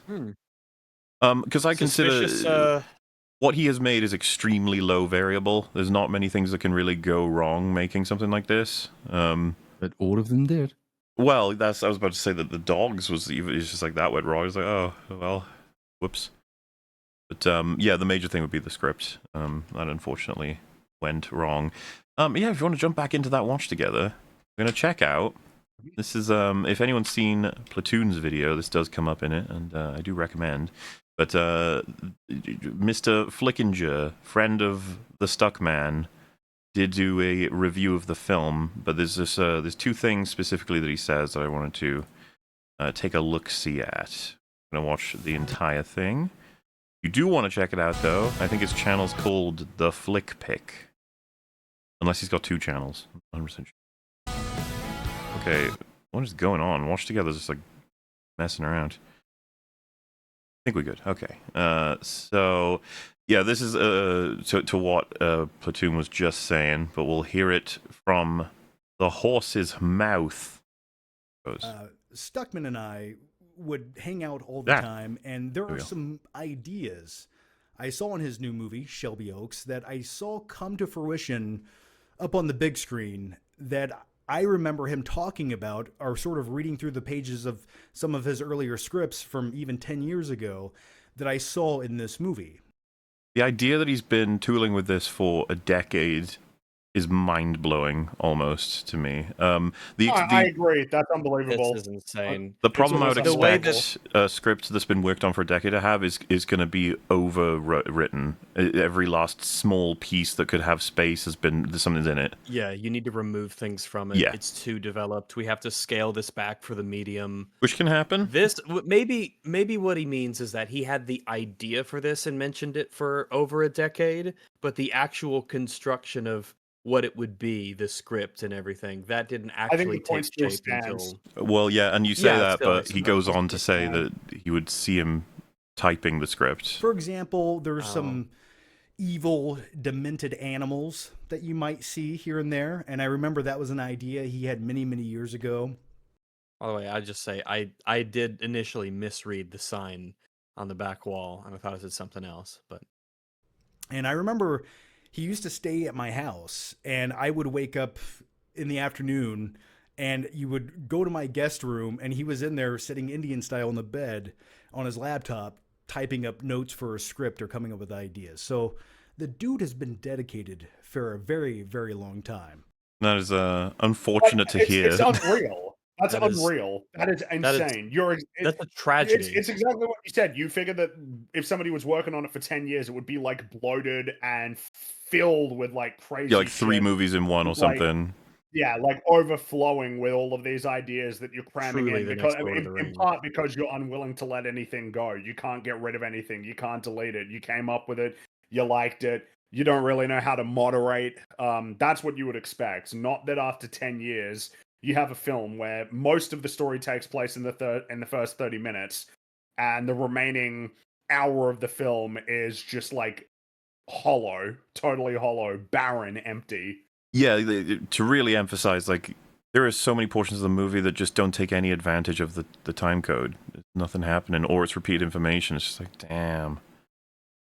You'd have thought when you repeat redraft or you keep injecting ideas, you keep going back to the beginning when you've concluded things at the end. You're like, oh, I'm going to put this here because that relates to this. I'm going to put this over here. Oh, yeah, that needs to go now because that's actually not useful anymore. Oh, but this is, though, and I'm going to put that there. What does this scene Yeah, do? yeah, Does just this seem redrafting is purposeful? a- Does this seem purposeful? 9 times out of 10, your redraft will be better than the prior draft, but it can happen that you can ruin it, and that's the problem that I would expect to come from someone who worked on something for 10 years. Or you could get the good result, which is it's the best script you've ever written, and you've made it good over 10 years. Cool, if that happens. But yeah, and then so there's that, but there's also, this is kind of his concluding thoughts on the film from, again, someone who's a close friend of his for some time. So this is from someone who is, you'd have to argue he is biased in favor of Chris, I would say. I do. And here's my main like constructive criticism. Chris should maybe for his next film direct something someone else has written and step away from writing just for his next film. I think he should focus on just directing it and getting. This would be if I heard this would be the dagger to my heart. Yes, it'll this have is to. what It'll people kill are you a bit. saying when they're not being fully honest. This is watered down. Mm-hmm. Oh, absolutely, yeah. Is. Nobody wants to be mean. That's what if you that's watch like like the looming, lingering sort of sentiment around this film is when everybody's saying all of these things that are really critical about it. Nobody really wants to be too harsh. Nobody wants to be fully honest, I would say, in terms of how they feel about it. He is trying to dress it up in the nicest possible way of conveying the mildest possible point. But I'm not convinced that Stuckmann would actually take this hugely personally, because in one of the videos that we played in the first chunk of this stream, he talks about, I don't know if I left this in, I can't recall, but there's a bit where he talks about what he expected when he wanted to become a director. And he actually says he was incredibly naive because he thought that once he'd met the right people, he would be able to just sit down and direct things that people gave him. He didn't realize the importance of learning to write scripts and how to pitch scripts. So it's like, the reason I don't think he'd be necessarily offended by this is that his idea of being a director does seem to be, like, ideally, other people write the scripts and you just direct them. That seems to be what he wants to do. It's just that that's not how you actually get into the industry, as he found. So he had to write a script or learn to write the script. But even knowing that, and I'm sure this guy knows that because they are friends, it's like he's still struggling to convey even the mildest form of rebuke to what is very obviously completely broken. That is, I think, the best interpretation on the limited damage to Stuckmann's sort of heart and soul from the friend saying this. But the other version would be that he obviously has worked on it for 10 plus years, had invested this whole project into a writing and directing format. He would have been at every step of the way invested, and then he's told by someone, don't do that part. Just don't. Which is like, oh wow. Yeah, what like, you would hope to hear from a friend and, is like, your strengths in the script were here, here, here. You're, lacking in here, here, here. But instead you're just told, nah, just don't. Like, oh. Let's put it this way. If you three check out my short film and that's your conclusion, I'd be pretty sad. Like, okay, I guess, yeah, all right. I think that's the only reasonable reaction. Like, if the writing, if you, because everything that was described over that 10-year, that's the writing of it. That's coming up with the idea. That's putting words to paper. If I had, I think I yeah. bungled that saying. It's you're writing it. You are writing it. He was sitting at his computer writing it, coming up with the ideas and making the script. And then it's like, yeah, none of that. Don't do any writing, my man. You should just let someone else give you their story, and then you just get the camera and get the shots for them. All right? It's like fucking hell. 10 plus years in something that I care about, that is a career of mine, and I couldn't do the thing, I'd feel like, oh, my self-esteem would fucking plummet, man. Like what have I been doing? What happened? How come I can't do this? That's how I'd feel. I'd just be devastated. Well, and I guess directing it, right? A lot of people saying you did a really great job directing. It's like, isn't storytelling a huge part of directing? It's like, you could say he has good shots, but that's director and cinematographer's team, if you so to speak, right? It's like the story. Nobody has good things to say about the story. The thing that is being shot does not seem to be very good at all. In fact, is quite bad. Yeah, not even necessarily just talking about writing. It's writing and then everything that facilitates story, and it's just like, damn, that just didn't make it. Yeah, the overarching thing is like, hey man, you can frame a shot decently, so just do that, but just let someone else handle like the reason why we're even here in the first place, because we're not going to the theater to just watch a string of decently well composed images put together. That's not why we're watching a movie. We're there for the story. We're like, yeah, no, we don't need you to handle that part. The most out of the performances and showcasing what he can do with a camera and the cinematography and telling the story visually, and step away from actually writing the story. I don't know, it's just funny. It's like, ouch. Step away from actually writing the story. Yeah, don't make the story of the film. Just sort of like point the camera in places and kind of capture something that other people create, and you can have your hand I think in what's it. bothering me as well is that like what he's describing is less about, because directors who don't write scripts still have like massive oversight of like the nature of how that story is presented to people. It's how you It convey almost it, feels like he's just saying like, be the cinematographer, Like it almost seems like that, rather than because how can you say like the story's fucked and that he was responsible for it? It's like, oh no, but you're pretty good with the visual storytelling part. What does that even mean? If you think that the story I would be curious to broken? know what he means. Does it, like, that's what you're saying? Be a cinematographer, not be a director. Director still needs to have the that touch, essentially, when it comes to telling stories, even when they're dealing with scripts that they didn't write. Well, look at the stuff that Spielberg dramatically improved, not just because he's very good at putting the shots together, but because he has or used to have at least, a fundamental grasp of what good storytelling entails. Jurassic Park, the movie, improves over the book in many considerable ways, not least on the character front, because Spielberg understands how those work, how to write characters better than Michael Crichton did. He makes the movie better by his knowledge of the writing craft as well as everything else he brings to the table. Because for me, when it comes to Shelby Oaks, I don't think it necessarily felt that original at times, and I definitely, as a dude who makes YouTube videos, really appreciated the first 20 minutes of that YouTube vibe of it. But I really feel like the detriment of this movie with the premise and the story was he tried to do more than that wasn't that clip he showed of neon in the TV. That wasn't in the film. They just That's had a a trailer normal shot, I think. Yeah. Oh, that would have been better. Okay. He necessarily needed to for the story, especially with some of the visuals. And I understand budget limitations. I understand that completely. You're talking to a guy who uses party poppers as special effects during live streams. But I really feel like sometimes less would have been more throughout the film, Does that even make sense? He did more than he needed to with the what you're visuals seeing because is of budget constraints. It's kind of what we were talking about a little bit, alluded to earlier. He is struggling. You're not going to know what he actually thinks and feels because Chris Stuckmann's his friend.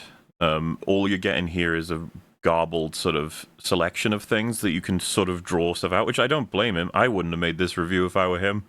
But like, he's welcome to do whatever he wants. No, not really. I don't see the point in that. But like, he's struggling because he doesn't want to like shit all over his friend, but he also doesn't want to be dishonest to either Chris or the audience or to himself. And then you just it's this whole scramble in his head. Yeah, and you get a random collection of thoughts and feelings, which we can all guess the vibe, he thought Shelby Oaks wasn't very good. Like, yeah, we got He that. thought it was bad, but he doesn't want to say that because, of course, he doesn't want to say that because it would be really awkward and uncomfortable. So it's just like, yeah, just but, like, don't do it, man. He still made the video. Don't do it, yeah. But, like, you know, there's interesting information in there, I suppose, as to the creation. And just, why don't we check out someone who, as far as I'm aware, isn't friends with Chris, but a peer. Wait, hold on. Wait, really? I think I know. Who is the next character in our adventure? How exciting! What's happening in your head? What did you think was going to happen? I feel like I've got the different. Where are we going on this adventure? And then we'll see how it all connects. Good old Jeremy Johns is next. Oh, okay, never mind. What's going on with your head? What's happening? Did you think I was going to choose Nostalgia Critic, famous friend of Chris Stuckmann? No, I think the dots were. There was a connection. It's like, wait a minute, is it there? It's like the neurons were like, hold on, this connection's about to. It's like, no, never mind. So okay. It's okay. Let's see what Jeremy has to say. So yeah, this is. He's aging like a fine wine. Look at him with that gray coming in. Like oh man, he's pulling off the. He's pulling it off. Yeah. So we're gonna look at his. These are like his final thoughts. Obviously, you can check out his full review if you wish. Does look good and does have some creepy moments. The film's setup had promise, it just didn't stick the landing. And because I didn't feel that fulfillment with the ending, looking back, the movie just comes across. Oh, it's not playing for you? No. It's not playing for me either. I thought I was playing for me. Ha ha ha. Rags wins. That's one of the two paths. Wait, is his arm in a sling? Did he break his arm or hurt his arm? I don't know. I don't think so. Oh, maybe. Is it up for you guys now? He hurt his arm. He was probably doing some extreme like snowboarding or something like that, or he was doing some wild African animal wrestling or something. Sure. Some creepy moments. The film's setup had promise, it just didn't stick the landing. And because I didn't feel that fulfillment with the ending, looking back, the movie just comes across as slow to me rather than slow burn. But you might be able to look past those flaws if you're drunk. Yeah, now I'm Stuckmanized. Now I imagine this movie's going to turn a profit, and I suspect Chris Stuckmann now has a career as a filmmaker. But I believe it's healthy and even necessary for success to come face to face with your strengths as well as your weaknesses. With Chris, the consistently weakest part of his films, whether it be short films on YouTube, now theatrically released film, is the script. His strength does not lie in screenwriting. I want to see him succeed. Like, it's interesting to me how boldly people, first of all, like a longtime friend, and then someone who's, I know that they've met each other at least, and obviously it appears on YouTube, they're just easily saying, like, don't write, dude. They're like, damn. I mean, that's the advice that I would give. It's either do not write or improve significantly. You understand what I'm saying, though? It's like you'd expect someone to say, hey, I loved when you did this with the writing, or this character was nearly awesome, they just need this, so, you know, work at those things. Instead, they're mostly just saying, don't. Like, oh, shit. Which, no, I get what you mean. It's kind of, it's a little bit awkward, because this is all meant to be trying to be a bit more held back with the criticism, but, like, the actual statement that's being delivered here is incredibly harsh. Don't write. But they're all trying to say it, like, while doing the thing of, you know, almost like the compliment sandwich, right? Like, yeah, like, you know, the strengths are, you know, you're really good with the camera, just don't write. But also, you know, I think that you can extract a lot out of the actors, but don't write. It's like, holy shit. I think I get the impression as well. It's coming from people who don't even pay particularly close attention to the script. Given that they both said that they thought the setup was kind of strong and interesting, which it wasn't, and it breaks very quickly.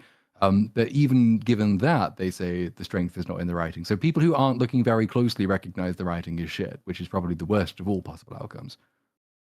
Succeed, and he'll need to come face to face with that reality in order to do it. Either up the script game or direct a film written by someone else. I think it would behoove him the next time around to direct a film written by someone else. I get it, you want to do the whole thing, have your brainchild on screen as you imagined it, as you wrote it. But he can come up with the concept of a story and have someone else write the script. And I think that's the move for his sophomore endeavor.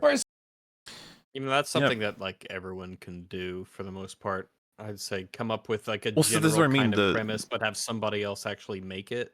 The vibe is like, dude, just don't bother. You can't. As opposed to get better at it. If you can't do it at this point, like, you've been doing this for over a decade, analyzing movies, looking at them, watching them, like, engrossed and completely subsumed by this, movie That's making the thing. culture, this kind of thing. But if you can't do it at this point, what can possibly get you there?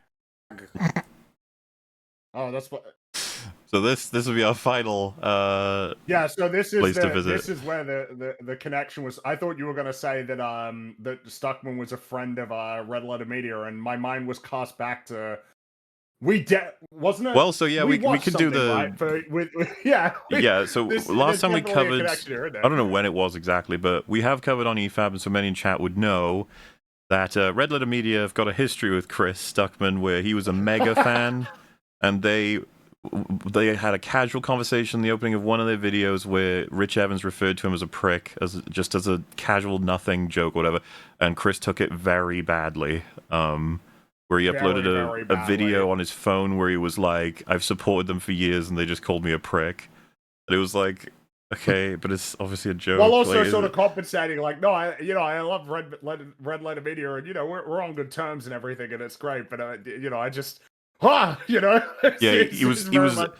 made a tone. major mistake of even reacting instead of waiting, because you could tell he was not sure of what he even thought or what his reaction should be. I'm sure in retrospect he now realizes he shouldn't have said anything, or should have said like, "Lol, it's funny." But yeah, he didn't take it well. Yeah. So if I was going to say they were friends of his, it would be sarcastic. But what was surprising? So this is the Half in the Bag Halloween Hangover, where they just talk about a bunch of horror movies in a row. And I was listening to this anyway, and then Shelby Oaks came up, and I was like, "Oh shit! I didn't think they would be covering Shelby Oaks, but they do." But what I'll say as a variable here, neither of them have seen Shelby Oaks. So you might think, they haven't well, seen it, but they're talking about it. Yes. So what do they talk about? Do me a favor and go check out Shelby Oaks this weekend. It's opening October 24th. There are early showings on October 23rd. Obviously, I hope you enjoy the movie, but truthfully, my biggest hope is that people out there who see the film, someone, even just one person, later, 10 or 15 years from now, comes up to me and says, I got a film made and your film inspired me to do so. Oh. That would be the greatest thing ever. Alrighty. Riley Brennan is now missing. This is all Red Light Media's video, by the way. I'm just being careful. Yeah. I even muted it. We got the cover up, so we'll be fine on my end. Don't you worry. Springy, Rags, and Platoon can enjoy the trailer. You don't need to pause it. I've muted it. Oh, okay. There you go. I gotcha. Another movie that came out in October, a horror movie that did not do particularly well. Technically made its budget back, but not much more than that. But it's been an interesting kind of social experiment. Yeah. To see the early reviews before the kind of more traditional old school reviewers reviewed it. There was the early wave of like YouTuber reviews. And it was very fascinating. The backers of the movie and then just other people that follow Chris Stuckmann and his channel. So I'll be completely honest here. I was even surprised to hear this because I have a distinct memory of checking out the really early reviews and they weren't fantastic. They weren't gave fantastic, it a 6. but they were more positive. All you need is a 6, and then you're good on Rotten Tomatoes. Well, so that was what it was before. Because I distinctly remember a discussing film. Oh, right, it's got a positive Rotten Tomatoes score, like relatively early on. So him saying, Chris Stuckmann's fans got in first, and then the old school actual reviewers got in, and you see this distinct change. I think that's all true, but I even remember reading the people who were fans of him review it, and there was a lot of sentiment of like, as a backer of Chris, I'm pretty disappointed, or as a supporter of his channel, I thought it would be a lot different, that sort of stuff. And I was like, oh shit. But still, it had an okay place. But yeah, it was once it came out in a full release, it was like, oh fuck, it's getting splattered quite a bit. And then of course even by people who you'd think would be very biased in favor of him. Oh, YouTuber makes a movie. That's kind of the angle. But it was very fascinating to see so many YouTube critics find new and creative ways to walk on eggshells. That's what was fascinating. My takeaway. So this is funny, and he's right. Everyone has kind of been, because this is an awkward air around it of like, well, can you do any better? And it's like, well, it doesn't really matter actually, does it? No. Why wouldn't anybody say that like it means anything at all? My response to that is always like, if you give me, give me the movie's budget and I'll see what I can do. but like I don't have a spare $2.5 Well, yeah, million dollars, which will make it difficult to do. Give me, all right, we'll be fair, please. Give us 2 million. All right, we're just asking for a I'll handy do 2 million. I'll do better for less, even more. Just hand us over 2 million, and we'll see what we can conjure. For the movie is not the movie, because I saw the trailer. I went on Amazon trying to purchase a pair of kid gloves, and I couldn't find any. They're all sold out. And we don't have anything against Chris Stuckmann. I don't know him. I have no connection to it anyway. But that was the angle that they were kind of seemed to be marketing the movie on.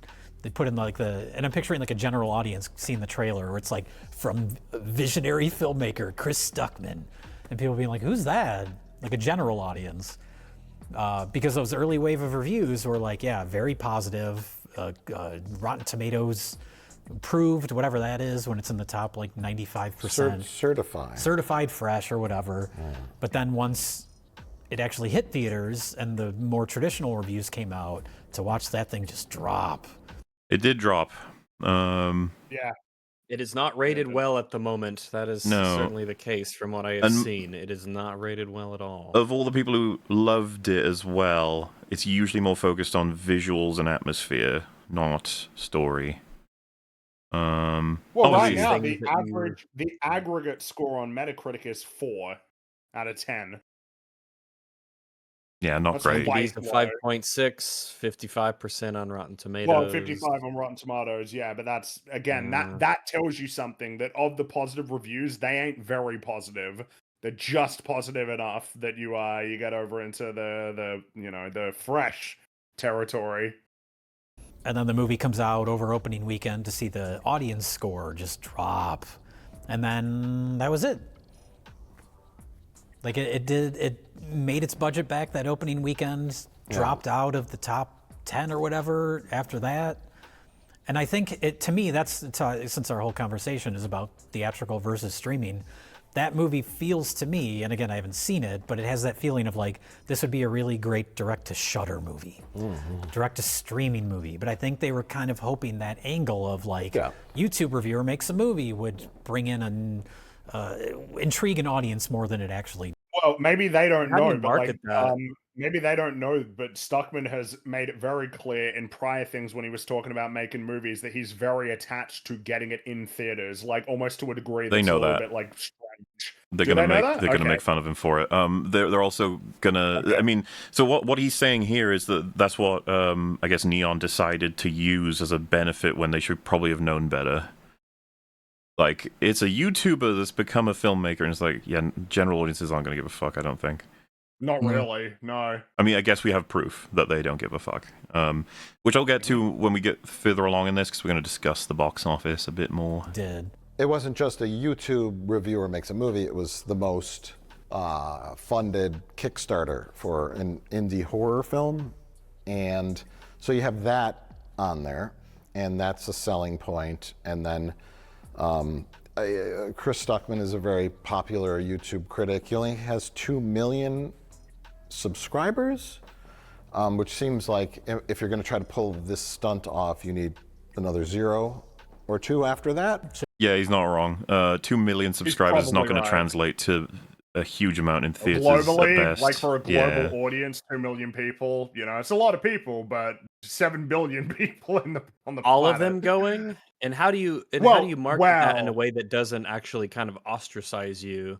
Like, if you go see a trailer and it's specifically marketed, made by a YouTuber, is that going to make the average person want to see it more or less? Is there something I need to know? Do I need to know anything about this YouTuber before I need to see this film? If that's the way it's being advertised. Did they include that in any of the trailers though? Because from what I remember, like they make a big from director Chris Stuckmann, and then they throw Flanagan's name in as well. I mean, I think they understood that the YouTube thing probably had a minimal appeal, but they hoped that maybe the fan campaign, and particularly those like the short videos and the Kickstarter, suggested that like the YouTube audience itself was enough to get quite a significant number of views. So there must be an innate quality in it that will gain a much larger viewing in a general audience. Also, nothing else released in October, and it's a horror movie month, and this was incredibly cheap. We could maybe take a risk on this incredibly cheap movie, and fuck it, who knows? Best thing that can happen is we have another Conjuring universe on our hands, and the worst thing that can happen is we don't even lose any money because he paid for half of it. So I don't know that they leaned too heavily on the YouTube side of things. I think they just thought it's a low-stakes gamble. It doesn't seem like they did, but it's kind of inevitable that it's going to be looming over it, because of course it is. YouTuber, you know, he's in the big city making his movie, you know, and it's being released in theaters as well. That's the thing as well, in cinemas. I know. I think some people think it sounds silly. The quote "only 2 million," but the thing is, if you remember, right, any given videos Chris Stuckmann releases, the 2 million are not translated into 2 million views, and the view counts on certain videos could be. Let's just say, for example, I'm not looking at one right now, but let's say there's 200K on one of them. Like, oh shit, so that's 10% of his audience. It's like, no, probably less than that, because some of those views come from people who aren't even subscribed, if not a sizable chunk, because it's a hot topic, presumably, whatever movie review it is. And so it's like, so do you really think that 2 million are going to go and see the movie when they're not even willing to watch the videos from the channel they're subscribed to? Which, by the way, this applies to all channels pretty much. It's just that's why you use those metrics. It's like you need it's going to be a fraction of the number, so you need the number to be huge, like enormous. Mm-hmm. Well, yeah, because you're asking these people to go to the cinema and pay money compared to just clicking on a YouTube video that pops up in their feed. There are the amount of essentially effort that is required on the part of the viewer to watch a YouTube video is a hell of a lot lower than getting them to go to the theater to pay money to watch a film for an hour and a half. But sure. I think right now it's worldwide just crossed over 4 million. Okay. And for 1,800 screens domestically, I think they're probably hoping for a opening weekend of 10, 15 million. Again, comparable to like a Blumhouse thing.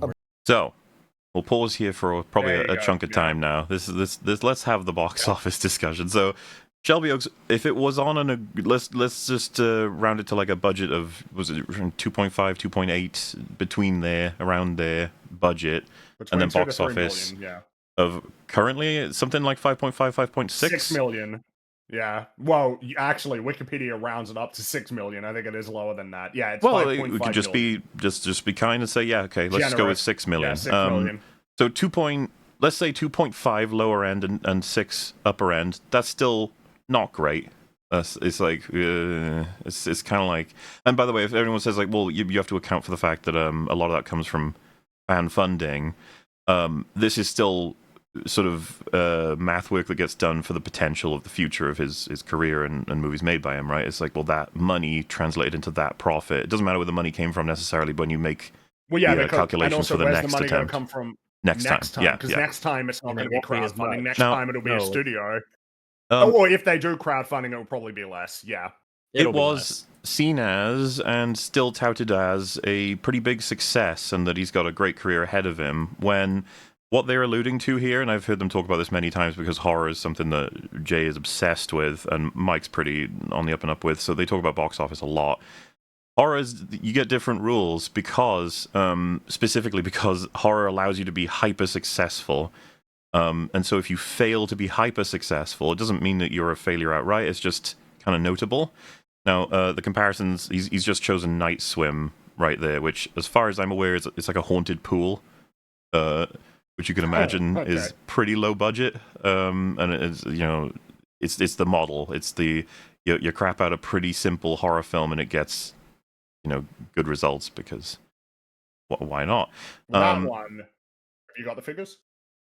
Funny enough, I thought I did, but I don't. Do you mind finding that while I continue to talk? $15 million budget and it made $54.8 million. So yeah, we could do ratios or whatever, but I'm just going to go through this list here so it gives an idea. The Invisible Man, 2020, 7 million budget, 145 million box office. Nice return on investment, that one. That's a crazy good one. Yep. Long Legs, 2024. 10 million budget, 128 million box office. Ooh, pretty good. Yeah, pretty good return there. Ma 2019 is like I think considered like a psychological thriller, so it's borderline similar horror, but budget 5 million, box office 61.2.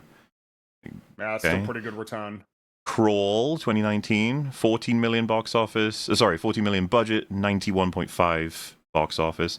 Midsummer. Yeah. I'm sure people have heard of that one. 2019, 9 million budget, near 50 million box office. So Again, just Pretty like, good. Yeah, it's pretty good. Pretty good. Yeah. Smile. 5x. 2022, 17 million budget, 217 million box office. Yeah, Woo, amazing. Gee, on cha-ching. that one. No wonder they made the That's- sequel. Oh, smile indeed. I'm sure you're all aware of A Quiet Place, 17 million budget, heard of it. 341 million box office. Major success. Yeah. Barbarian, 2022, 4.5 million budget, 45 million box office. Right, Damn. we're getting pretty close in comparison to the budgets for those films. Well, on that note, Terrifier 2, budget 250,000, box office 15 million. Yeah, pretty good. Pretty good. Jesus Christ. Yeah.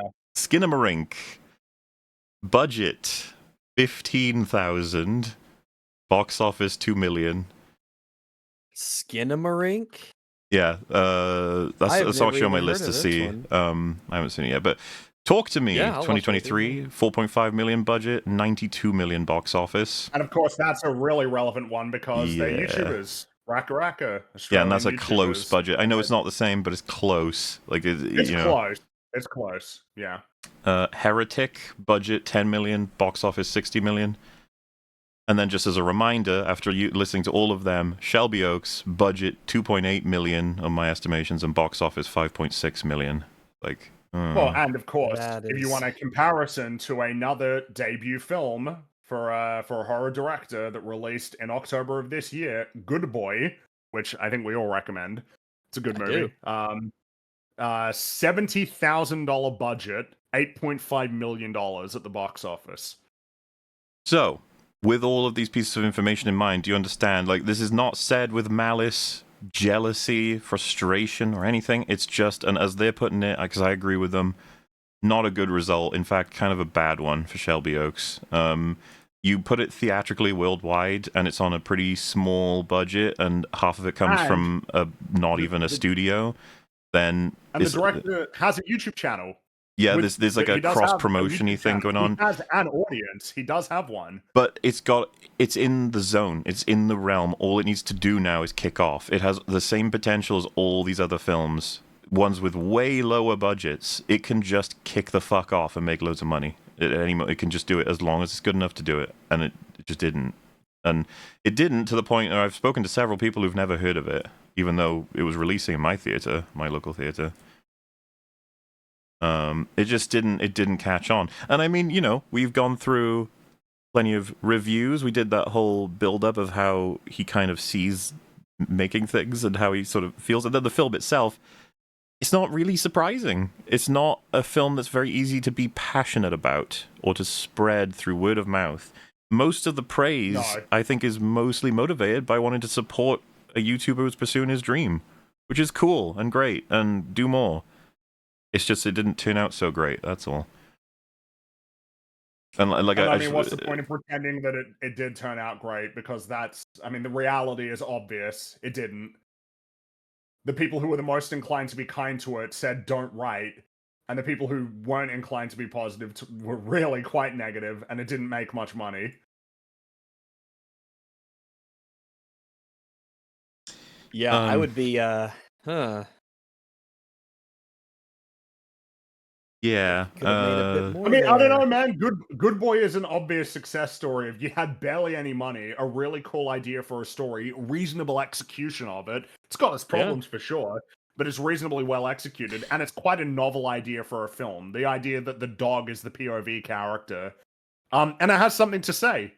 That's fairly poignant, I would say, and it was made with barely any money, and it made $8 million. Well, and as people mentioned, 70 with bringing up good old David F. Sandberg, who we've talked about before on this podcast. He did go from YouTube to all the way up to Shazam. Great stuff, but it's worth mentioning that it was his short on YouTube, which you can still watch, called Lights Out. I think it's pretty good, his short on YouTube, and it got the chance for him to make the full film. The film itself, $5 million budget and $150 million made in the box so office. that's the outcome that I imagine that they were hoping for Shelby Oaks. Well, and Lights Yep. Out, I mean, it's a I don't- YouTuber. It's premise. I don't really think Lights Out is that good of a film. However, there is still one, maybe two scenes that I'm not going to forget, probably until I'm dead. I really liked the way he did certain things in that film. I can't say the same And for the that in and of Shazam. itself can be enough. Yeah, well, no, so Shazam. so the you know, me being than a pretty lot of picky films. and aggressive with horror and everything, like I watch it and I'm like, that was cool and scary, good stuff, but overall, probably wouldn't recommend. But if someone says like, so what do you think the general public will think? It's like, oh yeah, they'll like this for sure. I think that Lights Out could do really well, and then it did. Meanwhile, genuine question to all of us here is like, what do you think before? I know it's hard to say because you already know, but like, how would Shelby Oaks go for the average viewer? I think the average person would say it's boring and I didn't really get it. I think that's true. Yeah, they probably won't like the ending. They'll be a little bit caught off by the disjointed structure of it, and they might feel like they were almost bamboozled a bit. I think a movie cynic went to see it. There were 4 other people in his theater. 2 of them walked out within the first 20 minutes, and he asked the other 2 what they did think of it at the end, and they said it was fucking boring at the beginning. I kind of didn't mind the middle, and then the end was funny. So if you can get past the introduction, that sounds basically fair. I mean, I guess if you're not paying too close attention, there's some like standalone spooky stuff in the second act. The prison is kind of spooky if you don't pay attention to everything that leads up to it. The beginning was incredibly long and drawn out. It's basically non-stop exposition, a lot of repetition. You don't even have to pay attention to it to get bored by it. There's nothing that massively grabs you. The personal character-driven angle that Stuckmann seemingly goes for between the 2 sisters is drowned by the weight of everything else. So for a general audience, I can see them really struggling to get past the first 20 minutes, and then the end is funny. So that is the only sample size I've got. A friend who spoke to 2 random people in a cinema. That was it.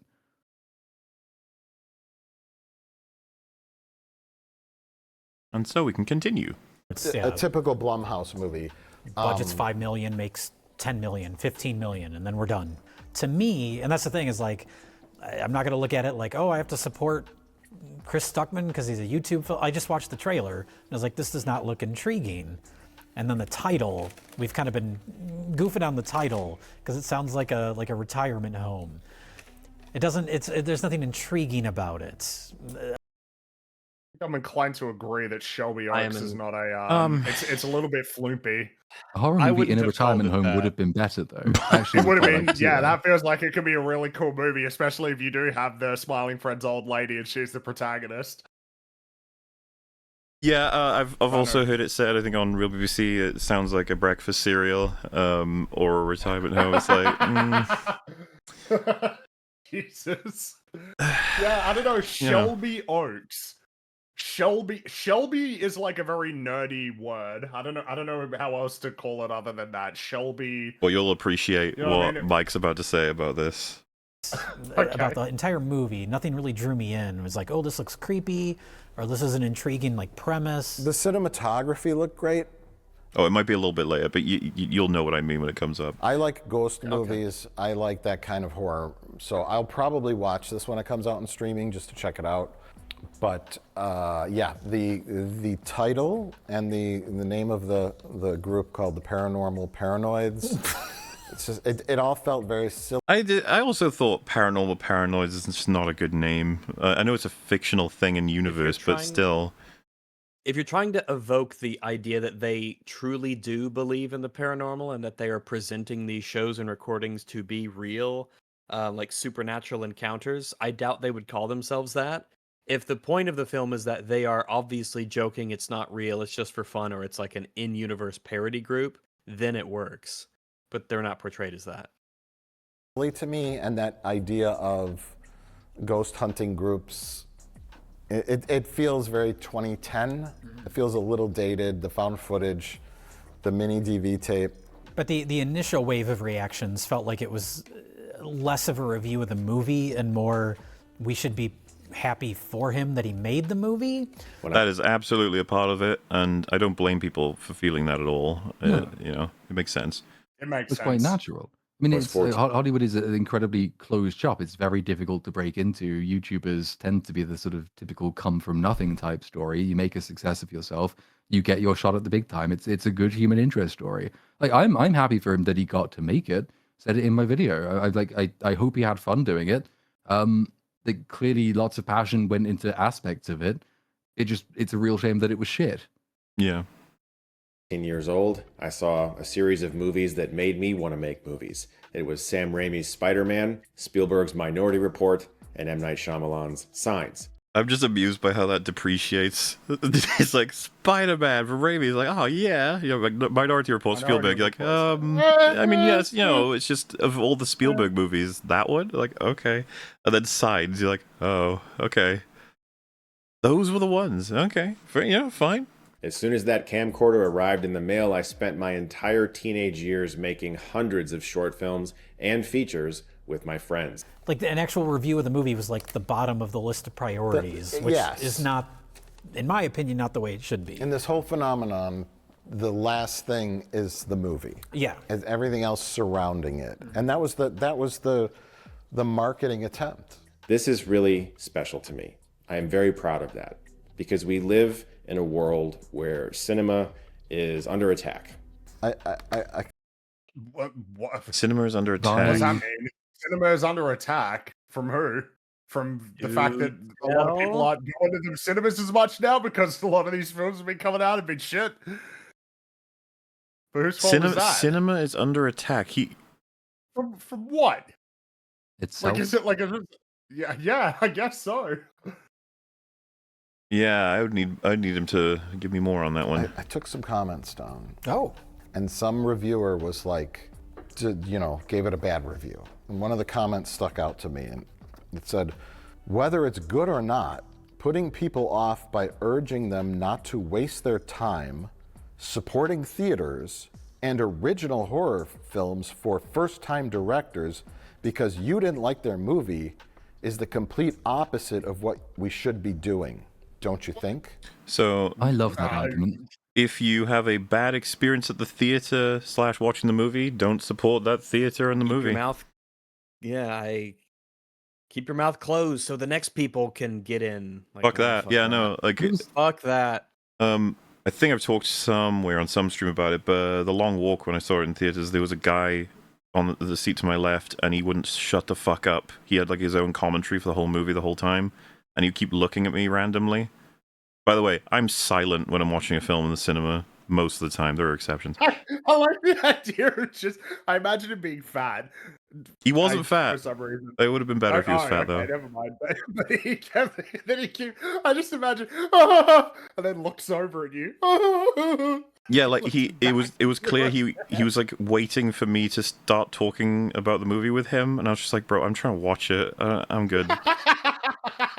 And doing the like rocking back and forth a lot in the middle of the movie, and then I'm not gonna say who, but certain people die in that film, and when certain people died, he was like cheering when it was really not appropriate at all. Oh my god, are you serious? Yeah, it was really fucking annoying. So when I hear this sort of thing where it's like you should be supporting theaters, it's like, what if I don't fucking want to watch the movie in the theater when that happens? What then? What if I would rather watch it at home where I can control everything and I can be at peace and comfort? This is a real thing that's happening, and there's no point in pretending it's not and just forcing cinemas to stay alive. You can't guilt trip people into going to the cinema if they find it to be an unpleasant experience more often than not. Well, there was a thing, I can't remember if it was AMC Theaters or some other company, basically, like, they said they were going to trial allowing people to use their phones and smoke weed in cinemas to make it a more pleasurable experience. It's like, great, you're going to turn them into even, like, a worse version of what they currently are in a bid to get more people to go and sit through your movies. No, not going to go. Smells horrible, phones are annoying. Well, so try something else. Remember those viral videos of Chicken Jockey and everyone tosses everything and everyone goes nuts and shit? I would kill myself if I was in that theater. Yes. Yeah, it'd be a nightmare. I would kill them. I'm making it out. I would kill all of them and then myself. There's a lot of them, and they have chickens. Like, it's not an easy fight. I would rescue those chickens. It would become my moral imperative to save those chickens. I don't want to go and watch the Minecraft movie. Yeah, who would subject a chicken to the Minecraft movie? Absolutely. Well, and so, this... films are going to the theater is expensive. Not everybody is in a position to just be regularly spending actually a good amount of money watching like a whole bunch of movies. Sometimes people need to be, number one, selective about the movies that they see. And number two, maybe they're not going to see it in theaters and they're going to wait for it to be out on streaming instead because they don't have all of the money in the world to indulge in specifically a hobby that you are personally interested in. How many times do people need to remember? Not everybody is buying like 10 video games a year. Not everybody is going to watch a movie every weekend. People have other interests besides movies and video games that they are interested in. You can't guilt trip all of them into spending an absurd amount of money on a hobby that you're personally interested in. It is alive. What is your interest placed in that? Is anyone, I mean, I guess there must be some people out there, but whose interest in movies is the theater? And whose interest in movies is the traditional release? I want good entertainment. That's my interest. I like seeing stories in a format that I enjoy, and I will go wherever they happen to be. Not many of them at the cinema at the moment. I'm not going to go there to somehow give the movie theater some charity, and I'm not going to go and see a shit independent movie, which is shit, because I need to support independent movies. No, I don't. I don't care. I want to support good movies wherever they happen to be. So this notion bothers me because this would be directed to Chris, of course. Why do these theaters exist as they do in the first place? And you'd be like, well, because of people. People kind of their interest drew its need to exist, and then proliferation of them was thanks to the investment of people. And it's like, and once that investment dampens and dies down, what should happen consequentially? Like, well, I guess there should be less theaters, right? And he's like, no, we can't let that happen. And I'm just like, I think we don't have a choice, bud. And to try and prevent it is kind of weird, because it arrived in the first place because we didn't arbitrarily decide that certain things should be... it's the whole, like, what comes first, the people's interests generating a product, or the products trying to generate the people's interest. We know with this one, if they're not showing up, it's because they don't care to show up. You can try and solve that problem by making better movies. We'd certainly advocate for that. But these guys have talked about it many times, and I don't necessarily disagree. I've had annoying experiences at the theater, and I'm like, you know what? I would have preferred to watch this at home, honestly. It'd be more comfy, and it would be easier, and I don't have to deal with random people smelling and speaking. Smelling. Doing the smell, like sniffing loudly. The fuckers that bring in full meals. What the hell? Yeah. Can you eat at home? I can just imagine the stick lines coming off of them already. I could see it in my head. Yeah, and then having Chris be like, no, around. but you have to. And I'm like, why? And it's like, because you need to support filmmakers. And I'm like, why should I support filmmakers who are making shitty films? Why should I do that? Well, you need to do that in the hopes that maybe one day a filmmaker will come along who's actually good at what they do, and then they'll get their shot. It's like, I mean, sure, but like, presumably, if someone was growing up now watching these movies, it's kind of unfortunate, really, isn't it? It's like, damn, man, you're not getting exposed to all of these greats. It's like, your experience of watching contemporary movies is Doctor Strange in the Multiverse of Madness. Hell yeah. And the Minecraft movie. Are they going to go on to make good movies? Those movies need to not succeed. Support because those then filmmakers. It incentivizes people to make... Yeah, support Marvel. Yeah. Well, and I would go further, but they're about to cover it, so we'll see what they take He's first. saying that to a critic? Yeah. Whose job is to critique? Who the critic said, don't waste your money and time watching this movie. Okay. And this person's response was, how dare you? We should be supporting theaters and original horror films for first-time directors. Not if they're shit. Sorry. Yeah, if it's bad, it's bad. I mean, it's simple as that. Regardless of quality. As David Lynch always said, the movie's the thing. So do me a favor, guys. Buy a ticket for Shelby Oaks this weekend. There's a lot of people on the crew of this movie who worked extremely hard, who will all... Every movie. Every movie. Every movie. Everything. This is everything Everything. that you could ever spend money on. Well, they're about to... Sorry, fuck them. Mike's about to do an analogy that, as far as I'm concerned, kills this whole thing. I don't know what anyone's response could be to this. Also benefit from you having bought a ticket. Well, and the funny thing is, it's extra ironic that people make comments like that now to somebody who, up until now, has made their living reviewing movies and is mostly... Again, his videos are still up, critiquing filmmakers, not supporting these films. Chris, how could you champion a film? You got to take them down if you're consistent on this. Likely not recommended movies in the past. Skip this movie because it sucks. Yeah. Well, that's the whole nature of reviewing. He has also made short films and, Sure, but I'm just saying, like, he has a channel where he reviews films. Yes. I'm sure he's given bad reviews to movies in the past. So now to Sure. say, like, you shouldn't give his movie a bad review is very ironic to me. It's all, Most of us, especially on the indie side, are paycheck to paycheck and are struggling. So there's people saying don't get a job. I mean, yeah, that's the thing. It's just like you're not entitled to everyone's money, though. Yeah. I don't give a shit. I don't know you. You made a bad well, film. and why I should don't the money care. go to you before all the other people who are Any of paycheck those to other paycheck? guys, because presumably, because you said most of us, because presumably your circumstances are better than the Yeah, average. there's no way like, he's indie paycheck to filmmaker. paycheck. This guy's making You're a this guy's YouTuber making with a 2 million killing. subscribers, so Making a you're killing. probably in a better position. dare criticize this movie because you should be supporting theaters and original horror films by first-time directors. You should support neither unless they're good. Yes. Should you... I always have food analogies. You should support restaurants, especially a restaurant run by a first-time chef. Their food is terrible, but... Food is terrible, but you should support restaurants because restaurants exist as a place we all go to, and we all have shared experiences at restaurants. We go there for birthdays, whatever. Groups, we chat, we have great times. Restaurants are a very communal experience, and we should support someone that wants to become a chef and has their very first restaurant as a chef, even though their food isn't that great. How dare you give a bad food critic review to the restaurant because that chef, that's his first restaurant.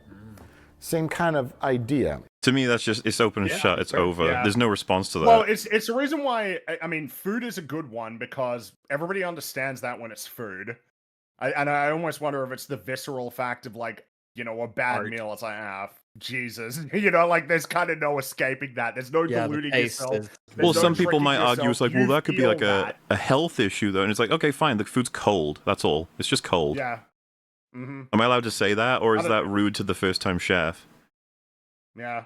I don't know what, man, it's food. Food is great for this. It really is. Like, it's always what the mind goes to first when trying to create analogies for discussions about movies.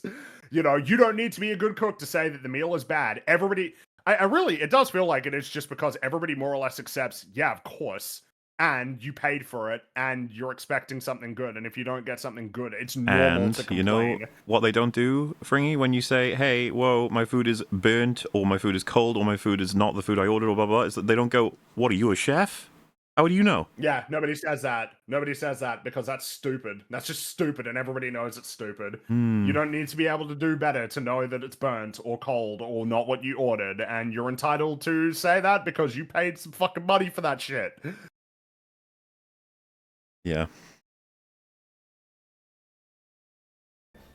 The thing is that by promoting the movie that way, Neon is inviting that criticism back. Hi, my name is Chris Stuckmann. I'm the writer-director of Shelby Oaks, and today I'm going to be reading letterboxd reviews that I wrote and guessing what film I was talking about. Dude, the That'll fucking be easy delivery. because all of your reviews are just who was in it and who directed it. No, and, Rags, it might be the hardest one to do it for. If they select the parts where he says, it was very good, I enjoyed it. Oh, thoroughly." yeah, if it's the second half of the Sorry. review, he's fucked. Yeah, if it's the first half, it's easy. If it's the second half, he's fucked.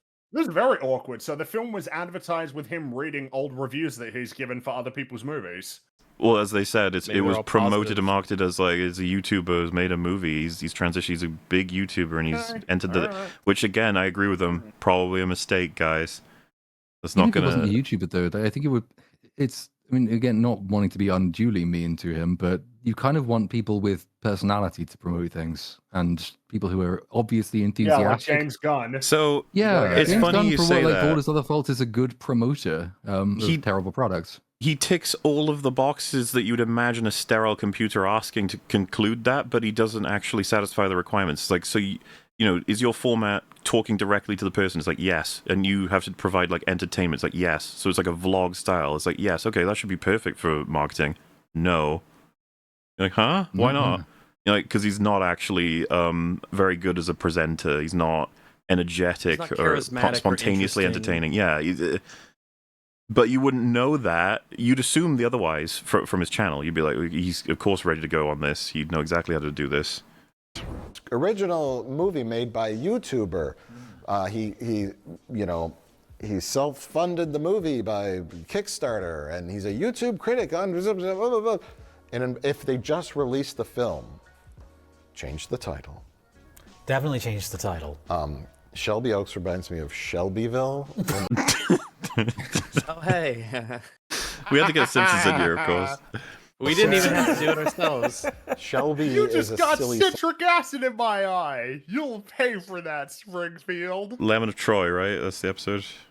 Yes. Oh man, and then the fucking turnip tree. Let's have a glass of turnip juice. A glass of turnip juice. That's a fucking brilliant ending. And yeah, Lemon of Troy is in the top 50 golden episodes. You know, there's like a Oh yeah. That's of the golden age. It is golden relatively. It's Yes, such a it funny is. episode. It's So got one many of the good greatest jokes. expressions in an animated thing ever when he bites the lemon. Sorry, you lose. Now You you lose. excuse me. All this talk is making me hungry. That expression will make it into my 17.5-hour video, as it should be in everyone's videos ever. Yes, indeed. It should be in everyone's I videos. just put a rock in your crummy town. Sounds like a gated community Yeah. in Florida, or like a retirement home, a golf course. I don't know. No. But I would have called it like, searching for my dead sister. Nightmare at the haunted prison. There you go. Nightmare at the haunted Nightmare at the prison. Haunted Prison. I would go see the fuck out of that movie. We're gonna go see Nightmare at the Haunted Prison. That sounds like a roller coaster ride. I wonder what happens. The movie even has like a better title in it. The tagline is "Who Took Riley Brennan," I think, which kind of entails, like, you might imagine, Mystery. true crime, Ooh, mystery. yeah. I would have probably preferred that as a title to Shelby. Better It's- name. I think I 'cause, like, agree, yeah. It's difficult when you're launching agree. a brand new horror IP with absolutely no prior name recognition. Either you want a really, really, really brilliant trailer which tells you about loads of interesting things you'll see, or you want to kind of give it a name that will tell you something like what you're going to get. There's not a huge amount of ambiguity in The Terrifier, for example. Everyone knows it's a horror movie, and everyone knows they're going to go see it at Halloween because it's called Terrifier and they might like it. So anything that tells you anything at all about the movie, if you have no prior knowledge, would be better than Shelby Oaks. It sounds boring. Or if it was called Scary Demon. Scary Demon? I mean, it's still might better, help. yeah. Yeah. I don't know. That's a or great a one-word title. Sure. But a one-word title that's intriguing. I keep going back to Long Legs. Yeah. What is Long Legs? Yeah. Like, I think of spiders, of course, but it has a creepy sound to it. God. Or the monkey. Weapons. You see that weapons, yeah. That in combination with the poster, you're like, what is this? Don't say a film by, just put it in the poster, release it. Yeah. Well, that's what happened with they weren't YouTube critics, but they were YouTube. There are few directors who can market their film on their name. And there's like few in the sense that you shouldn't, as in like it's just not wise unless you are a particular person. When Tarantino comes to mind, he can get away with it, of course. Well, it's way more common that they'll do from the guy who made this movie, and they'll Yeah. like still be like, "Oh, I like that movie. Maybe I'll watch From that the one." But if people you who actually worked check with who the it people, was- dude, the fucking Fackham Hall, didn't they have like from the people who watched what's the Downton Abbey. yeah, from the people yeah, who've that was seen it. Downton Abbey. It's like, oh, this is kind of funny. Yeah, remember when Deadpool had fun with that, but then in Deadpool and Wolverine, it was just credits with all the regular names because that was the clearest Boo. example of it being Disney slop, and a whole bunch of people didn't care for a while about that because they didn't really give a fuck about Deadpool. That was crazy, man, huh? Sorry, The guys who made Bring Her Back unearthed and some trauma with that Talk movie. to Me. They just released them, and the movie survived on the strength, both of those movies, on the strength of them being very good movies. They have a positive word of mouth. Aside from the people that were already wanting to see Shelby Oaks because they like Chris Stuckmann, that was kind of the start and end of it. There wasn't that positive word of mouth. It didn't catch on. All right, guys, thank you. I think it remarkably didn't catch on because that's all bonus views that the other films don't get to have. You know what I mean? Mm-hmm. So No, you figure that it would just catch on like a lot of these other horror movies do, where they just, If we- they just come out of nowhere and treat it as a relay race, right? And all the films are a person. They fire the gun, all start running. Not only do they all start running equally, Chris gets the, let's call it a boot, right? He starts further ahead than everyone else, and then starts running.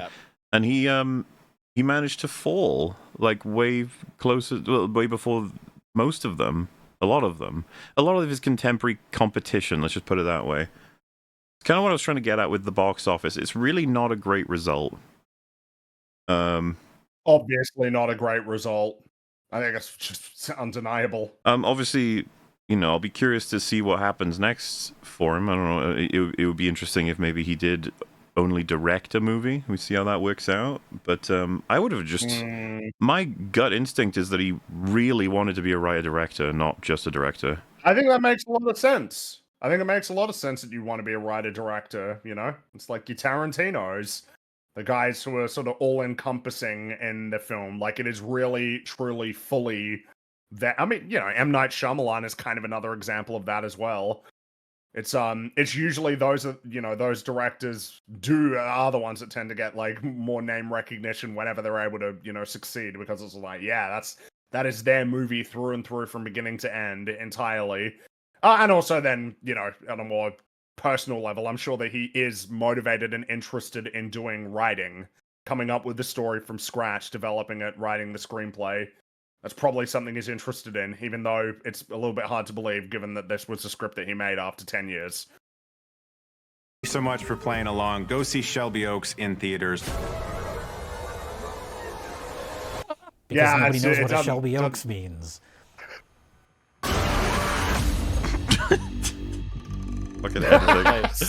To be honest, to be called a prick by Red Letter Media in a video is kind of a compliment. Oh my god! They put it into one of their videos finally. Holy shit! That's how you know they saw it, huh? I was not ready for that. That is the end of our journey. Okay. What a journey. Yeah, it sure was one. I mean, I feel like we covered the pre, during, and post Shelby Oaks. We have oaked all of the Shelbys at this point. Yes. And, maybe this is just the beginning of this adventure for him, but I suppose if it also wasn't the end, or if it was the end as well, I don't know. Like, I guess maybe that's not actually surprising given the outcome here. It's not been great. Yeah, I wouldn't be surprised if, like, the next one has to be totally scaled back. Something that's how a lot can it be more more scaled back than $1 million? I mean, Like no $1 million. CGI in it. Essentially zero CGI in it. No Keith David. Stuff like that. Just make it like really, like a short film, like YouTube short film kind of things. Oh man, I don't know if you want to go back to that. I feel like he'd want to, now that. Well, now I don't that think the he's gonna door's have a been choice. I don't think he has Yeah. a choice though. Who's gonna give him money to make another after this one? Well, Well, that's they what look I'm at the saying, reviews, maybe, and then they look at. maybe. He gets I a think second chance? I No. could believe either outcome is what I'm saying. I think I could believe either outcome is a possibility. Well, and you that can he always do a gets another Kickstarter shot. again, right? We could do another He could, Kickstarter, but but it's there's just the will other make less. calculation as well, which is like, will. did he manage to bring the movie in, admittedly half-funded by himself, did he manage to bring it in quickly, efficiently, and that on counts or as under something. budget? Because no one really has many complaints about the way it was shot. So, if you want someone to do your next kind of generically uninspired horror movie that might stand a chance of getting off, then he might be a decent person to look at. He's not going to demand too much by way of wages, and we can just give him a script and then see what he does with that instead. Yeah, There's not maybe a huge loss of that. I mean, it's kind of the ultimate damning thing, but also the thing that will save him is that nothing is lost if he doesn't write again. So, yeah, fuck it. We can try him just as a only pure to director. gain. But is that what he wants, though? I don't think so. I think he He'll wants take to write it. him. Well, Oh, he'll if take he is given a job to be a cinematographer or that kind of role or adjacent to that, he'll take it. You're probably right. What he You can, are probably right. He will He'll take what it, he can yeah. get. Because I mean, as has been made very clear, he doesn't really respect like YouTube film criticism as a format, even though it's what he did for a very long time. Well, as Doesn't Jay seem pointed to be out, he's very got a interested today. whole history of doing the thing he now advocates against. Seems a bit, weird. Bit of a ladder kick in a way. Yes. Not yes, only for a ladder sure. kick, the ladder stays up in the sense that what he did is still there, but he's not allowed. He's saying no one else should climb it. If you know what I mean. It's like all of his It's videos like stay the up. ladder is attached to it, but it's chopped off at the bottom, and it's a little bit too high for anybody to jump up and reach it. Yeah. They're jumping. They're going, come on, lower the ladder. And then he says, no. He's like, no, you shouldn't climb this. I won't. No, I don't. You shouldn't want to bash and tear down movies. Anyway, thanks for the continued views on those videos. Well, yeah, and just the notion that you should be supporting filmmakers basically no matter what, and especially horror indie filmmakers first try to just go and get in there. A lot of people on the internet say this, and it's just like, no, I refuse. I will support good movies. No, and also, Yeah, like, good I'm luck not even gonna- making that a reality. That's just not how anything works. At the end of the day, people reveal their preferences one way or another, and it's very hard to influence those preferences, ultimately. Whatever they are is what they are. There's no amount of going on the internet and telling people, you should do whatever, support. The first time YouTubers turn filmmakers making horror films in theaters, there's no amount of you saying that's actually going to make someone hop into their car, drive down to the theater, and have that happen enough times to get the outcome that you want. Because they'll just be like, I will, and then they won't do it. Yeah, especially if the movie's bad every time, and they know that Yeah, they're just especially going if they there to haven't waste heard their anything. evening and their money. Positive about it, other than like, oh, you should watch it because of YouTube. It's like, shit, man, if you said it was good, that might be an incentive. But when you say that, it's like, what are you not telling me? That information alone makes me less likely to see it. Of course it does, because why wouldn't Like they a say it's YouTuber, I don't good? give a shit if it was made by a YouTuber or not. If anything, that's just like a Good. weird thing that you're saying instead of other things. No. And so closes the chapter of Shelby Oaks, I suppose. Yeah, I suppose a little bit disappointing, because I thought it was going to be just, I did think it would be better, I think. It's hard to... I thought it'd be better than this, for sure. It's I didn't think it would be this dysfunctional. Yeah. That was a bit of a surprise. Foundationally Yeah, dysfunctional. it It just feels like it should be rare, but it's not. But I guess, like it destroys itself immediately. And I don't know, man. Just that choice to expo dump for so long. That's the real crime of it as well. I'm fine. Either be a hilariosity video or be good, but don't be anything in the middle of those two things, because that's really, really boring. It's not memeable. I almost didn't bother making a video on it because it was really boring, but then I had nothing else to do, so I did. But its flaws are once you get over the glaring one, which is just how rapidly the script collapses, then it's just an awful lot of nothing, and it's just why couldn't you have been comically bad at the very least? You probably would have performed better, if anything. Probably, if it was super entertaining bad. I mean, I certainly prefer it was super entertaining bad instead of what we got. Oh man, speaking of entertainingly bad, I've just seen apparently in an interview, Gal Gadot said that she wants to play the evil queen again in a potential spin-off. Do it. Best thing about that Yes, movie. She said, yes. quote unquote, tell Bob, I'll do that, Bob Iger. Do it.